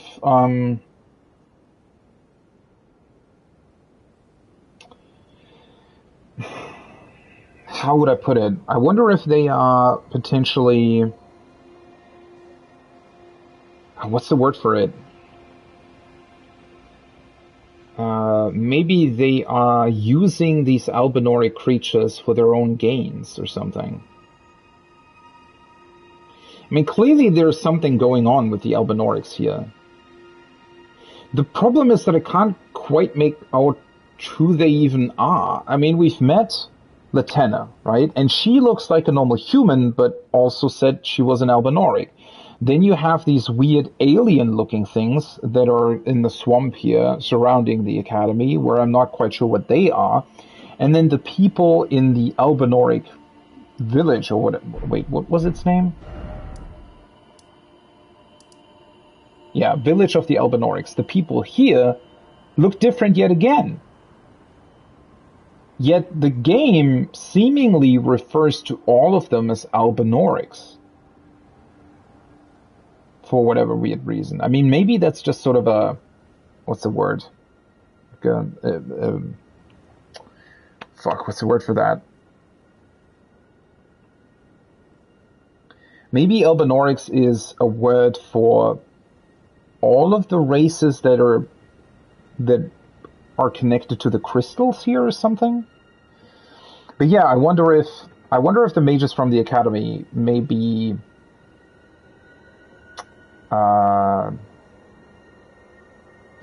sort of utilize them for their own gains without really, you know, without really making the Albinorics, or with putting them down somehow, right? Like not actually regarding them as of equal status as they themselves would be.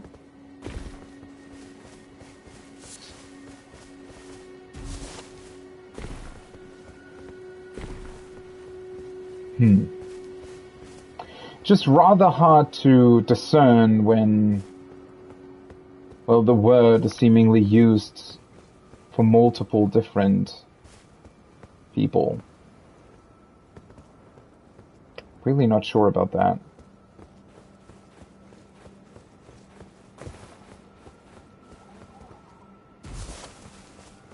Huh.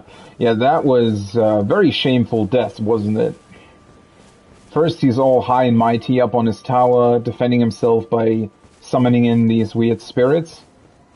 And, I mean, potentially these soldiers probably also tried to get up to him, right? Because maybe all of the other things that were down here, like the blue creatures, were also summoned by him, potentially? And then I'll just climb up there, I stab him in the back, and he falls down and dies because of the fall. Proper end for a mage that hides behind his creations, I guess.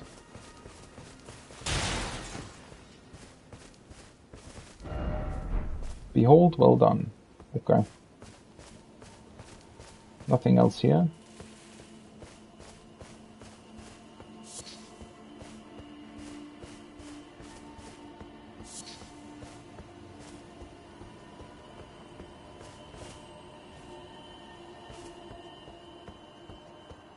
Another one of those ghosts. Oh, that's just a red one, right? Or maybe not? Whoa! Okay. That was an exploding one. Kind of a red one as well, I guess? Just not the usual kind. That was the second time that I saw something like that, right? I do remember one of them already exploding on me at one point. What's your deal then? Raya Lucaria, hallowed hall dedicated to the study of magic. Why shut your doors to me? Am I barred from donning the crown of stone? Aren't you wearing it? Isn't he worried what they refer to as the Stone of Crown? Stone of Crown. The Crown of Stone! Fucking hell. God, I don't get what the point is behind these spirits. They're kind of weird. You're never quite sure, are they just like a... Oh, hi. Are they like a storytelling device, or are they something more? Right? It's very, very hard to tell. Or not even a storytelling device doesn't really fit. But are they sort of just an interactive note? Or are they actually supposed to be NPCs? Or... Because whatever they're talking about, well, it's always sort of a hint towards the player, yet it never really makes sense, to be quite honest. It's always a bit strange, I feel like.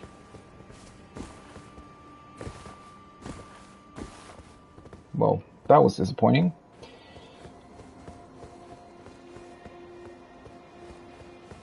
Okay.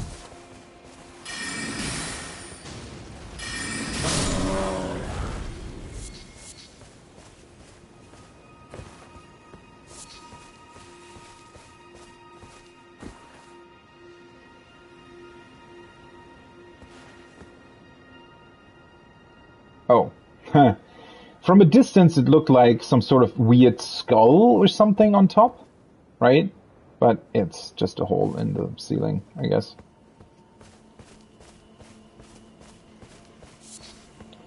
Well, that's a big boy. I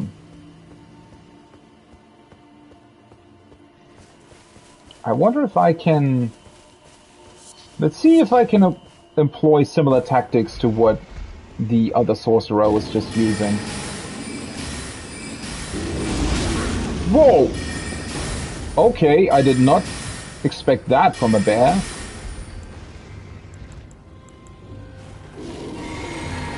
Also, my magic is a lot less potent than I thought it would be. Fucking hell.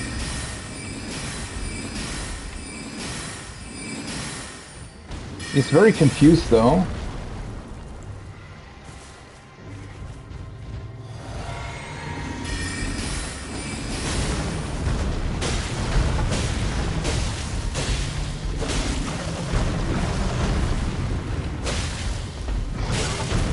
What the fuck? How much health does he have? Are you fucking kidding me?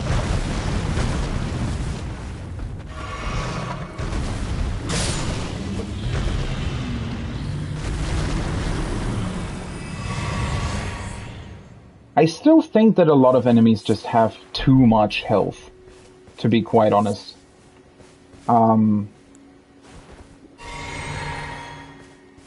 Yeah. I don't know. It's just kind of... Why exactly do they have so much health?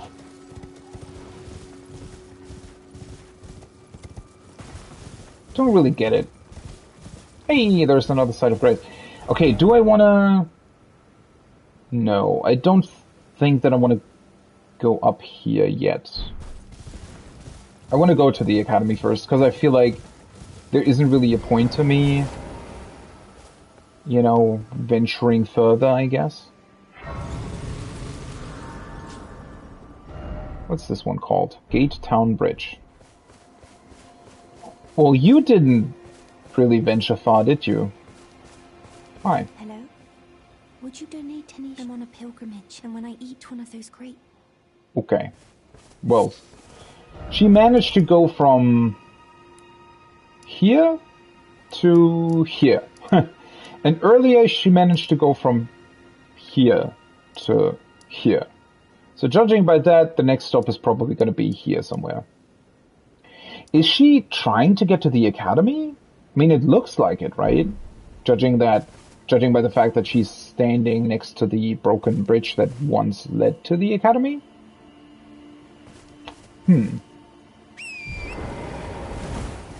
Wonder if we'll actually... Well, I mean, I need more of these grapes, right?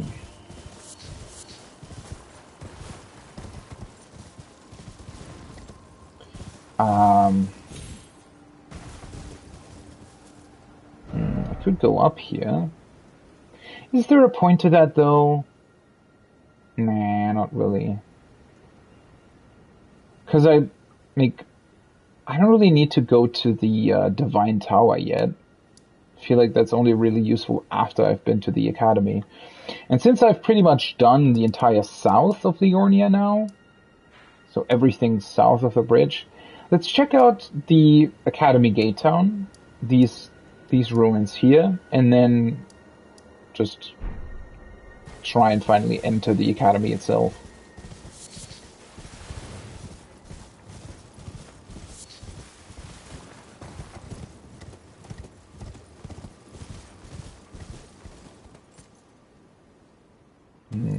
Couple of wolves. Yeah, honestly, I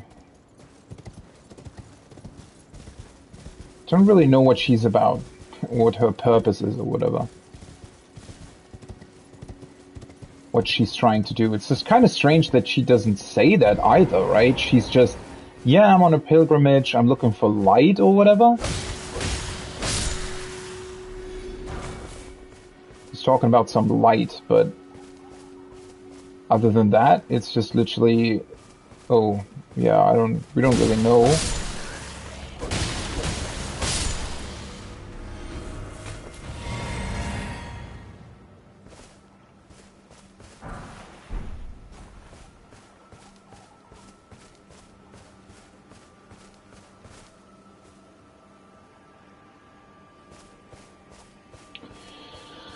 Oh boy, I already hate that there are so many of these damn plants here. To be quite honest, I think that a lot of these quote-unquote stronger enemies, or at least the ones that have like a very high HP pools, I don't think you're actually supposed to kill them quite as often as I do it. I think they're more of a sort of obstacle. They're more meant as a sort of environmental obstacle rather than actual enemies, right? I feel like. Because, like, actually defeating them is just unnecessarily annoying.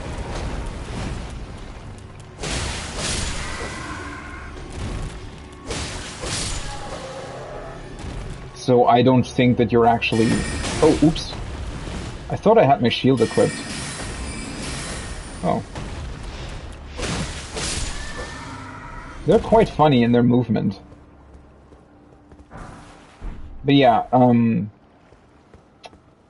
I think that's what's going on. I think they're actually really meant as, oh hey, you know, there are these giant flowers and giant crabs and all kinds of other things that can kill you if you're not really paying attention, yet ultimately, I mean, the plants can't even move, right? And in case of the giant crabs and shrimps or whatever they are, they're not that scary either, and they're never really placed in a position where you have to engage with them, right? They're all sort of more passively standing around, so honestly I do think that they're more meant as a, well, you can kill them if you want to, right? If they're annoying or if they're hiding something. I mean, sometimes there are items that are lying next to them, right? But other than that, I feel like they're really just meant as a, oh hey, you know, there's sort of environmental stuff that wants to kill you as well, but, you know, beyond that, it's really not more than that. Which, you know, is kind of fine in a way. I don't necessarily mind it. I still think that it's unnecessary to give them such a large number of HP, though. I feel like they could still be environmental obstacles, but also be killable if you want to kill them. I think that it's just kind of, I mean, what's the point really? Now you could literally make them unkillable at that point, right? At least then you wouldn't really bother with them.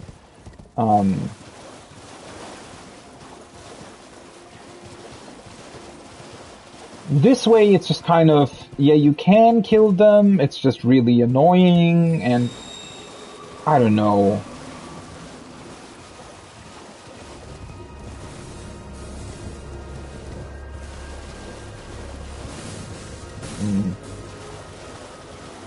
I am hoping that I'm not really missing any items here, though. I don't necessarily think that I am. Doesn't really look like there's too much here. I mean, there are a couple of items here and there, but nothing too meaningful overall, I think. So I wonder if these, like, alien-looking creatures, if they at some point maybe lived here. Or do you think that they maybe were cursed or something, and that's why they look like this now? Problem is, once again, the game doesn't really tell us anything about that.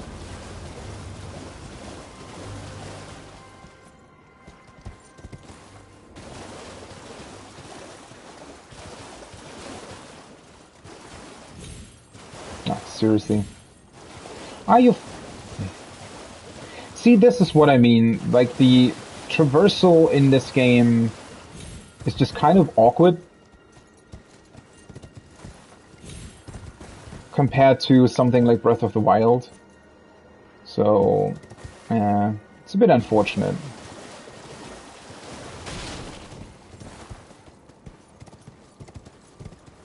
Seems like there's really nothing here, though. I mean, yeah, there's a couple groups of enemies. There's a lot of ruins, but overall... Oh, well, I can't summon here for whatever reason, though. Huh. I wonder why.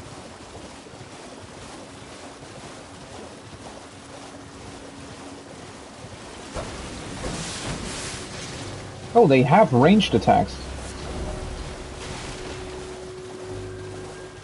Did not expect that. Why can you summon here, though? I mean, it's just these normal guys, right? Doesn't look like there's well, it's a bunch of them, obviously, but...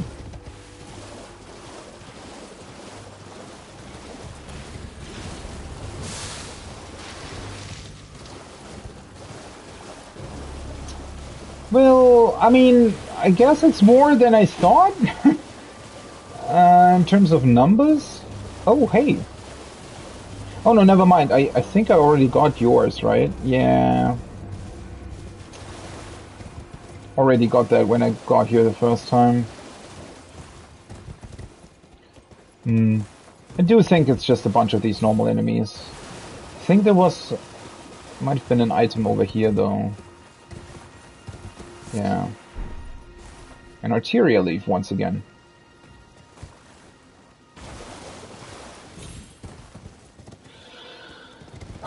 To be quite honest, I don't really want to bother looking at all of this. It doesn't really seem like there's anything too good or special here. I mean, obviously killing all these guys potentially gives me more runes.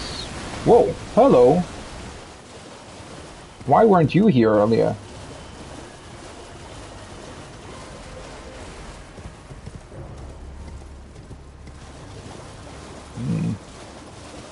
And that's how you enter the academy, and I've already been there as well, so...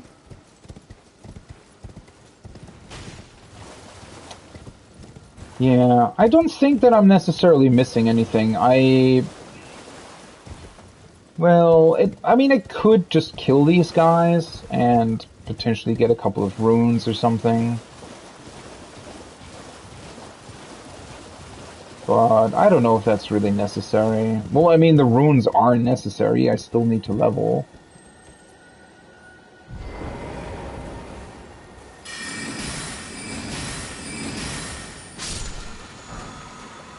Hi.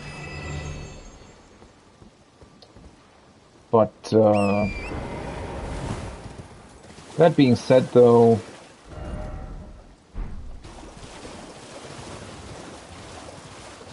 I wonder what kind of enemies are here. I have a feeling there's like some sort of giant enemy here, because this area is way too open.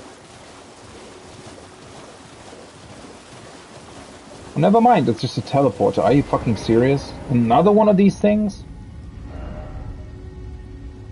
What did I mark the other ones with? Oh yeah, with the castle thing. This, right? Is that a fucking dragonfly?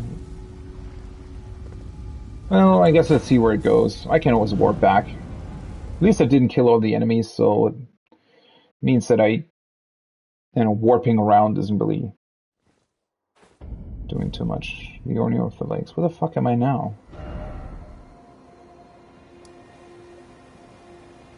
What? Huh? Are you kidding? What? Why? What? Huh? What's the point of this? Well, that's just plain unnecessary, isn't it? I don't get these teleporters, man. They are so weird. What's the point of them? I mean, a couple ones make sense, right? The ones that take you to special locations, especially ones that wouldn't be accessible, like the Church of Anticipation that we went to earlier. Right? Obviously, without the teleporter, you just wouldn't be able to get there. But, this one? What's the point?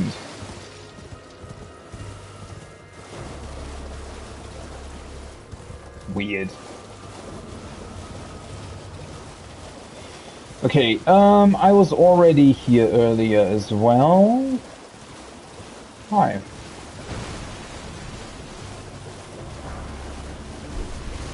Oh, whoop. Wrong turn. Smithing stones too. Well, that's not bad though, because I do want to upgrade that other staff, potentially. Wasn't I? I think I was already here at least. Yeah, I think I checked out this area when I was transported to the academy entrance earlier.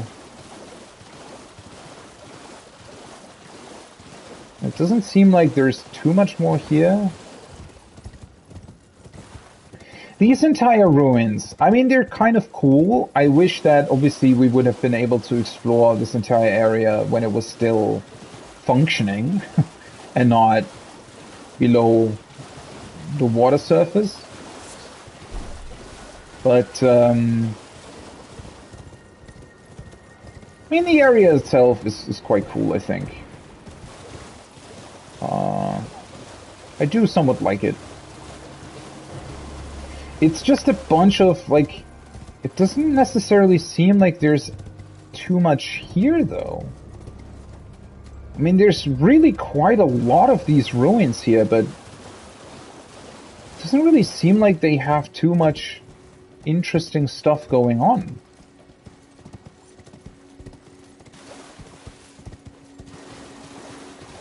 Which is really quite surprising. I mean, I would have for sure thought that this, especially this big open area here, would be like a prime possibility to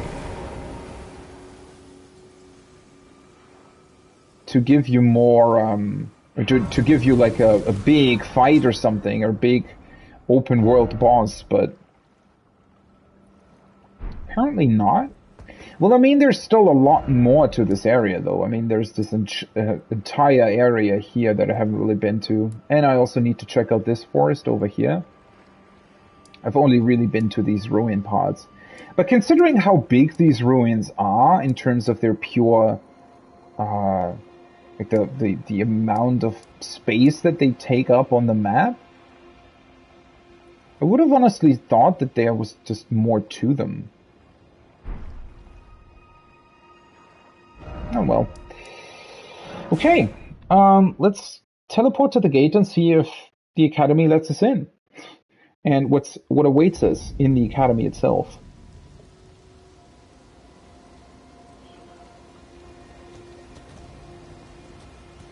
I really hope that the academy isn't going to be as annoying as Stormvale. Stormvale was pretty cool in and of itself. But I don't know. It was weirdly balanced. I still think that Stormveil is a bit overtuned in terms of level. Which is really, you know, taking away a little bit of the enjoyment of the whole thing. Also, I kind of did not expect to be here. Wait, so I guess it sort of loops around, right? This entire sort of thing loops around here.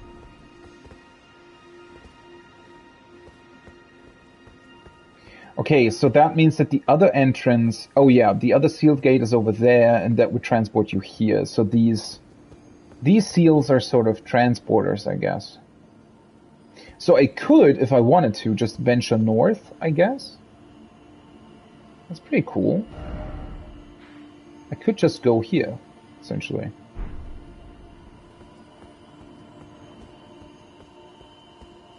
And this then seems to be the entrance to the academy.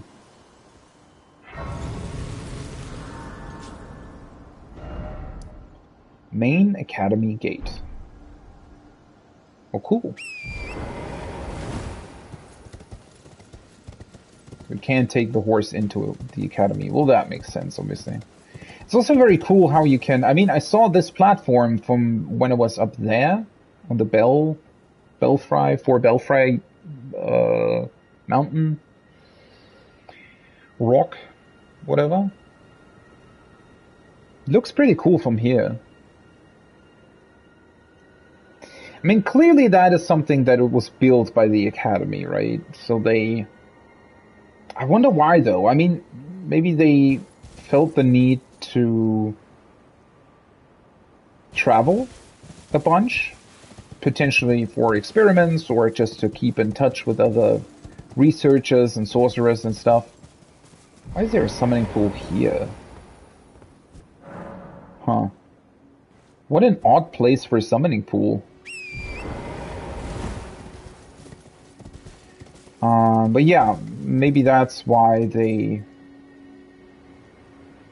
ultimately... Wow. That almost looks like that's been enchanted, doesn't it? The fact that that still holds.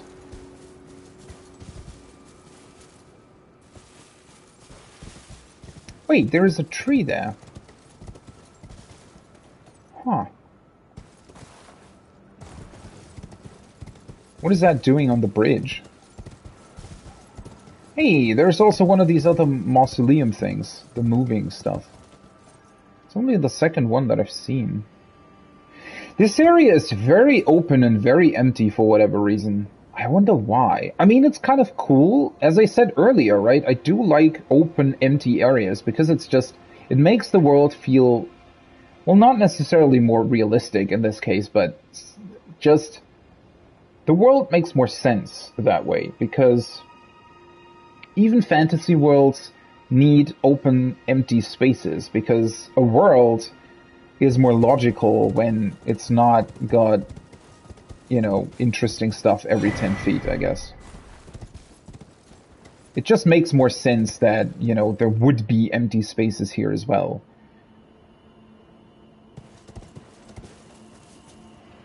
Okay, so I've already been to that tower as well.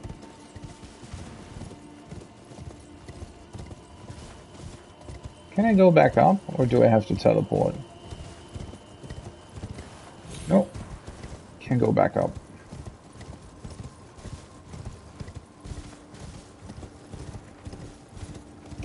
I have how many flasks? 9 at this point, right? Currently utilizing 7 HP and 2 FP flasks. I wonder if there's 15 in total in this game. Oh, hi. I don't want to kill you guys.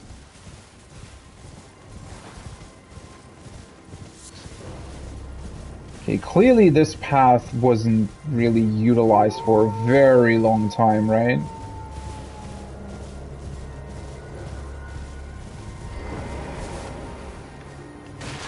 How did you get here? What? How does that work? Why is there a merchant behind the seal? Also, there's literally an item here. Are you kidding me? Oh, hello. Celestial do? Oh, wait. He's a lot easier to defeat than the other guys. Bye-bye. Wait, are you dead? What the fuck was he doing here? Weird. Also, what does the Celestial do?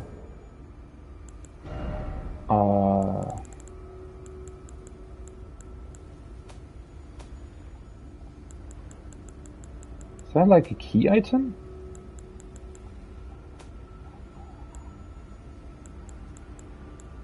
Yeah, it is. What? A hidden tier found in the Eternal City. That's not where I am, though. Also known as a Night tier.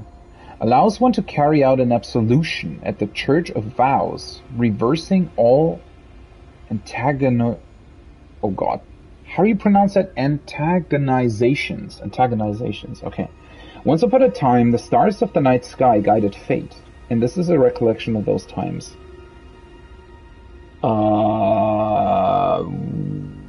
What?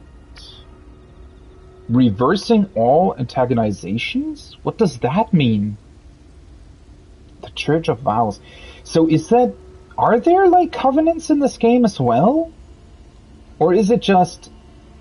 For example, the way I'm understanding this item is that it might be, for example, connected to...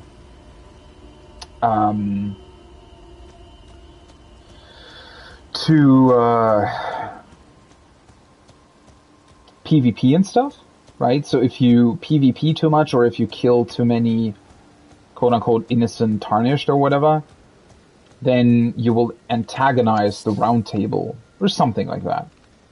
And I wonder if you can utilize that item to reverse that. Well, interesting. There's been an age since I've seen a customer. Yeah, I mean, you realize that there's the giant seal literally preventing anyone from coming in here, right? Isolated merchant.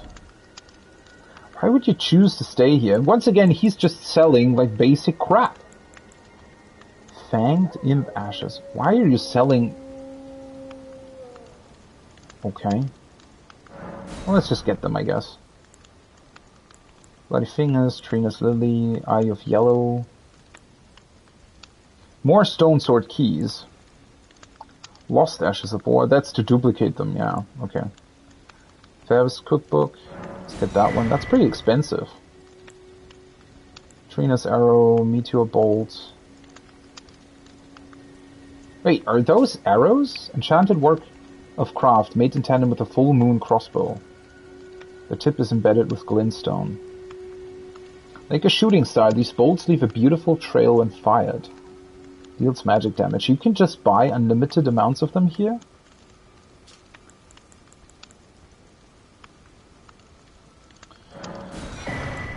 Let's just get these notes, even though I know that they won't be of use to me anyways, but... whatever. Have a safe journey.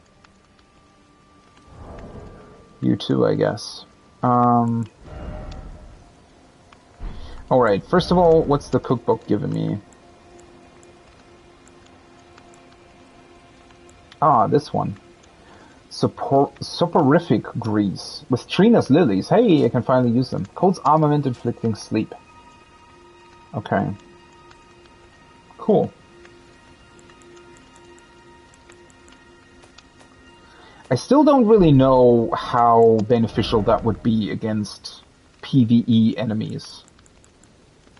Because I have a feeling that most enemies have, like, infinite FP pools anyway, unfortunately. So... I don't really know if you would be able to utilize them properly. The notes. Okay.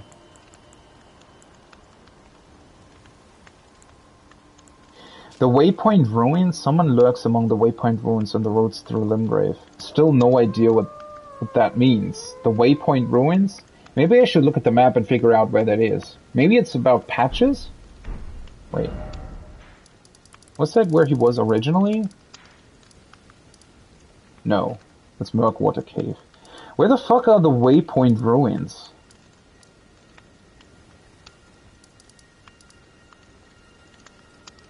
Oh yeah, that knight is still in the shack. It's such a weird NPC, right?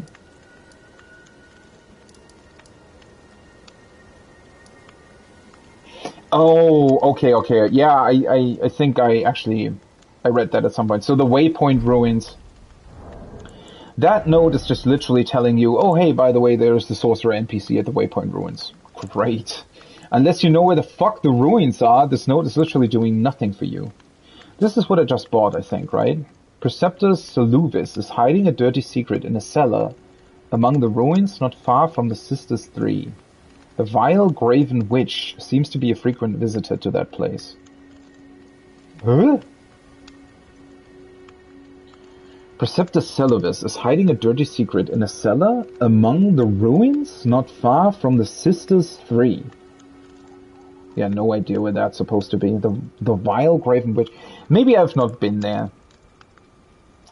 Slay the demi-human mob's leader first, and the rest will lose hope and panic. Yeah, great. That is literally something... I mean, I've noticed that, right? If there is, like, these normal humans that patrol Limgrave for the most part, if you kill their leader, the other ones are just sort of scared. They sometimes even run away from you. Yeah. I mean, they're the most basic enemy that you can encounter in this entire game, so I don't really know what that's about, or why you would need that. I don't know. Land squirts are soft when they touch the ground, and poison will cause them to rupture. Also, no idea what that refers to. No idea what land squirts are. Stone Digger Trolls. The heads of Stone Digger Trolls bear old wounds. Yeah, cool. If you do headshots, then they're staggered for like 0.3 seconds, what feels like. They raise their hand to their eye, but that's about it. Revenants. I think that's what I just bought, right? The crawling royal revenants and their followers are all cursed. Healing powers will harm rather than mend.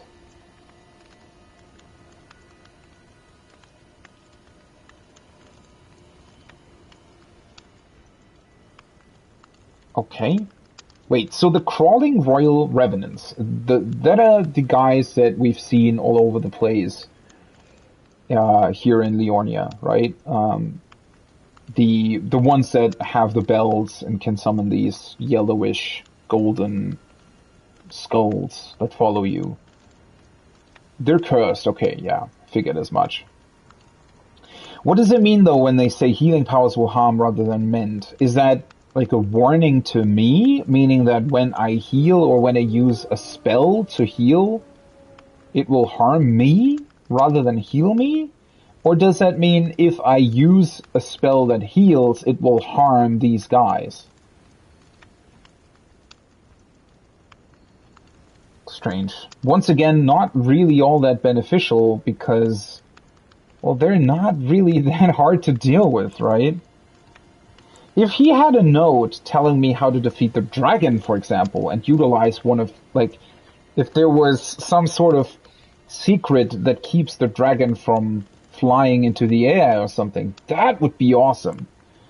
I hate that they have notes in this game about really basic enemies that you don't care about either. Or you don't even really care about.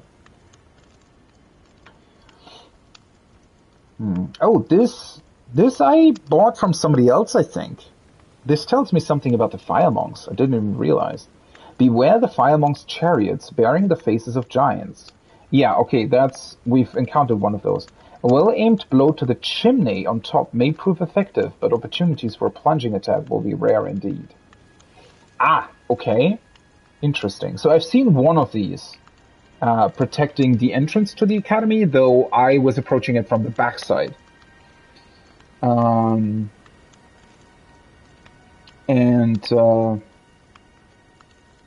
Okay, so you're supposed to hit the chimneys. Well, that's interesting. This as well, this was such a useless hint. To stop the mausoleum strike, you'll need to clean up around its feet first. Yeah, okay, cool. You just kill everything in its surrounding area and then... No, that's not even it. I'm an idiot. Yeah, that wasn't even... Like, you just go up to its feet, and it has these crystals sticking to its feet, right? And then you just hit the feet as often as possible to get the crystals off, and at some point it'll just crumble. Yeah, I mean, I don't know why you necessarily need a tip for that, but okay. Frenzied Flame Village. Oh. South of the Grand Lift of Dectus lies the Frenzied Flame Village, inhabited by the sick. Stay well away. Wait, south of the Grand Lift of Dectus? Huh? The Frenzied Flame Village is here, though. Or is it not? Is there another one? This one's the Ailing Village. That definitely doesn't have a Grand Lift of Dectus, though.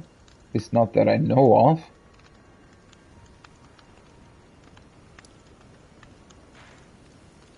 This was a village that also had the Frenzied Flame in it, though.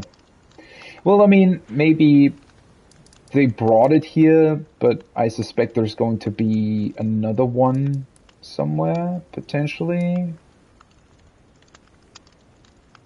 Weird description, but okay. Do I have enough stuff to level once more? 19,400 is what I need. That's a lot. Fucking hell. Anything? 19,400. How many runes do I have? So that's 4,000. 5, 6... 9... 9, 8... That's 10, 4... Yeah, that's enough, actually. Cool. Safe. Let me see. 19,425. Anything else? 19,425. 19,425. I think I can get rid of these, actually. Maybe.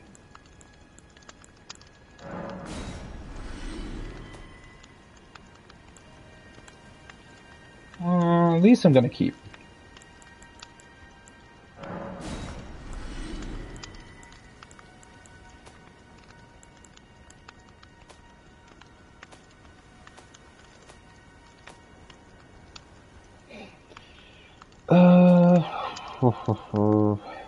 So many freaking swords. Claymores. I can sell this one.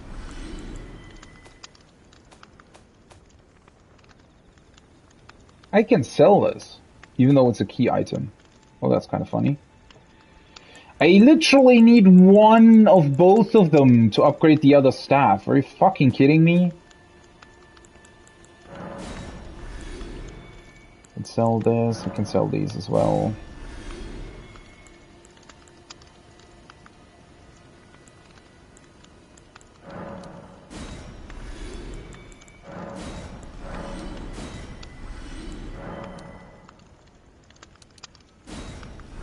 What did I say? 19... Shit, fuck. Safe. Yeah. 19,425. 19,425.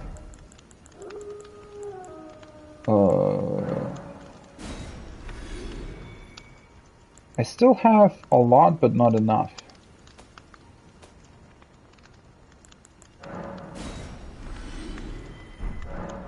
Safe. Okay. Well, let's finally enter the academy, I guess.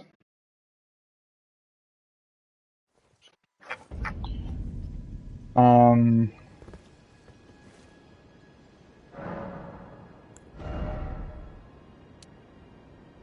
22. I actually got a lot of points in Vigor today. More than I thought I would.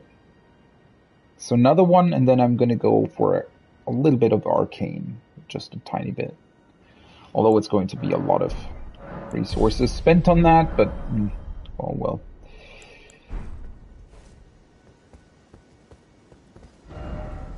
Huh. Interesting that this is pointing this way, right? The pointers on these things are often somewhat strange. What a weird entrance, though. And that is something that I already talked about when I saw the Academy from the outside, and I had a feeling that this was going to be the case. I feel like they wanted their world to be pretty vertical, like overall, but I mean, this is not a proper entrance to an academy. Just a giant elevator. It's honestly pretty boring as far as entrances go. I felt like Stormvale was probably the best designed area so far. Most of the other areas just seem a bit... I don't know. I mean, this looks really, really awesome, right? It's just this... The fact that they have this giant elevator at the front is a bit unnecessary in my opinion, because this looks awesome. Like, this looks absolutely awesome. Almost like an enchanted castle. I mean, it kind of is, isn't it? Academy of Raya, Lucaria. Yeah, this looks absolutely stunning.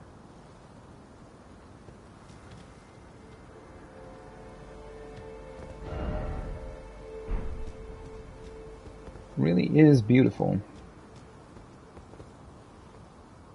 The lighting and everything. Although these cages are kind of strange, aren't they? Cages and these weird gargoyle looking creatures. Wow.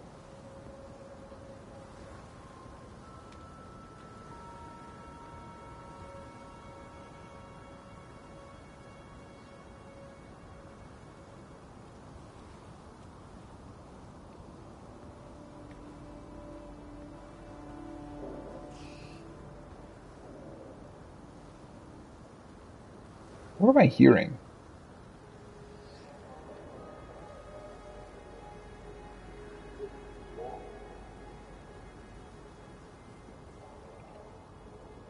Is there anything down there, by the way?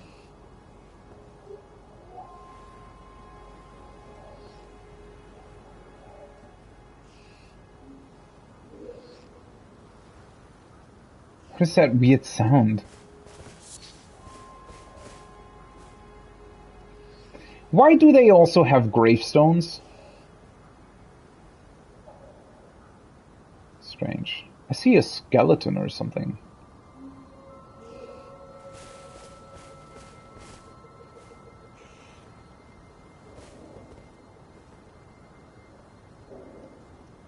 They still have birds in here that seem to be alive. I wonder what that's about. Are those like magical birds or something?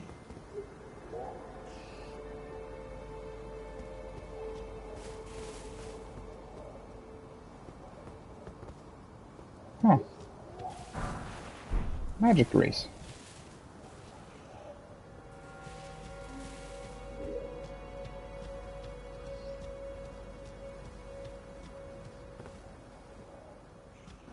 Pretty high up.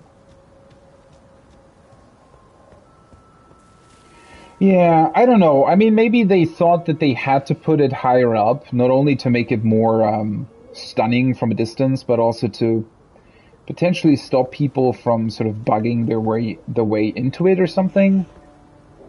Oh, hello. But I kind of wish that they would have designed this differently.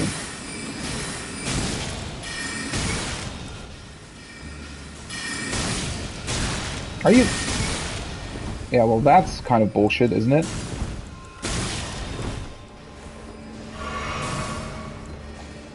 Well, if you play dirty, I play dirty. Oh, for fuck's sake. Are you... Is that... Like, why?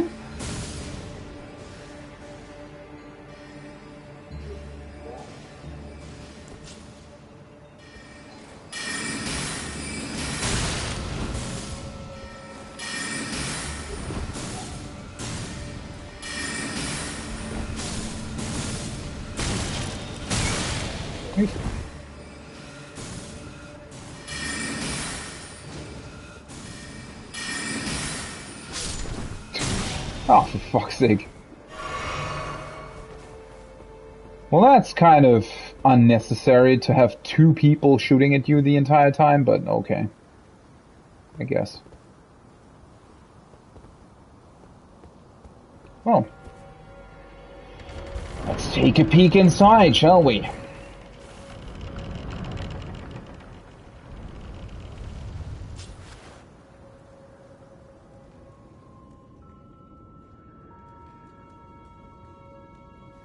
Are you... He is an enemy. Wait, they have these weird dolls? Dolls? Oh.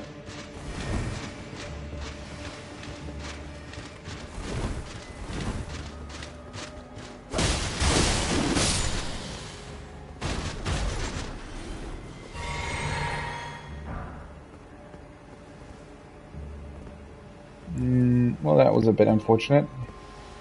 Well, I'm sorry, buddy, but my bolts reach further than your magic.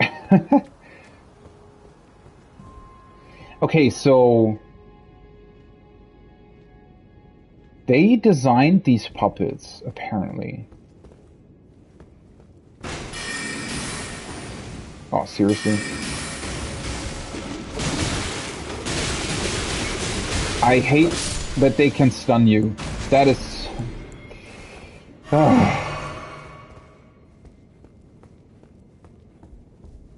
Or, like, well, maybe he captured them. That might also be the case. I don't really know.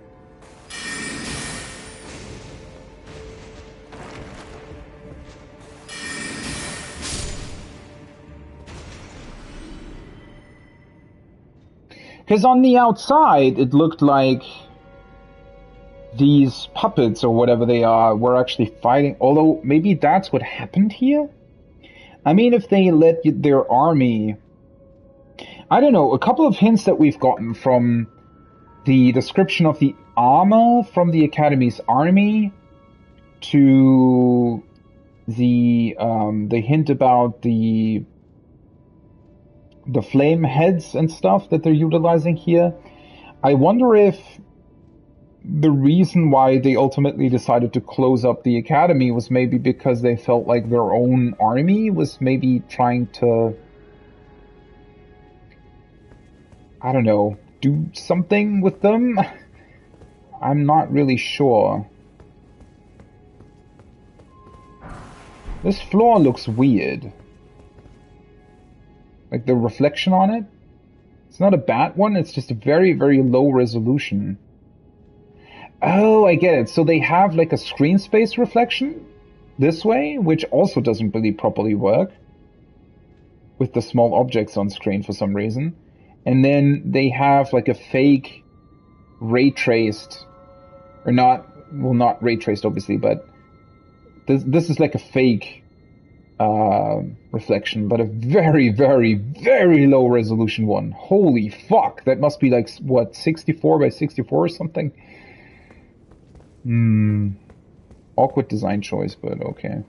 I mean, while you're just running through the level, the reflections aren't looking too bad, but the fact that all of these tiny little things that are lying on the floor don't reflect properly and cause artifacts to appear on the reflection, that's a bit weird. But yeah, I wonder what happened with the puppets and everything. Huh. Who's that? Interesting figurine. It's like their head sorceress or something? Huh. Wonder what that thing means. Why is it standing here? Almost as if it's prayed to or something? I mean, this looks more like a church, right? Rather than a place of learning. Which is rather interesting. And what's up with all the birds and the cages? Did they think that they needed the birds to, I don't know, ward off evil, or what's going on here? Huh. Huh. Also, this is a way earlier Site of Grace than I expected.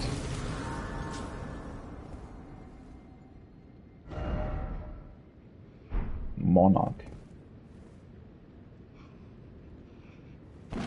Ah. You see this, like, from the picture. Okay, so the masks of the sorceress.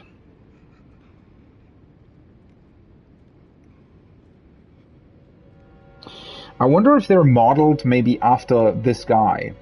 So are they modeled after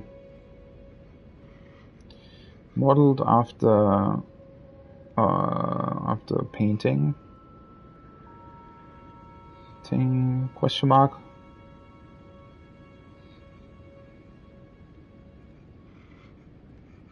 Was it maybe the founder of the academy or something? I feel like at one point we already had a hint about what the mask was supposed to represent. But looking at this guy on the picture on the right, I mean, the other ones are... The middle one looks different, right? But the guy on the right very much looks exactly like the mask that these people are using.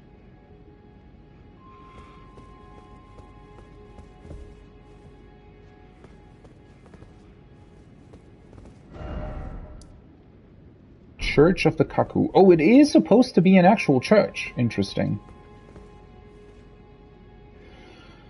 Huh.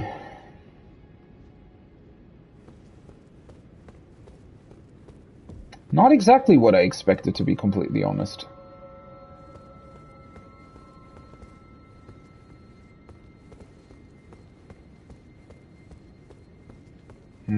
So this apparently is not the way... I mean, there is clearly like a second story to this whole building.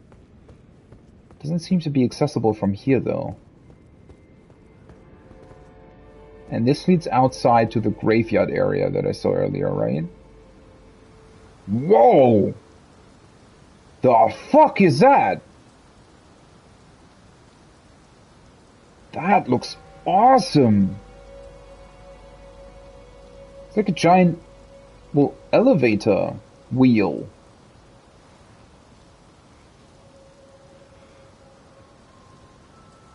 Huh.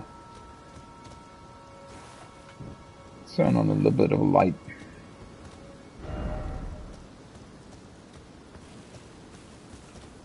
So that's potentially how they managed to get, like, wares and food and stuff up to the academy? That's pretty awesome. Hi. Why do they have blue eyes?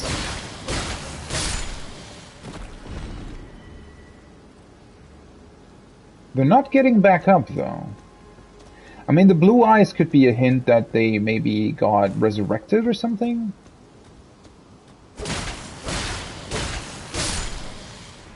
They seem to be...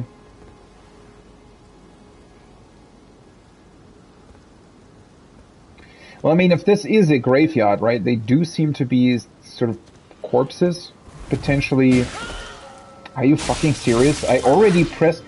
They're stealing my FP! Are you kidding me? Did you see that? You just stole all of my FP! Great, why the fuck can you not jump up here? What's that about? But yeah, I mean, they look like they've been...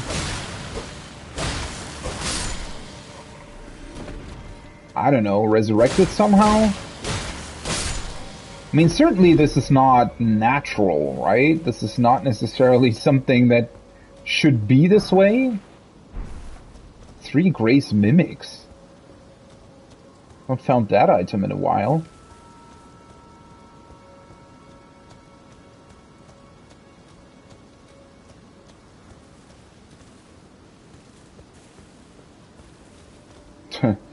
What a weird experience here at the Academy so far. As always, you're kind of surprised, and at the same time wondering what the fuck happened here? Why does it look like this? Why are there, like, undead corpses running around with blue eyes?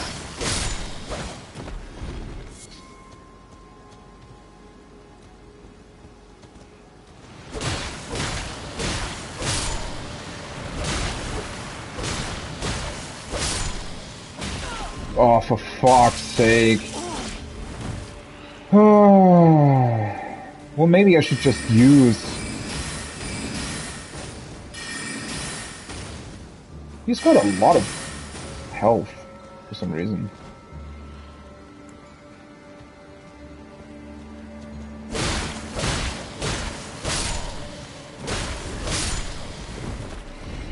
The only thing that I dislike about them a little bit is I feel like they're... I press circle again.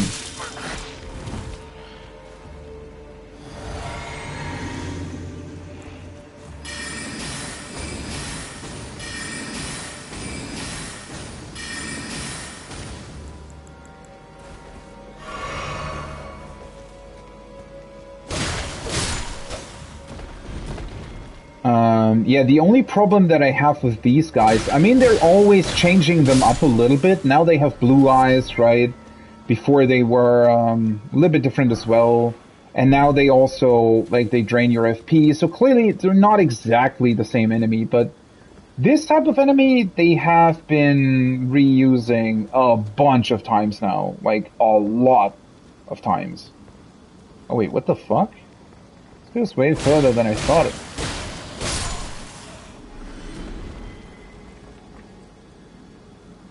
Ah, well, guess let's check out this way first. But yeah,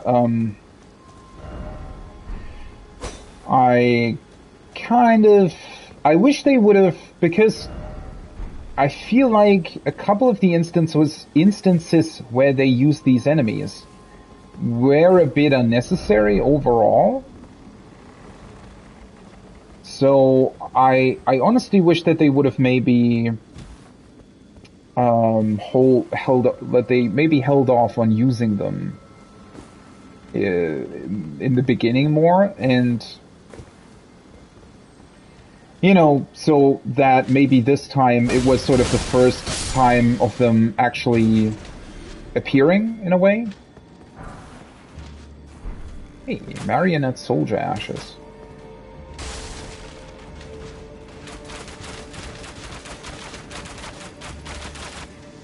Can you stop doing that, please? Thank you. Oh, for fuck's sake.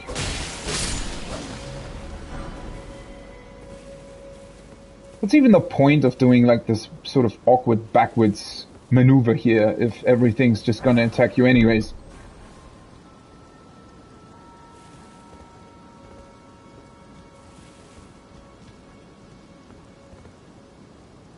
This pool also looks weird. Has a weird reflection to it as well. Okay, so it's literally just so that you can avoid utilizing this bridge, or what?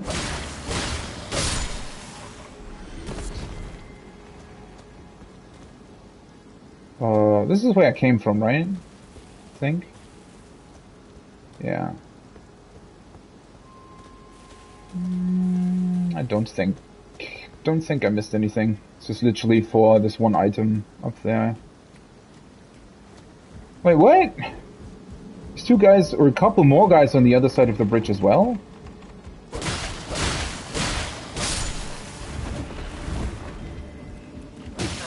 For fuck's sake. I hate this grappling attack!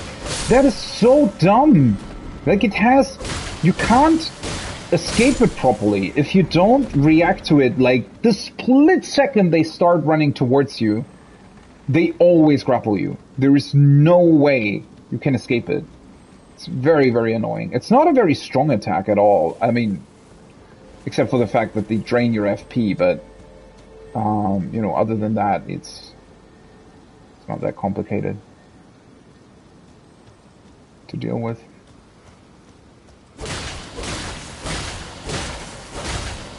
Oh, that's a bigger one. Ah, I see, okay. That's why he had much more HP. They're not exactly hard to deal with overall, because they're fairly easy to stun, obviously, but the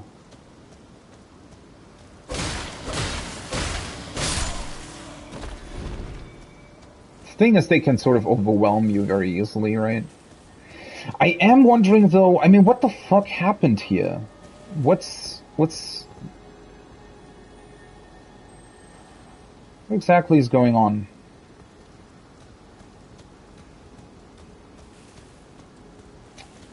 Did they try to somehow bring back dead sorcerers, or... Look at those guys.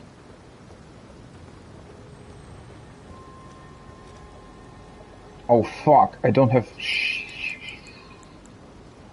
Ooh, I don't have FP to summon. Didn't realize. Ah well. See? You need to be very, very quick with your... Ah, for fuck's sake. I am kind of running out of resources here. What the fuck? Are you kidding me? Where the hell did you come from? Yeah, also, did you see how he stopped doing his grappling because I was out of range? That's pretty bullshit. They can probably sort of change that very easily, like when they actually do it.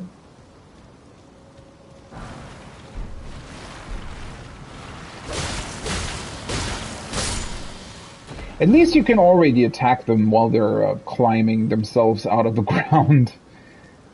Which I feel like is kind of fair in a way.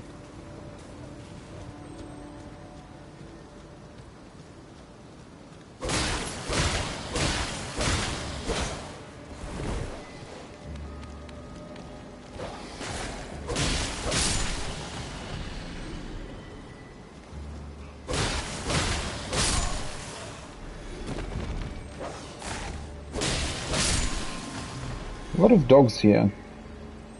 I mean, this area would be pretty easy if I would still be able to summon. Oh.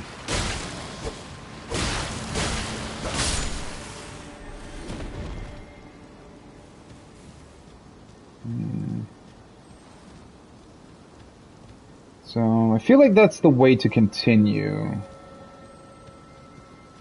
I do want to get whatever this guy has as an item, though. It's actually not that easy to navigate this entire area. The gravestones are obscuring a lot of your view most of the time.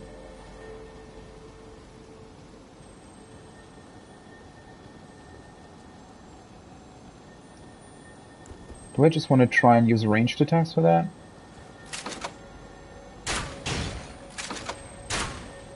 Are you...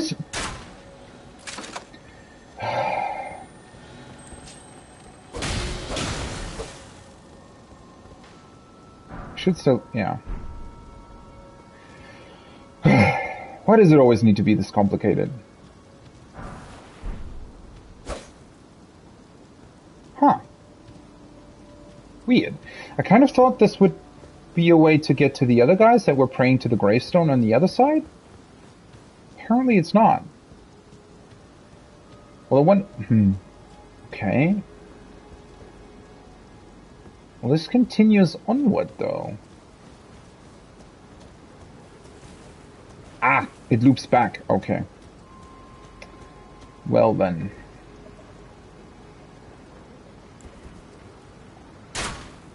I hate this so much.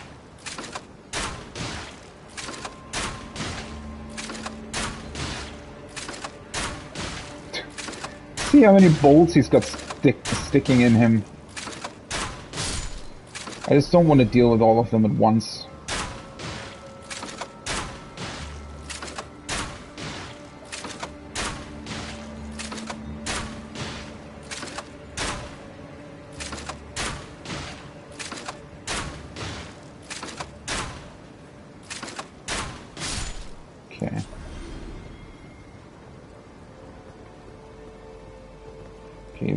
There are a couple more ones here as well.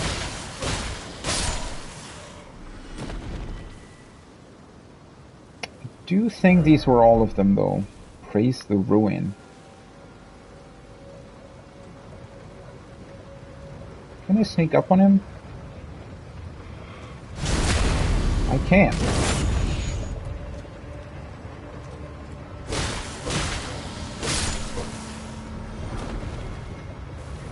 Carry a knight's helm, armor, gauntlets, and greaves.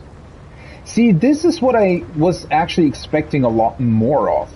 The game just giving you entire sets of armor from time to time.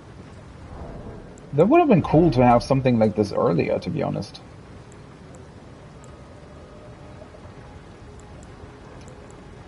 I could maybe even equip them. Greaves of the enchanted knights that once served the Carian royal family. The enchanted knights, anointed by the Lunar Queen, were all heroes of the highest honors, but fell into disarray with the decline of the royal family. Okay. Who's the Lunar Queen?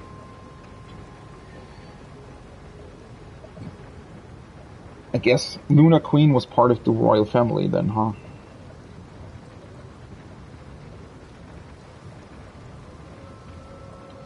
Part of the Carian royal family. Okay. I guess the other descriptions will probably be fairly similar, right? They look awesome, though. You know what? For a time, or for like a brief moment, I was thinking, because I'm... You know, the idea of my character being an assassin didn't really pan out the way I wanted to. So now I'm thinking, since I'm very much, you know, playing a sorcerer in a way, I could be changing up my armor too. And at least this looks awesome.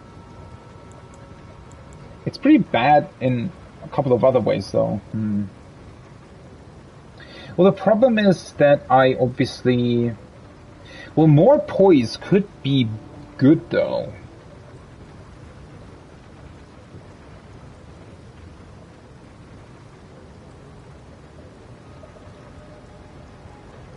Well, the problem is that I don't know exactly how much equipment load I would have without the Great Rune. So I'm sort of on the fence in terms of actually equipping too much stuff that would lead to me being heavy loaded and fat rolling when the Great Rune is not active anymore. That is an insane contraption, to be honest.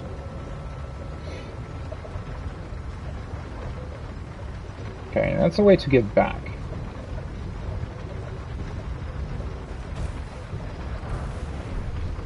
Room. I mean, you can definitely jump down here, interestingly enough, when you're utilizing the soft cotton, or whatever that item is called. I think you'd be able to make that jump. I don't know if it's really worth it at this point. Obviously, I have no idea where it leads.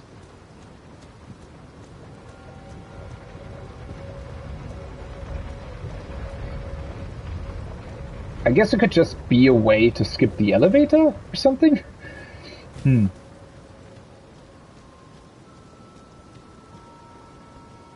So far, what's also been really interesting, and I actually like it, it's a nice change of pace from the rest of the game. This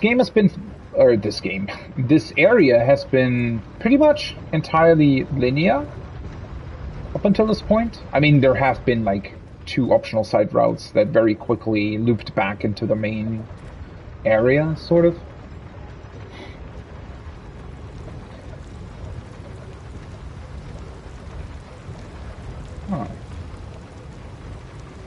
So is this supposed to be a water wheel? Like a giant water wheel or something? How does that work exactly, though?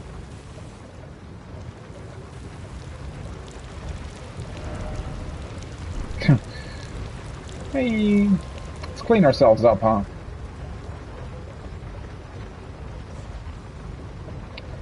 Okay, that does not look good. Is this a boss?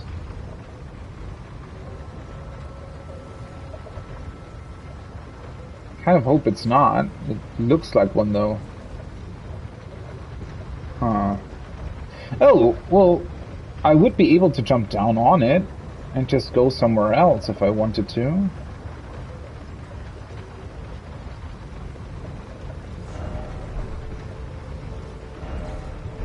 Weak foe. Well, is it a weak foe or not? This looks like a boss arena.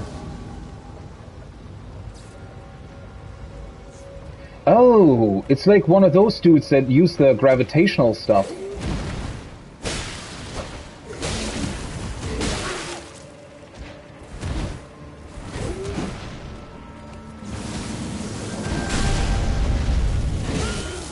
Oh, well, kind of didn't expect that to happen.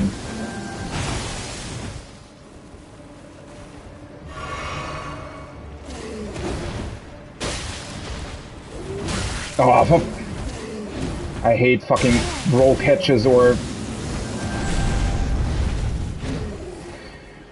Oh, this game is so bullshit with a bunch of stuff. Oh, for fuck's sake. What is that attack? Like, seriously. Are you fucking kidding me? He caught me out of my roll.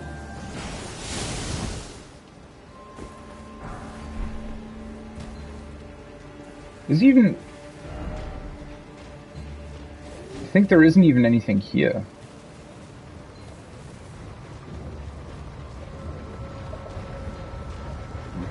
I just hate that I don't have anything to heal with. Oh, hello. Wait, can you literally...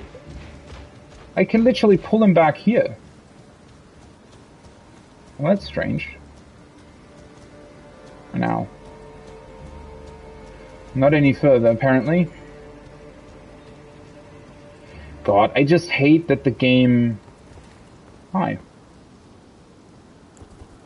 Can I cheese you? Because I really don't want to deal with you. Yeah, I can. I'm sorry. I'm sorry, my dude.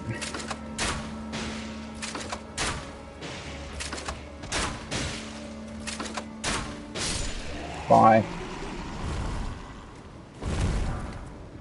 Gravity well. So yeah, the first one of these that I found was giving me the where he puts his sword into the ground and pulls you towards him. I hate, like, he literally caught me out of my roll, right? So even though you roll out of his bullshit, I guess if he was successful in grabbing you with the gravity stuff, he's still going to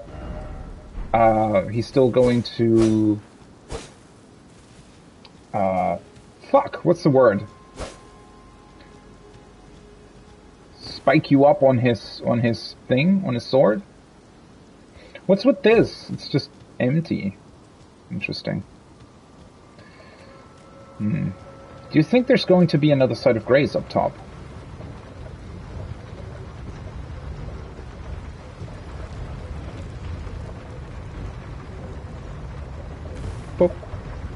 Oh, is this wooden? Or does it just look like that? Well, there's certainly an item there. I almost fell down, I think.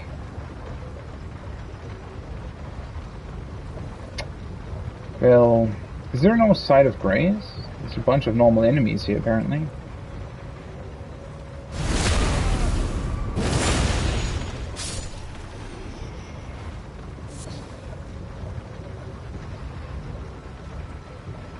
I need my fucking flasks back. Oh, hi. Did you hear what I did to your buddy? Oh shit, the other one hurt as well.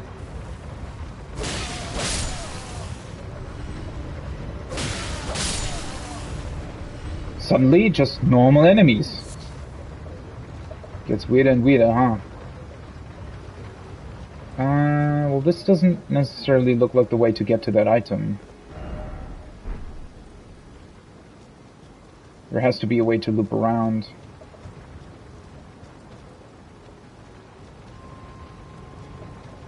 There are people up top. I wonder what they're doing here. Is this... This almost looks to be some sort of...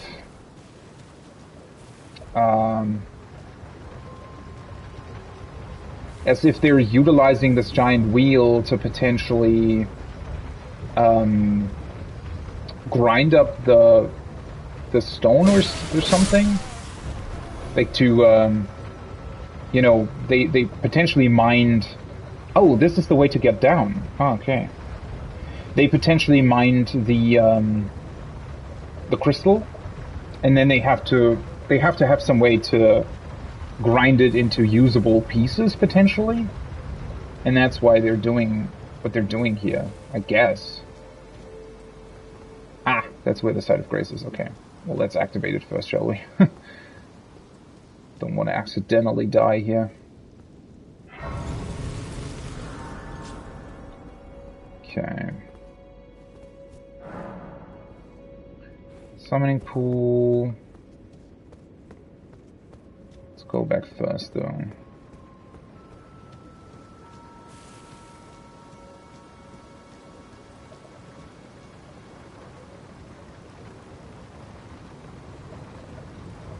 Hi.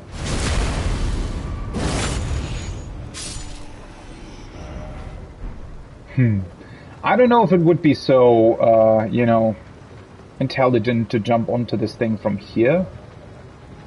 Although then again, maybe it doesn't actually hurt you.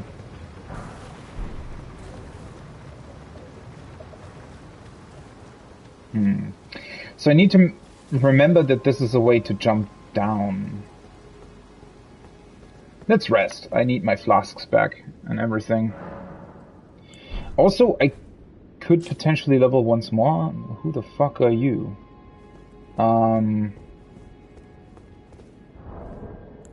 Let's see. I need 20,094. So that means I need about 14,000.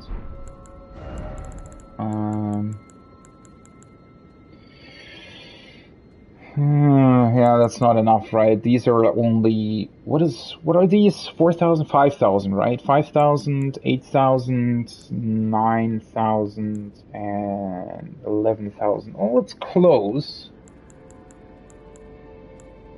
I could probably level if I sold some stuff. I mean, I can just warp out very quickly. It's not a big deal at all. Yeah. Let's go back here very quickly and get rid of a bunch of stuff. I just want to, you know, try and level as often as possible at this point. 20,094. Oh, oops. Forgot about the smoldering butterflies.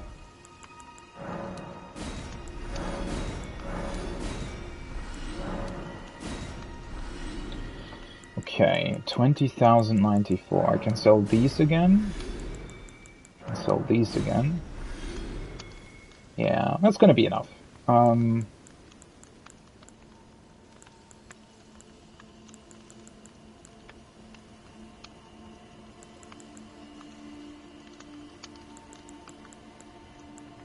Oh, right, these were completely useless, weren't they? Yeah. Let's get rid of them as well. Let's get rid of 5 of these. 20,094, right?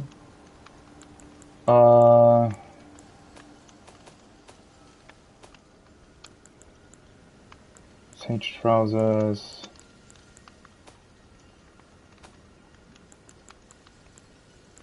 Did something else drop? Not really, right? I mean, I could maybe get rid of... Since they are very close to each other. Although, well... Mm-hmm.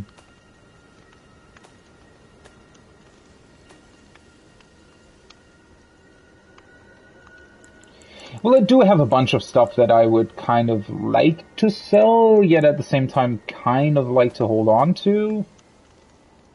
I'm halfway expecting to get something double here at some point, but so far hasn't been the case apparently. I only need 20,094, right? So selling a bunch of these things, for example, can definitely get me there. Please.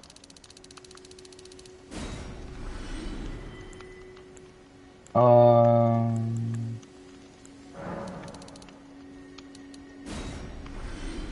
20,094, right? Okay.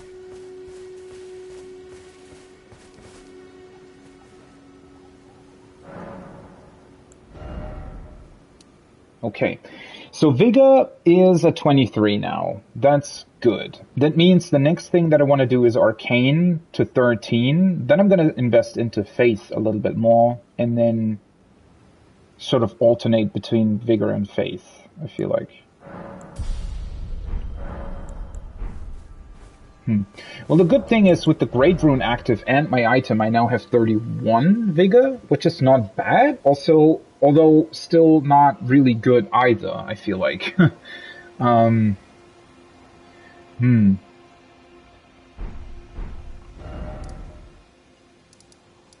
Okay. Schoolhouse classroom. I think that's where I was, right?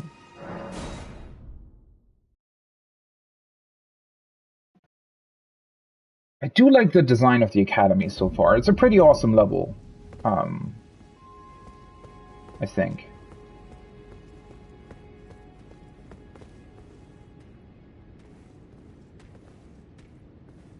Hello.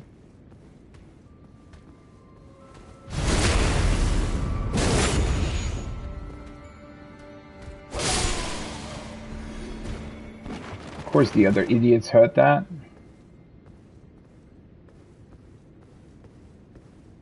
Well, he did make a pretty big cry. He cried out fairly loudly when he died, so I kind of get it. Also, that looks pretty awesome, right? That huge spear on the coffin or whatever that is. I wonder if that's well, either that's a research object or it might also be they turned back around apparently. Right? I mean, either that's a research object or it belonged to whoever's potentially buried there. That looks like the coffin that I've seen in the mausoleum, I think. Only this time the person actually still has her head. Looks like a pretty powerful staff, though.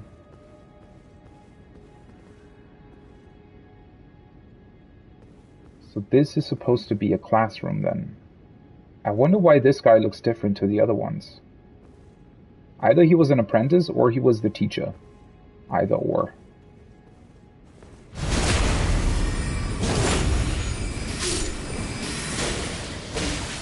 I swear to God. The way he immediately turned around and just began spamming his fucking magic. Holy fuck.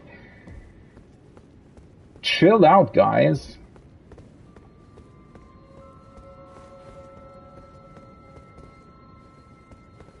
This looks weird. Why is this space so dark anyways? Is there nobody here?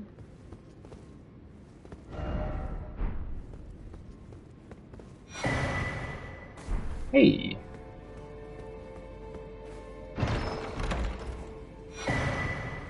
Okay, cool. A cookbook and a scroll.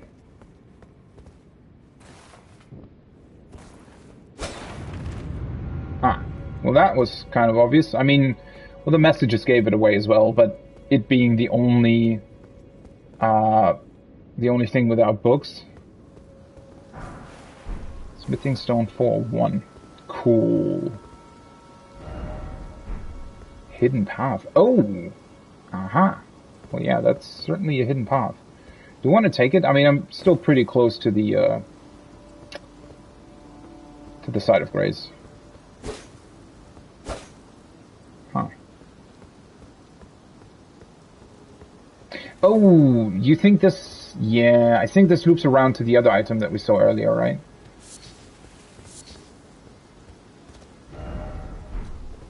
Tree. Cool. Wait, that's it? Oh. Didn't expect to be able to actually jump up here, but okay. Ooh, that was a bit too close for comfort. A Livinous glintstone crown. So now we have one of these. Interesting.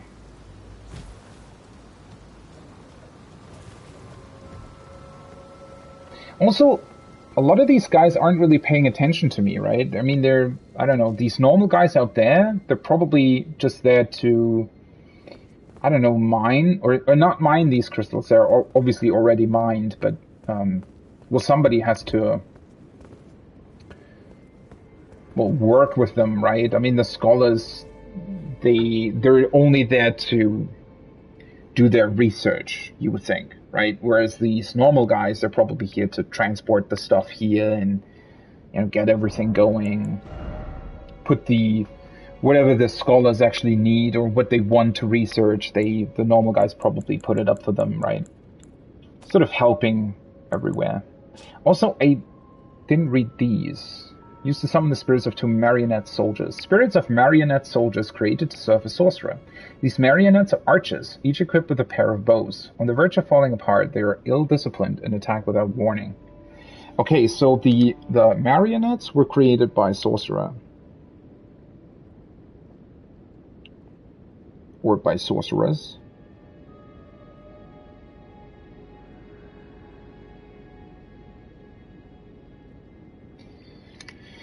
They were created by sorcerers.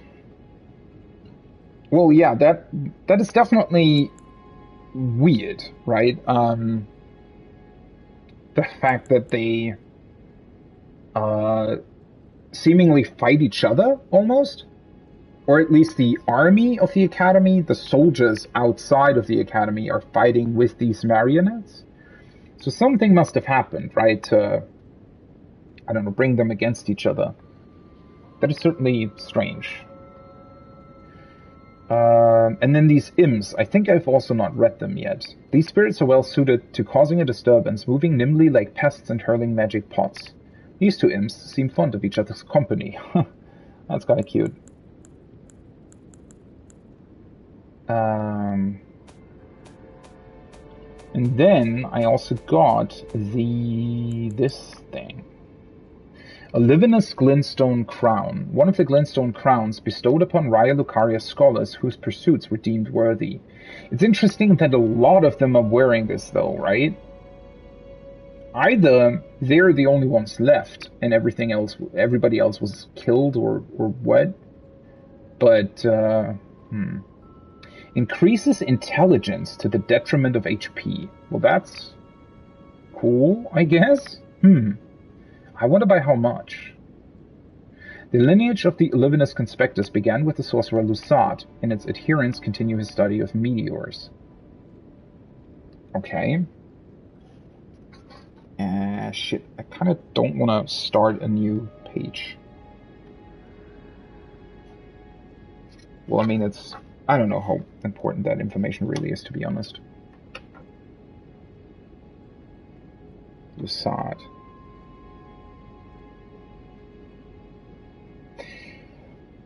Well, I mean, I can just try it. The thing is, I don't really want to equip it because it would... Well, I specifically leveled Vigor to get more HP, because I feel like I didn't have enough.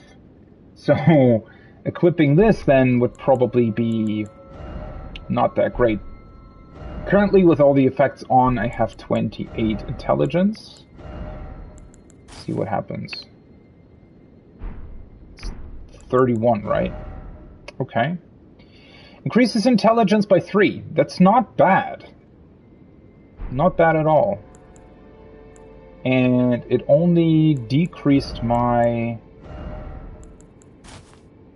HP by...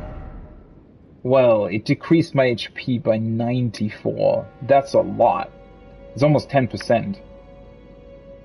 Yeah, no. I'm not that big of a sorcerer to make that be really beneficial to me. I mean, 3 intelligence isn't bad. If you're a sorcerer anyway, like if you're a really, really powerful sorcerer, I guess you don't necessarily need that much vigor anyways. Although, why the fuck did they place so many here though? Considering that they all like immediately start attacking you. Did they notice me?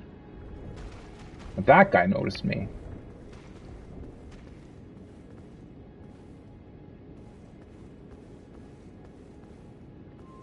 Well, I could just try and killing them very quickly, though.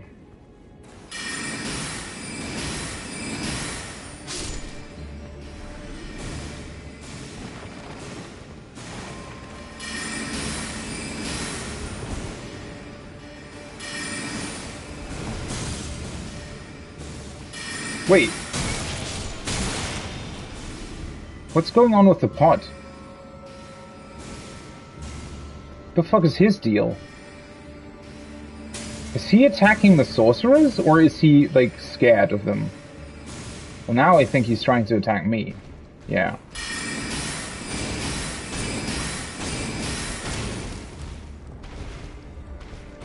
What the... Oh, I hate this. Like, I didn't jump back. Ew! Living jaw shot. What the fuck? They're actually alive? Like they're actually living beings? And not just sort of enchanted?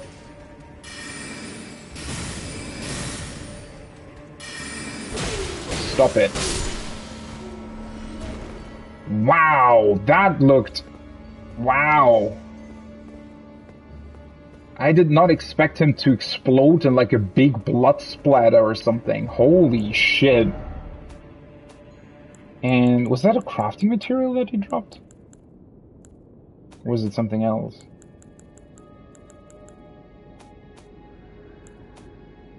I think it was something else, actually. Maybe? Maybe not? Why is it always so difficult to find these things? Also, maybe I should actually take a look at this. Gravity well. One of the glintstone sorceries that manipulates gravitational forces. Fires a projectile of condensed gravitational force. Those struck by it will be pulled towards the caster. A gravitational technique studied by the young Radan. His master was an alabaster lord with skin of stone. Fuck. There's a bunch of other informations in here, but yeah, I don't know how. So the other one, he dropped this, right? Which is also interesting. It's oh right, this also talked about the alabaster lords. Well, then I've written it down somewhere already.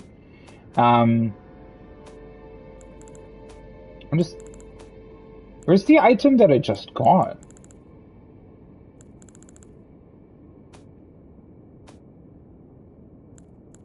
Is it not in here?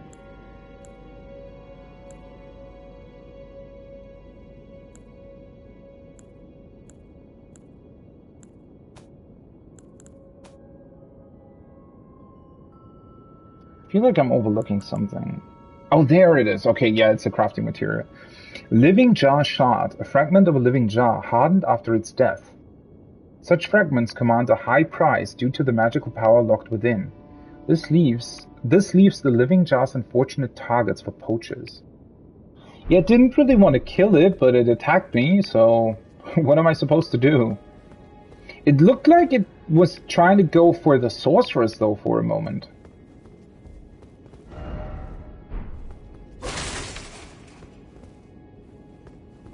Which was kind of interesting. Is this locked? Okay. So there's definitely several different shortcuts in this castle. What is up? Are you... of course I'm fucking stuck on the table. Why did you not help your friends? Are you kidding me? Well, that's strange.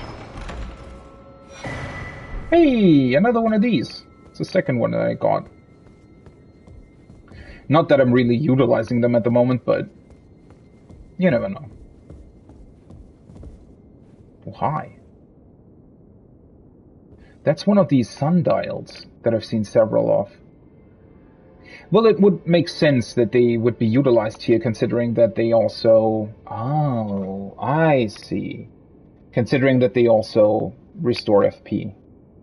So these heads, they are the... Well, probably the former headmasters of the school, I would wager? And then maybe the current one is on the picture? Something like that. That looks awesome, though. Wait, these are all... Wait, were they all men? Well, judging by the beards, probably. The current one... Why is there a woman on that picture, though? Is the current one a woman? Of course. Well, that's gonna be annoying.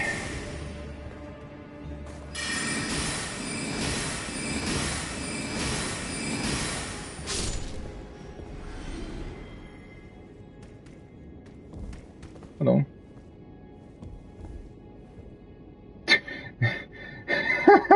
The way he's looking looks so goofy. And the other one isn't interested in me at all.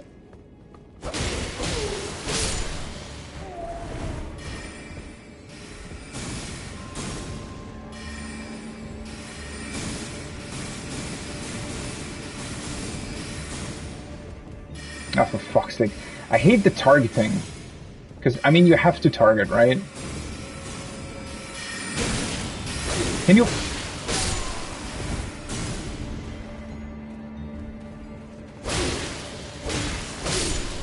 Was he trying to hit me with his book?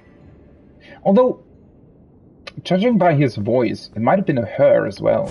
I mean, they're all wearing the crowns of the former headmasters or something, so it's not necessarily their own gender, I guess.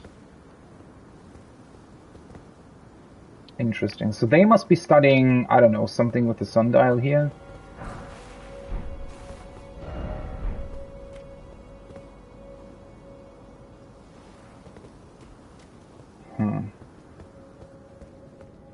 I really like that picture, though.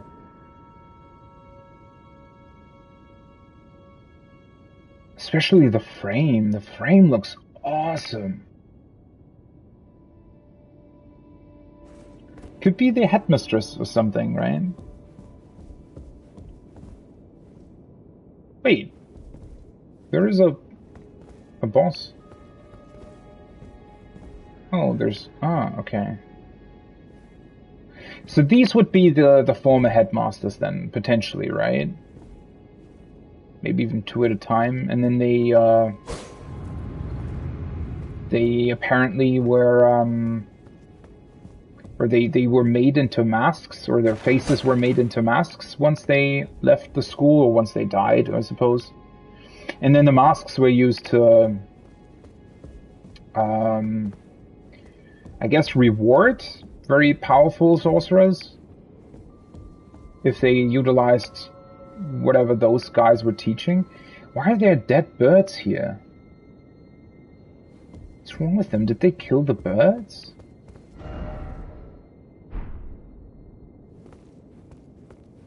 Huh. Place looks awesome. Huh. Okay, what is going on here? Like a secret chamber? Secret study chamber? Judging by the cobwebs and everything here? Nobody's been in here. Once again, I think I said that... Did I say it in Dark Souls 2 or something? I feel like the way they built the secret passageways in Dark Souls 2 was a lot better. Was it Dark Souls 2? Because why is this bookcase disappearing? Why is it not a wall that just reclines and gives way? Because that would make way more sense, right? To have like a mechanical bookcase that just moved out of the way to reveal the secret hidden passage. I don't know why they didn't do that. Why do they just make these weirdly disappearing walls? I mean, yes, you can explain it away with magic, right? Obviously, these are sorcerers. They could have potentially created a magic bookcase, but it just feels so cheap, right? It would be way more interesting if they had just done an actual movable bookcase, I guess. Hey.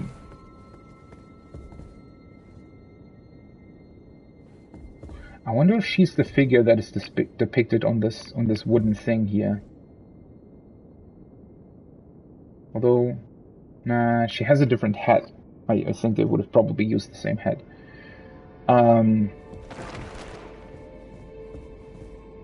Very interesting, though. What did I just get? That sounds pretty awesome. Comet. So is it a stronger version? 52 intelligence? Fires a great magic comet. 52? What is wrong with you? Fires a great magical comet. The sorcery can be cast repeatedly and while in motion. Charging enhances potency.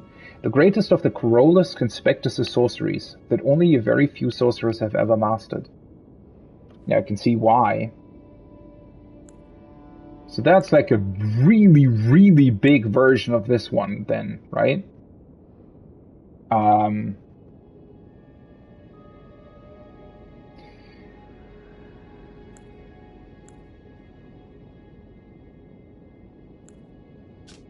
52 is pretty crazy, though. I mean, that's, like, even for an endgame sorcerer, that's a pretty high stat, right?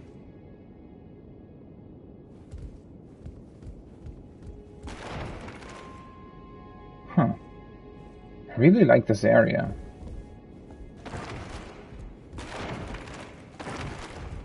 Kept a couple more of the pictures here.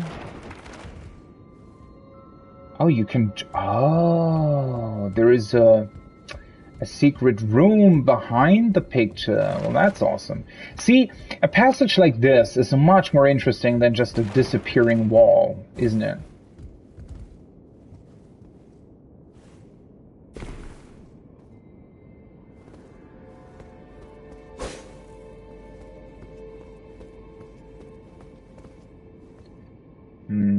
Unfortunately, this is not a shortcut, though.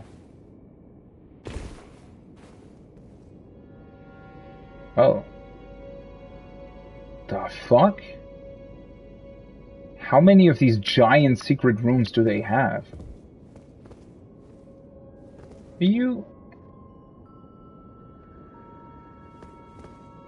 That's a living pod. They aren't attacking, though. I can't even target them, interestingly enough. There's a bunch of these guys. Ah, that's the door. Okay. Graven School Talisman. Well, now they're attacking me?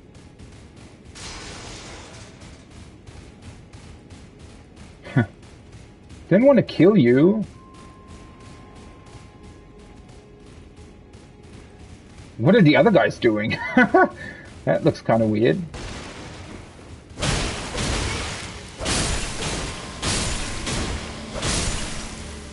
I'm sorry. Didn't want to have to do this.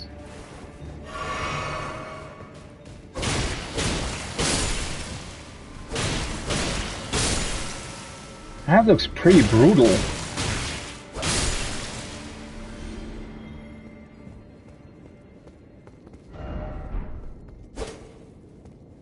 I wonder why you can't attack them from the very beginning. I mean, they're clearly living, or moving, whatever.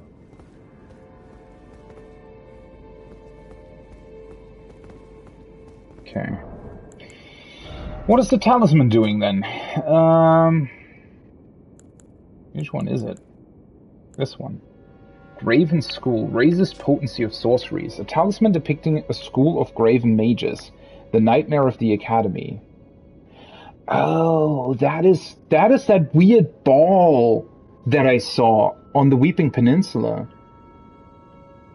The primeval current is a forbidden tradition of glintstone sorcery. To those who cleave to its teachings, the act of collecting sorcerers to fashion them into the seeds of stars is but another path of scientific inquiry. So that's what happened there. On the Weeping Peninsula, all the way on the west coast, there is this, like this one poisoned swamp, but a very small one. And it has like a ruin that you can go down to. And that's the first time I encountered these wooden dolls, or puppets, the marionettes, right? And I was kind of confused why they were there. And then when I went down, there was actually a sorceress that was chained up there. And I guess that's what they were trying to do there. So that's the only time I've seen an enemy like this. It was this giant ball. It looks exactly like this talisman. It was this giant ball of faces, and it was, well, casting magic. And I guess somebody must have transformed Magus into that thing. And that's why she was captured down there, because she probably was supposed to be added to the whole thing as well, I guess. Okay. And this raises the potency of sorceries. I wonder if... I know that this is kind of dumb, considering that I've just spent a lot of stuff raising my HP. But I am using sorceries quite a bit. 1044, that will lose me about 60 HP. 59 to be correct.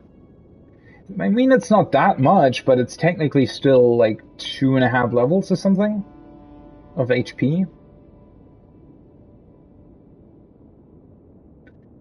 I mean, the sorceries are pretty good though, not gonna lie. Well, I do have to remember though that I'm using the Runa currently, or the Great Rune. So I usually only have 23 intelligence, so that also raises the potency of the sorceries. But this might be worth investing in. I'd have to test it though. Should it test it? I think I should test it first, maybe. Really see how much of a difference it makes.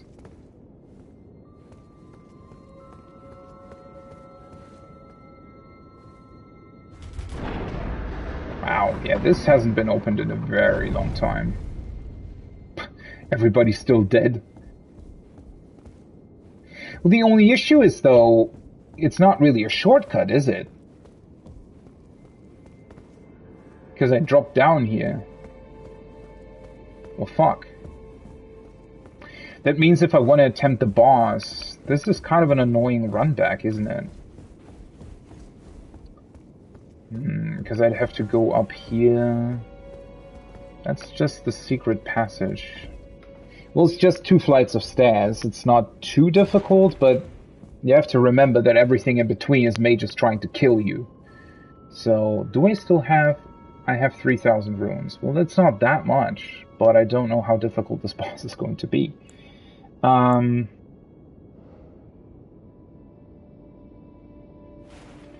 I mean, let's just try, to be honest.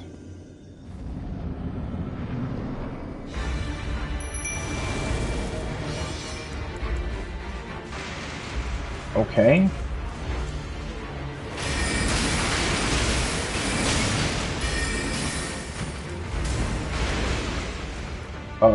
What?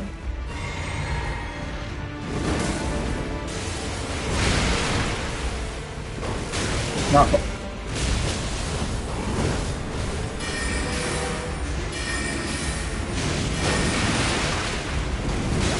Nope.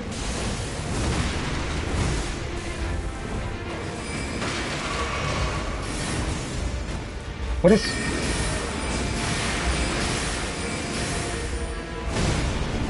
I feel like something else was shooting at me.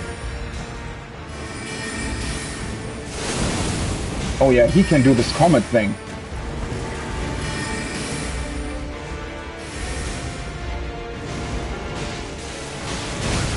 Nope.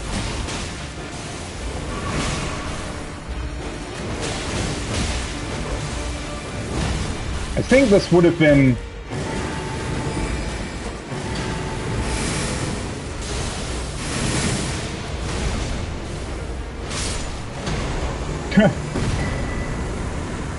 Memory Stone. Another one? I'm not even utilizing the one slot that I have. Holy shit, why did he drop 14,000 runes? Once again, I'm just baffled by the balance in this game. This was a pretty cool enemy.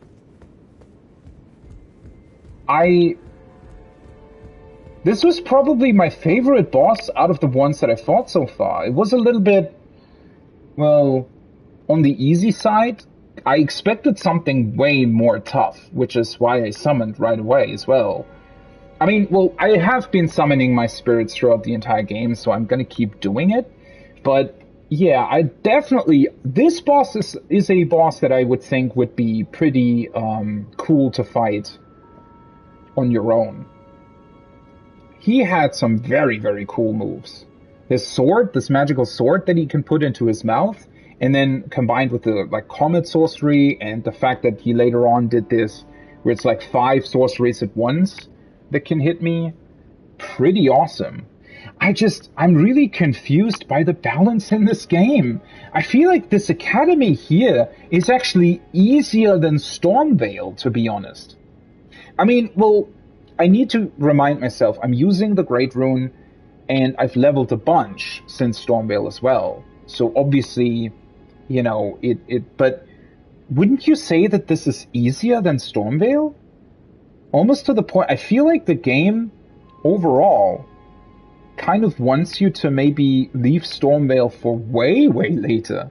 Maybe even go to the academy here first.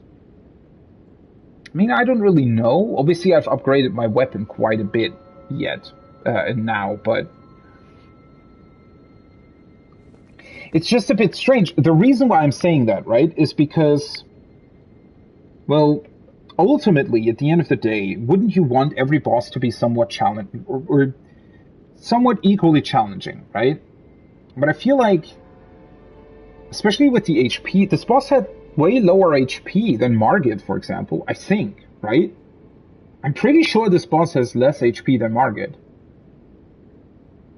Maybe even by a pretty significant amount, because yes, I'm dealing more damage, obviously, but the damage numbers that I was dealing weren't that much higher compared to Margit, but I still felt like the HP pool of this enemy was at least a couple thousand less than Margit, at least a couple thousand less than Godric, which really like, begs the question, why? Because this is just strange, right? You walk in here, you expect like a really, really tough enemy, because Stormblood... no, that's a Final Fantasy expansion. Stormveil has absolutely kicked my ass, right? Even later, when I had already completely done everything in the Weeping Peninsula, everything in Limgrave, Stormveil was still very, very challenging. And you need to remember, I summoned my spirits, and I did another summon as well for both bosses, for Margit and for Godric, and they still had an insane HP pool. And when I fought Godric, I already had a +7 weapon, and I had magic as well. So, like, what are they doing here? Because the problem is, aren't most players... Well, most players will probably attempt Godric and Margit first, and will attempt to clear Stormveil first. And then when you do that, and you come here, suddenly you're fighting enemies that are way easier. Or not, well, not way easier. I mean, the design here is also slightly different, obviously. Which, at least that is very cool. But this is just strange to me. That, I mean... Isn't this boss? I wonder what the community thinks about this, but I haven't really read anything about it. But wouldn't you say that this boss is a lot easier than the bosses in Stormveil? Mainly Margit and Godric? I also felt like this was certainly easier even to compare to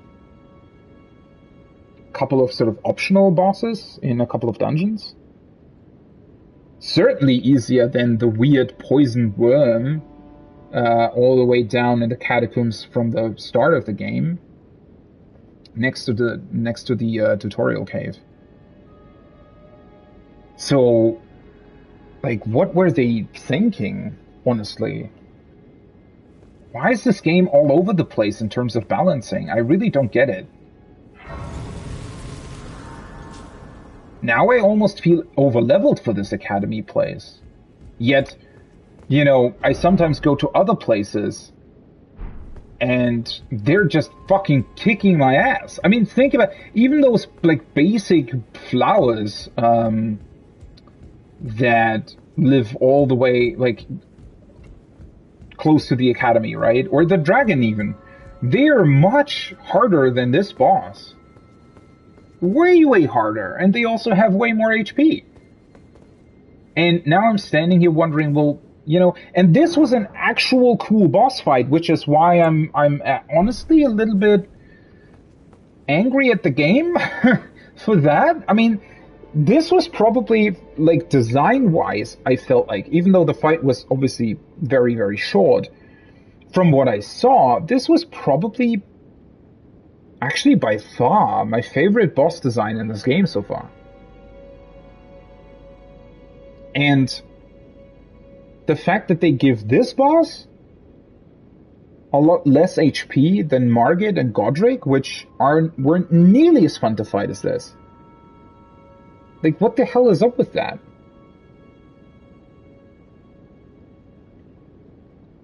Very, very weird. Also, why the fuck is this guy dropping 14,000 runes? What is... Like, that doesn't match his strength at all. That is way more runes than I got from Margit, for example. And it's way, way more runes than I got from most of the bosses that you fight throughout the... Well, throughout Liurnia, for example. Even though those bosses were a lot harder, I felt like. Or not a lot, but certainly not easier than this one. Yet this one drops 14,000 runes compared to the 3,000 or maybe 4,000 that a bunch of the other bosses are dropping. And I mean, it's fine if they're saying, okay, this is sort of a quote-unquote main story boss or whatever, since you, I don't know, you want to go to the academy since there's a great rune here somewhere, maybe. But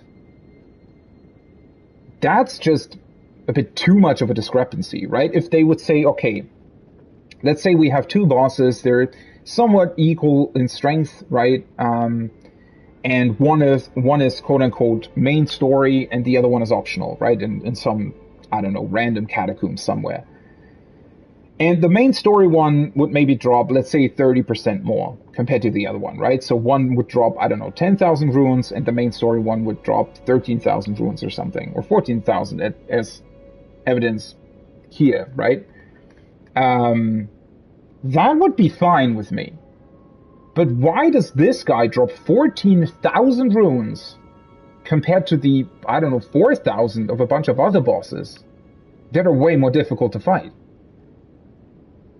I really, really don't get what the fuck they're doing here. It is so strange for me.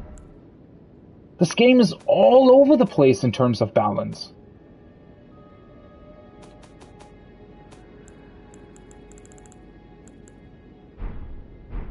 Well, unfortunately I still can't level with this.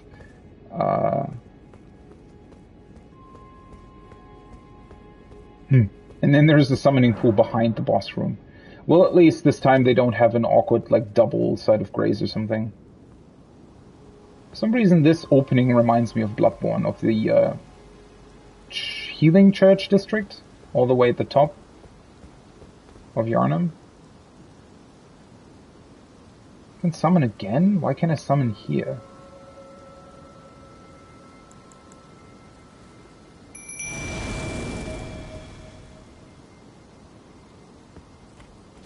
Why is there a crap? The fuck?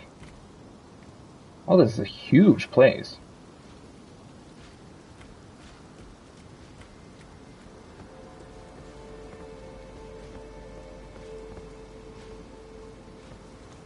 Something must have broken off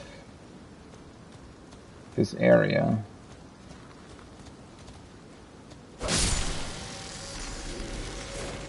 Why are there crabs here? How does that work?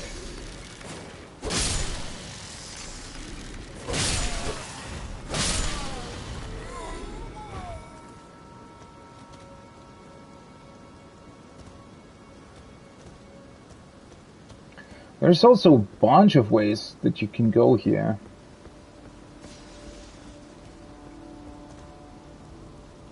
Well, hello. What the fuck are you? What is that?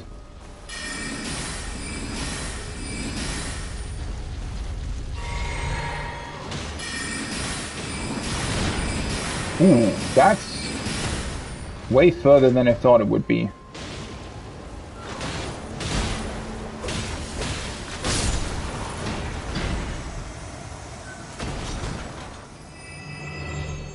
Huh.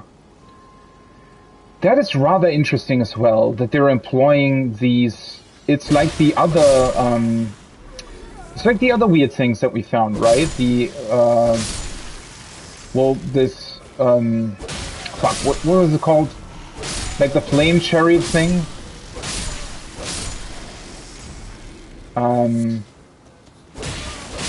It's interesting that they apparently use these sort of mechanical devices as well, even though they're sorcerers and they use magic.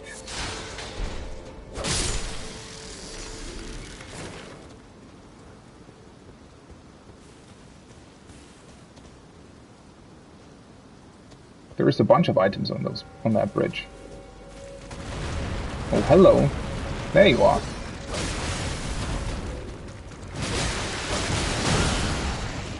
Oh, wait, they can pick you up? I didn't know that.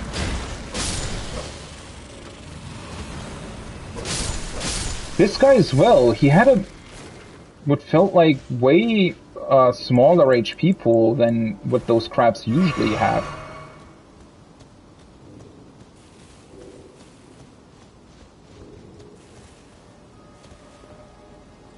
Okay. No secret passage here though.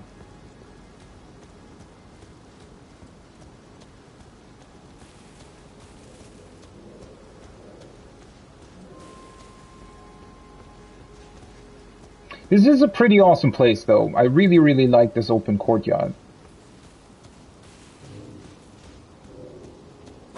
Huh. Interesting sound as well. I'm wondering what's going on there. Was it the only one of these weird chariots, though?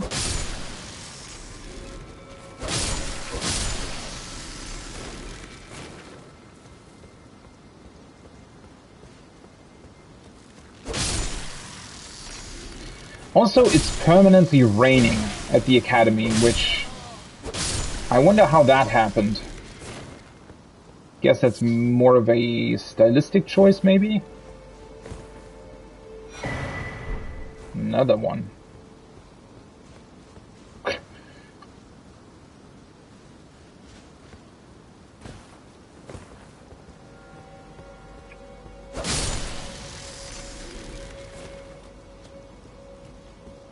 I feel kind of bad killing all the crabs, but then again, they don't really belong here, I feel like.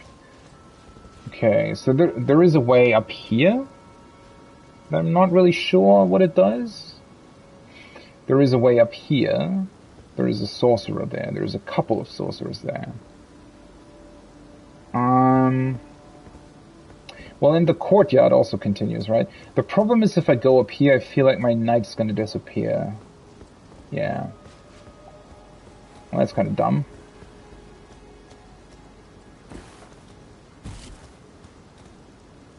Okay.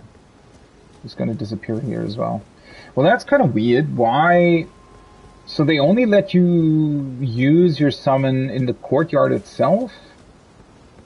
You can't go up the stairs for some awkward reason?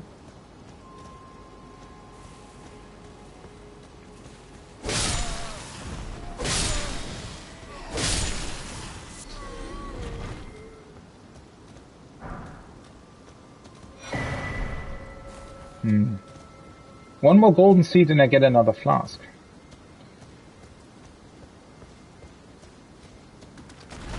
Oh, hello. Another crab. Oh! No, no, no, no, no! I didn't know that it can do sleep. Oh, it's already dead. Didn't know that it can do that. That is sleep, right? Yeah. Pretty sure it is. Huh. That is also very interesting. There's a bunch of things in this academy that can...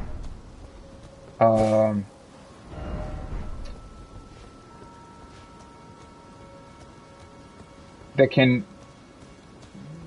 drain somebody of FP, so they're magical powers, sort of. So I'm wondering, I mean, maybe that's some sort of defense mechanism or something that they employ to use against... Hello? The fuck are you?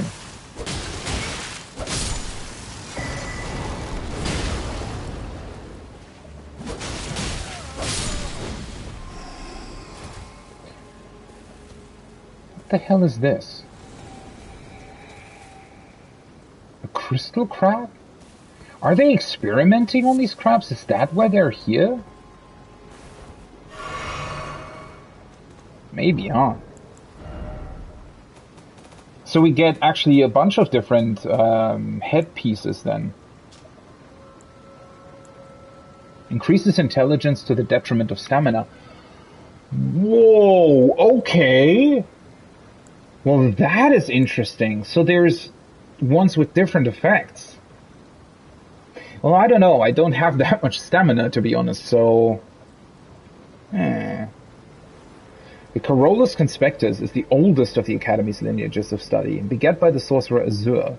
Scholars who follow in his footsteps pursue the mysteries of comets. Okay. Very, very interesting.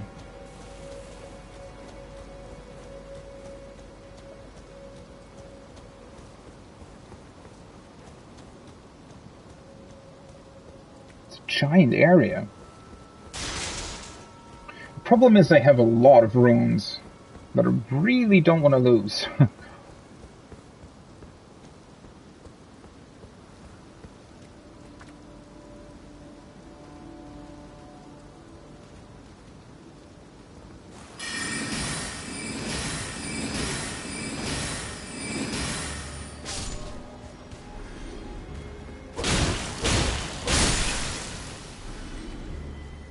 Are they... I feel like they were more eager to attack me when their master was still alive, I felt like. They have very high poise though, right? So they can still attack me even though I'm attacking them. Living Jar Shard 3. Cracked pot. And I'm wondering what the connection is between the sorcerers and the pots. They sort of seem to be the creators of them, potentially?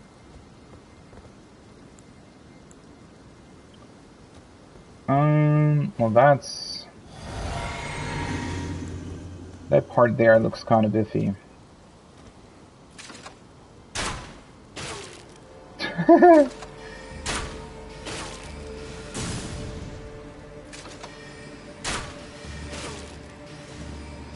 That's really funny, especially with the sound that they're making as well. This ooh.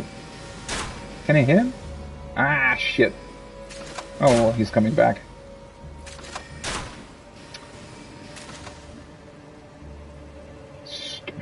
Stop it.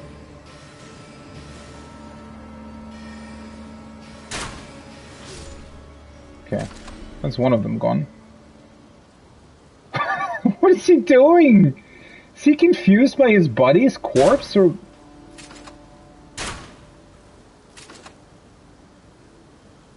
Oh, for fuck's sake. What the hell is he doing? Oh, seriously. seriously. Oh.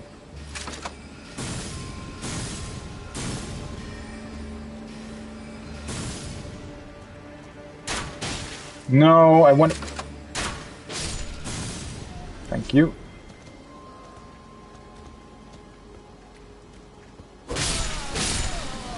Oh, there is another one? Well, he's just shooting into the wall, though.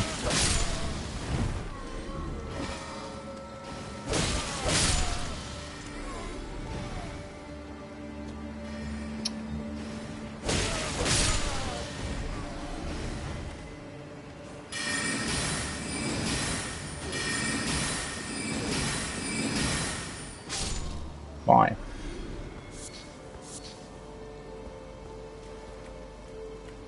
You know what? This place has so many enemies, and they're somewhat easy to defeat when you know where they are. Glintstone Wetblade. That I'm kind of wondering whether or not it would be a good idea to maybe farm a couple of runes here. But then again, they still don't drop enough per enemy, I feel like, to really make it worth it, right? And he was just not interested in what happened to his colleagues, I guess?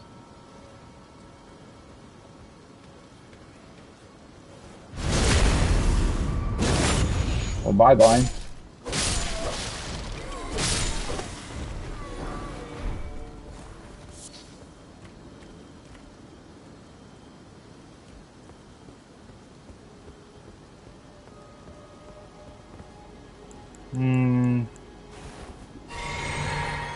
Just drink that right now.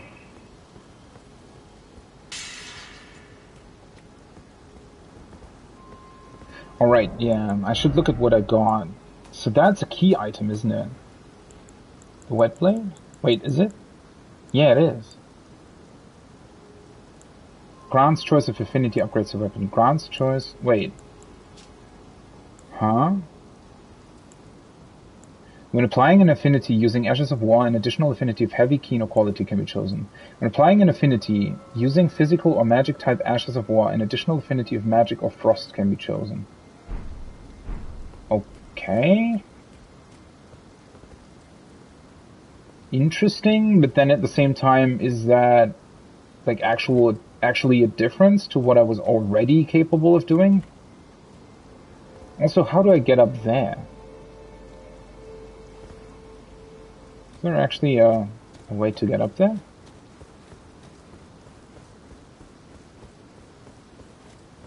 Did I miss something? Or clearly not from here.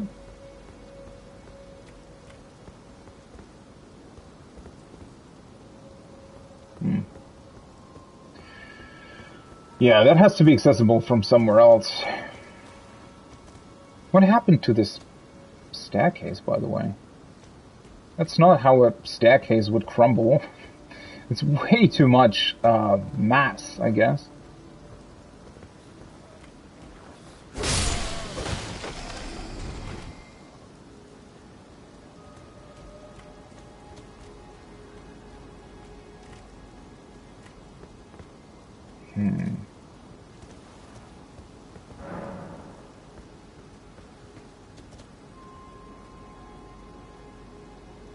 Okay.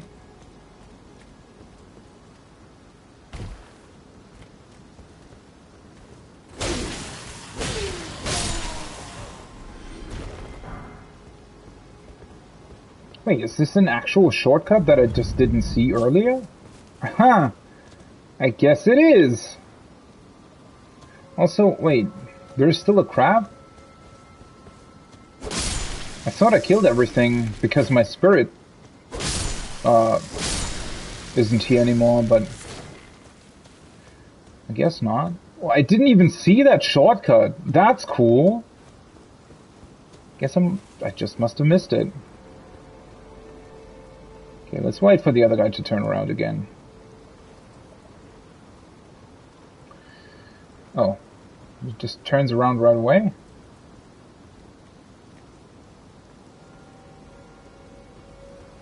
Is there even another one here, or is it just... Hi.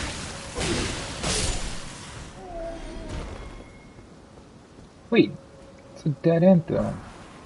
Oh, for fuck's sake. Are you kidding me? The rooftops? Seriously?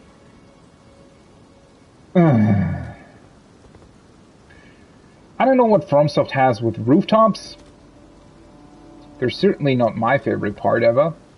Because it usually means either flying enemies or something that tries to kick you off or something like that. Although it doesn't really look like there's too much on these rooftops. But is it the only way to continue? Well, I am fairly close to the site of grace. There has to be something that loops around here, though. Well, that's kind of strange, to be honest. Are you supposed to maybe jump over there from here? Oh yeah, you can. I completely missed that. But yeah, it's actually quite it's quite obvious now that I'm looking at it. So this loops back to that place then. Ew, that doesn't look great though. Some sort of magical device thing.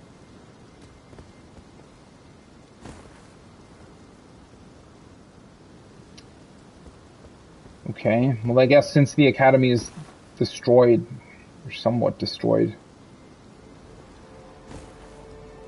Ah, I kind of knew it.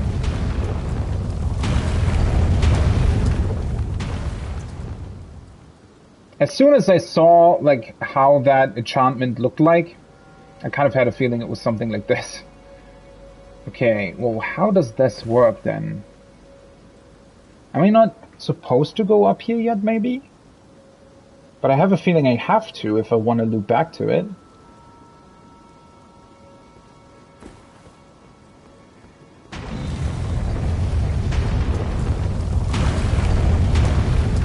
Holy fuck, that's loud.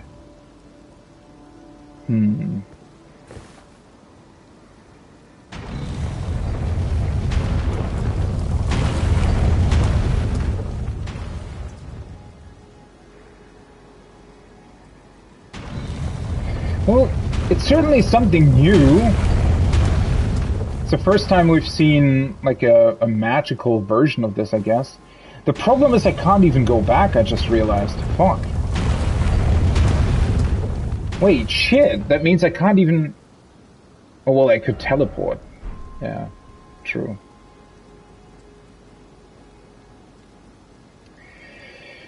Well, do I just want to teleport back? I slowly need to get to the end here anyways, so... I don't know, am I not meant to go here yet? I feel like there might be a way to deactivate this trap. But then at the same time, the way over the rooftops definitely leads somewhere completely different, right? Whereas this looks like it's sort of just looping back around, potentially?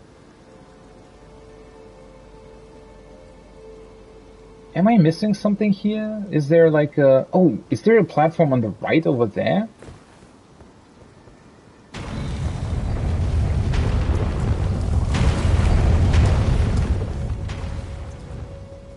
No. Ooh. I don't want to jump down here. Yeah, that's kind of strange.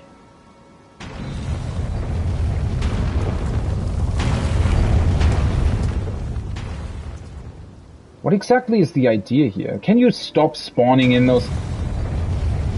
It's annoying. Huh.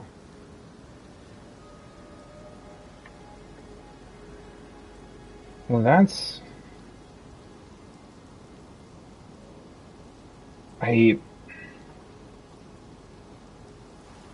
you think there's maybe a way to deactivate this from here? I don't think so, actually. You know what? Let's actually keep that for tomorrow. Or Wednesday? I'm not so sure whether or not I will be able to stream tomorrow. But yeah, I think I'm just gonna teleport back to... Is this the boss room? I think it is, right? Also, that's interesting. So this is sort of the courtyard that we've been on, right?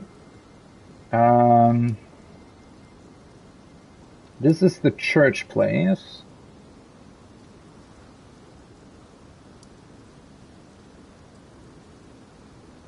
haven't been here yet. So the rooftops lead over here somewhere.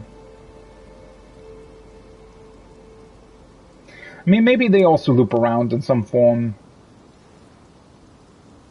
But, well, from this way, I don't know how to proceed from here, to be honest, other than teleporting back, because I feel like the ball's just gonna insta-kill me, probably. I don't think that I'm fast enough to actually run up the whole staircase to avoid it, and I also don't see any other platforms. So, yeah. Let's just teleport back, and next time I'm gonna pick up going over the rooftops, and maybe that'll lead me somewhere where I can maybe deactivate this trap or something. Yeah. I really, really like the Academy so far. It's probably... I mean, I kind of expected that because I'm just, you know, I like places like this. So I kind of expected it from the beginning, but yeah, this is definitely my favorite area of the game. It also feels the best balanced so far. Although, nah, that's actually not true. The boss was definitely too easy.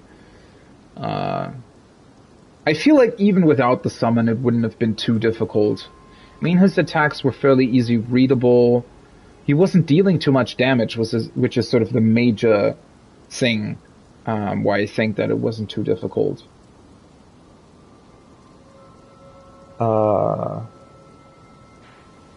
yeah. Overall, I'm really, really a big fan of this Academy so far. The scholars, in terms of, you know, how they're attacking and the fact that they're somewhat relentless in their attacks, that can be quite annoying from time to time, but... Also, I just realized all of the detail that we have here. That is insane. So that's why it's called the debate parlor. This must have been their room where they sort of debated over new discoveries, potentially, you know, ways in which they wanted to maybe change up or enhance the Academy. What an awesome place. The color scheme is great. These giant golden chandeliers look absolutely stunning. And the fact that they actually have individual portraits for what I suspect are the, well, maybe I was speculating before that they were maybe the sort of former headmasters or something of the Academy, but I don't think they are. I think they're actually the current, or, well, whenever everything perished. I think they were, at that time, the current members of this debate chamber. Probably the head, sort of, well, what would you call that? The heads of their respective research fields, I guess. Which is also the information that we get from the heads, right? The sorcery heads that I found 2 of so far. They explain what their respective sort of research field is, and, well, not that much more than that, but that leads me to believe that this is supposed to be, well, the current sort of members. It's a bit strange that a couple of the portraits repeat. So sort of, for example, the woman we see twice here. That's a bit strange. I hope that's not an oversight, because that would be pretty bad in terms of level design, but...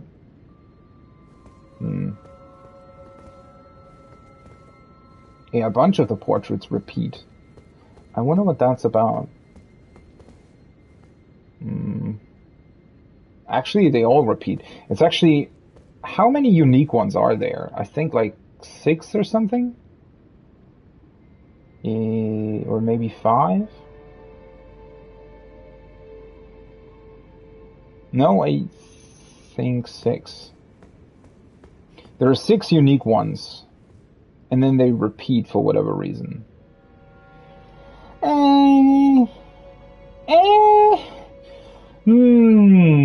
Bit strange. I don't like that, to be completely honest. It's a bit unfortunate.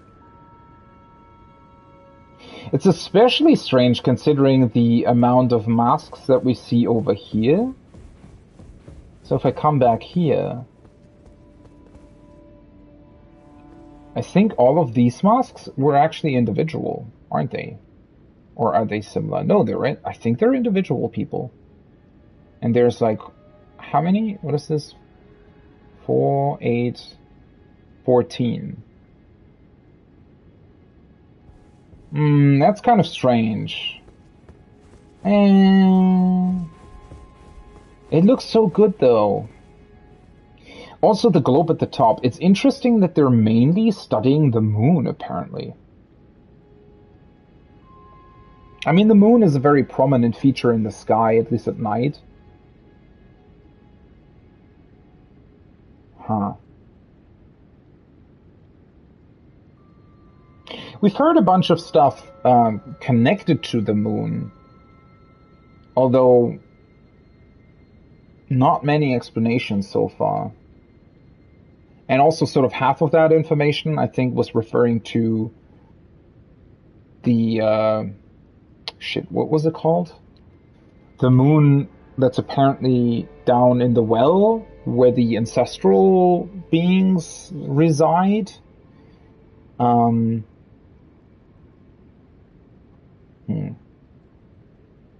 mean, this whole place looks pretty awesome, not gonna lie. I think it's a bit unfortunate that the portraits all look the same. I mean, clearly that wasn't really FromSoft's priority, and I wish they would have, I mean, looking at this place, it would have looked better to then just pick 6 portraits and just place bigger versions of them on the wall rather than repeating the same portraits, because that doesn't really make any sense, right? And well, I'm sort of thinking back to Uncharted 4, for example, and how brilliant they designed their levels and how much unique elements they also had in their levels, especially since these golden portraits actually do remind me somewhat of the pirate portraits in Uncharted 4 at the very end, like at the pirate city, right? And I was absolutely blown away in Uncharted 4. Like the level of detail in these small, like every little object in the scene was different, right? Which was insane to me back then. And that's 7 years ago, right? I think, I think it's 7 years ago that Uncharted 4 released, which was very, very impressive. And yeah, this is just kind of cheapened out a little bit. Doesn't really detract from the overall coolness of the room, though.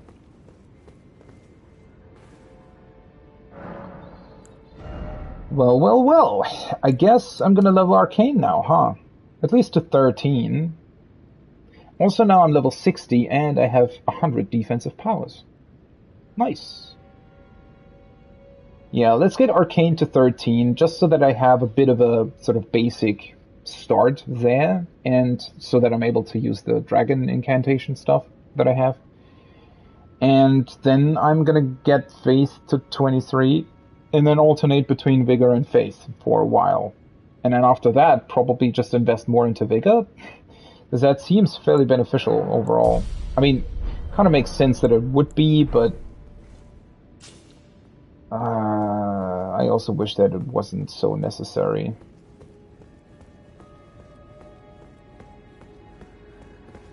Well, can we get a cool shot of this place?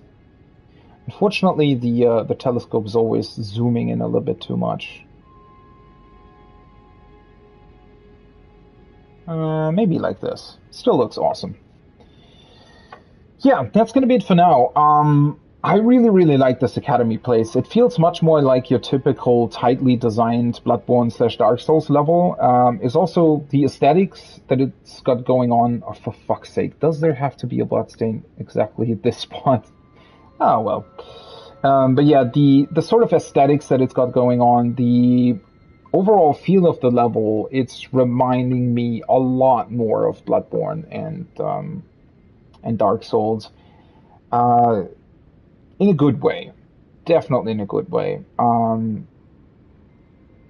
I honestly think, even though I said earlier that I like big open places and open worlds that don't necessarily have to have something in them, that is certainly true. That I don't necessarily mind. The problem is, A lot of the open worlds,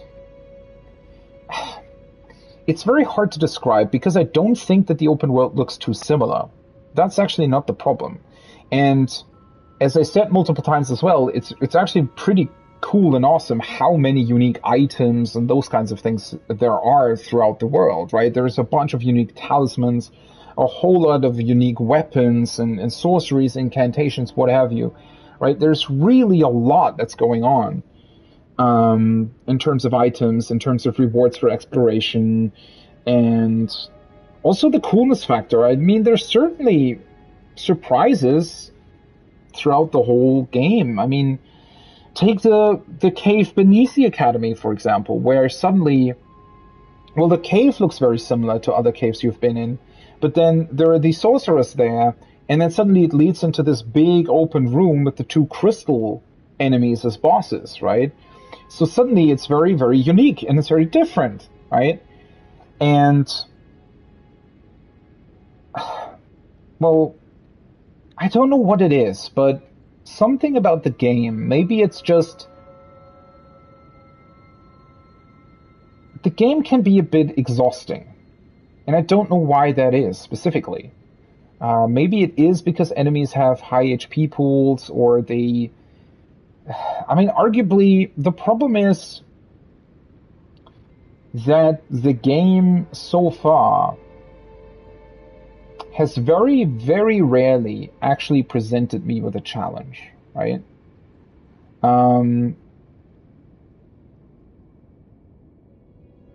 Especially outside of boss arenas. I mean, obviously bosses are always somewhat of a challenge, right? And, well, yes, I am utilizing the spirit summons because I feel like not using a part of the game would just be weird.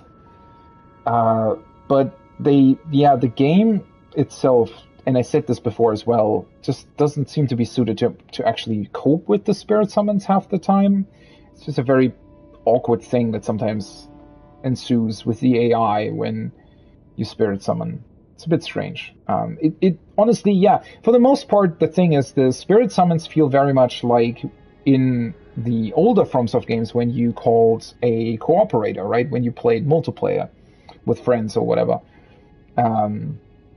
I didn't do that often, but, well, obviously I did use a couple of the NPC summons in Bloodborne, for example, because I just wanted to know how they worked. And I actually, for a time with a friend, I did the Chalice dungeons together, which they are much more fun if you play them together. The Chalice dungeons are pretty boring on your own in Bloodborne, I feel like. But that has the same problem, where it feels like the game or the AI in the game, especially bosses, just don't really know how to handle multiple opponents. And it feels like they haven't really changed too much about their AI here in Elden Ring. But they still somehow decided to implement these spirit summons, even though enemies don't really seem to know what to do with them. So it's just this awkward back and forth of enemies sometimes attacking your summon, sometimes attacking you, sometimes they're sort of switching in between attacks. That is just sort of awkward. And yeah, I don't know. It's a very, very weird thing that they decided to do here. The balance is probably the biggest issue, but yeah, the game so far, and that's actually something that I've noticed in a couple of FromSoft games. I never felt like FromSoft games were particularly challenging. Yes, they do have bosses that you need to learn, but I never felt like they presented a challenge. So much as they were just sort of memorizing of patterns.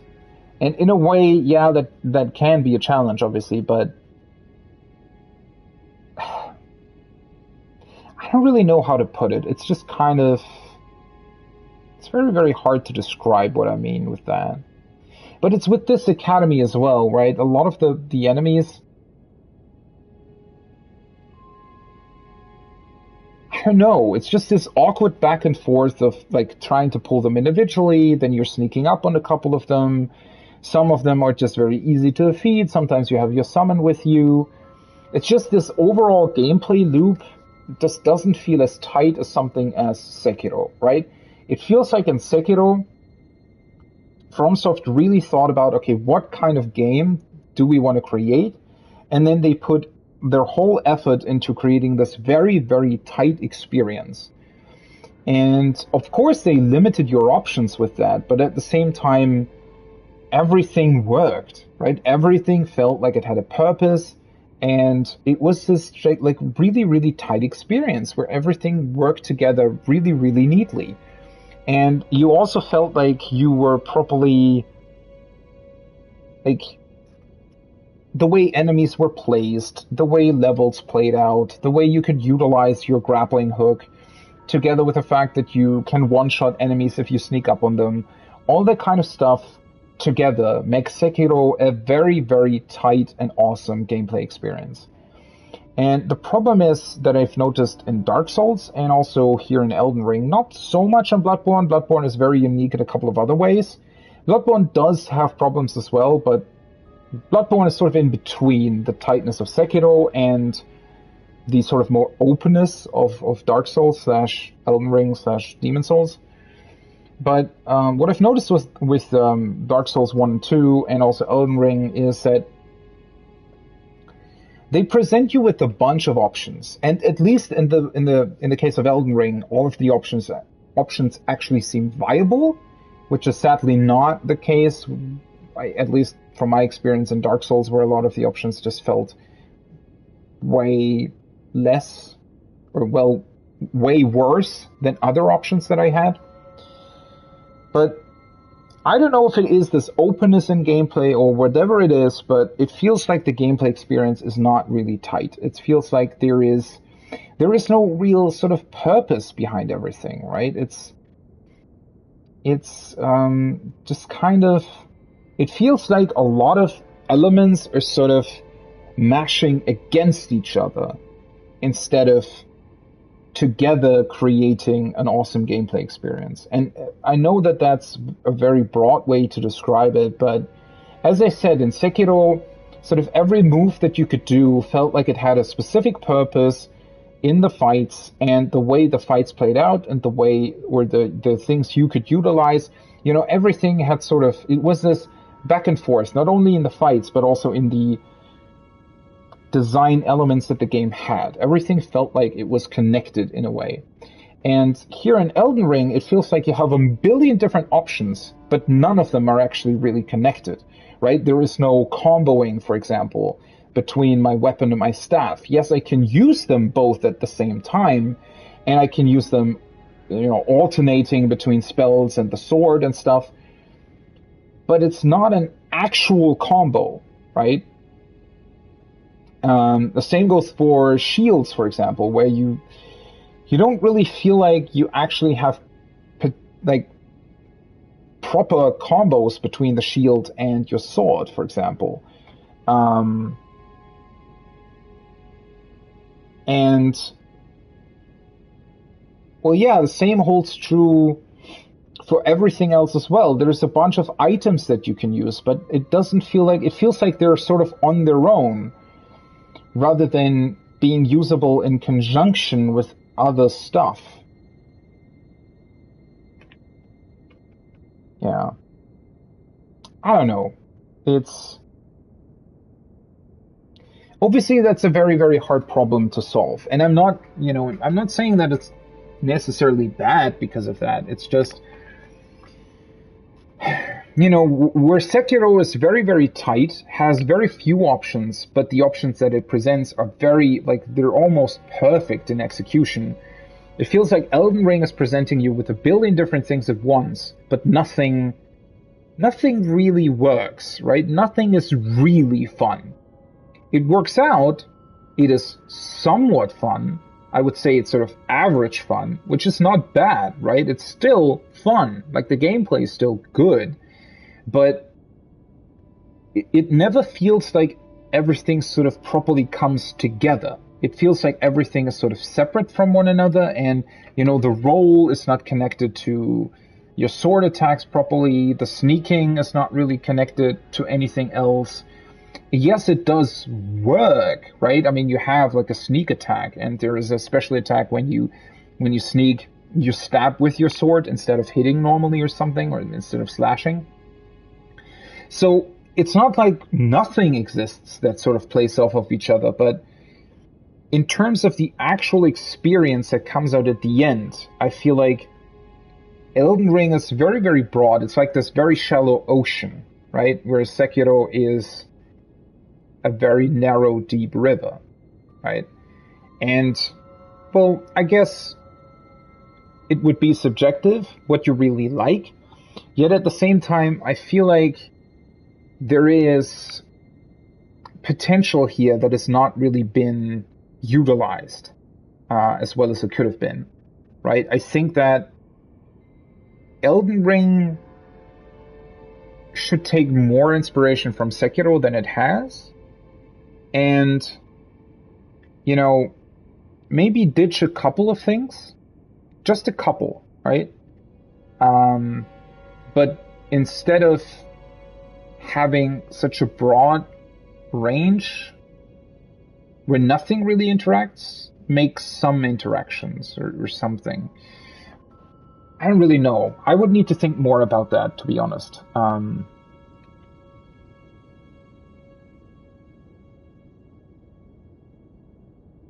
But yeah, that also feels the same. I don't know.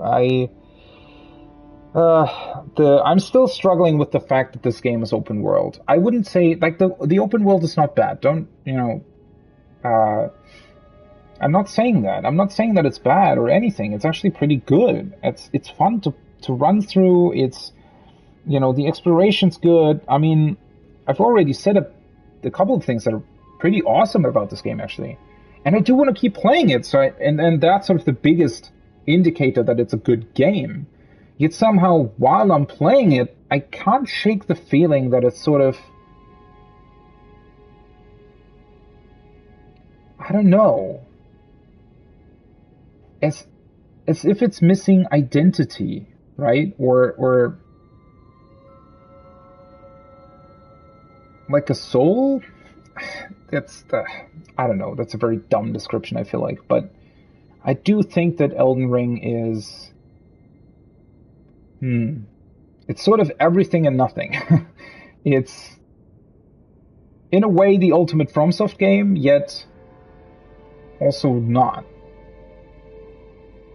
Because it just doesn't really fulfill that potential. I'm really going back and forth on this. Oh well. At least it's stopped somewhat with the extremely bullshit attacks, I feel like. A couple of these bosses lately have been designed better than the ones at the beginning. Still not as good as the ones in Bloodborne or Sekiro, but better. Which is a good thing, I guess. Oh well. That's it for now. It was a ton of fun, though. I feel like we've actually made a bunch of progress. We've pretty much seen, well, I would say about 70% of Liornia now. Although there is a bunch of stuff to the north that is also really interesting. I don't know if that's technically considered part of Liornia, but there's still like a bunch more to discover, like a smaller castle there as well, for example. And then obviously the Divine Tower, stuff like that. So there is still a bunch of stuff to uncover even after I'm done with the academy here in Liornia, and then we'll see, right? We'll see what comes after it, I guess. That's it for now, though. I still hope you had a ton of fun. I certainly had. As much as I'm complaining about the game, I'm only really complaining about it because I want it to be better, not because I don't like it. And I'm still having a ton of fun. I hope you'll be back next time. I don't know if it's going to be tomorrow or Wednesday. We'll see. That also depends on, I still have to do a bunch of stuff in 14 as well. There's an event going on that I still haven't done. I kind of want to do that. I don't want to miss it. Even though the rewards are pretty crap this time around, but whatever. Oh well. Hope to see you next time. I hope you're having a great rest of your evening, morning, day, wherever you are. And, well, hope you're having fun with Elden Ring as well. Until then, have a good one. Bye-bye.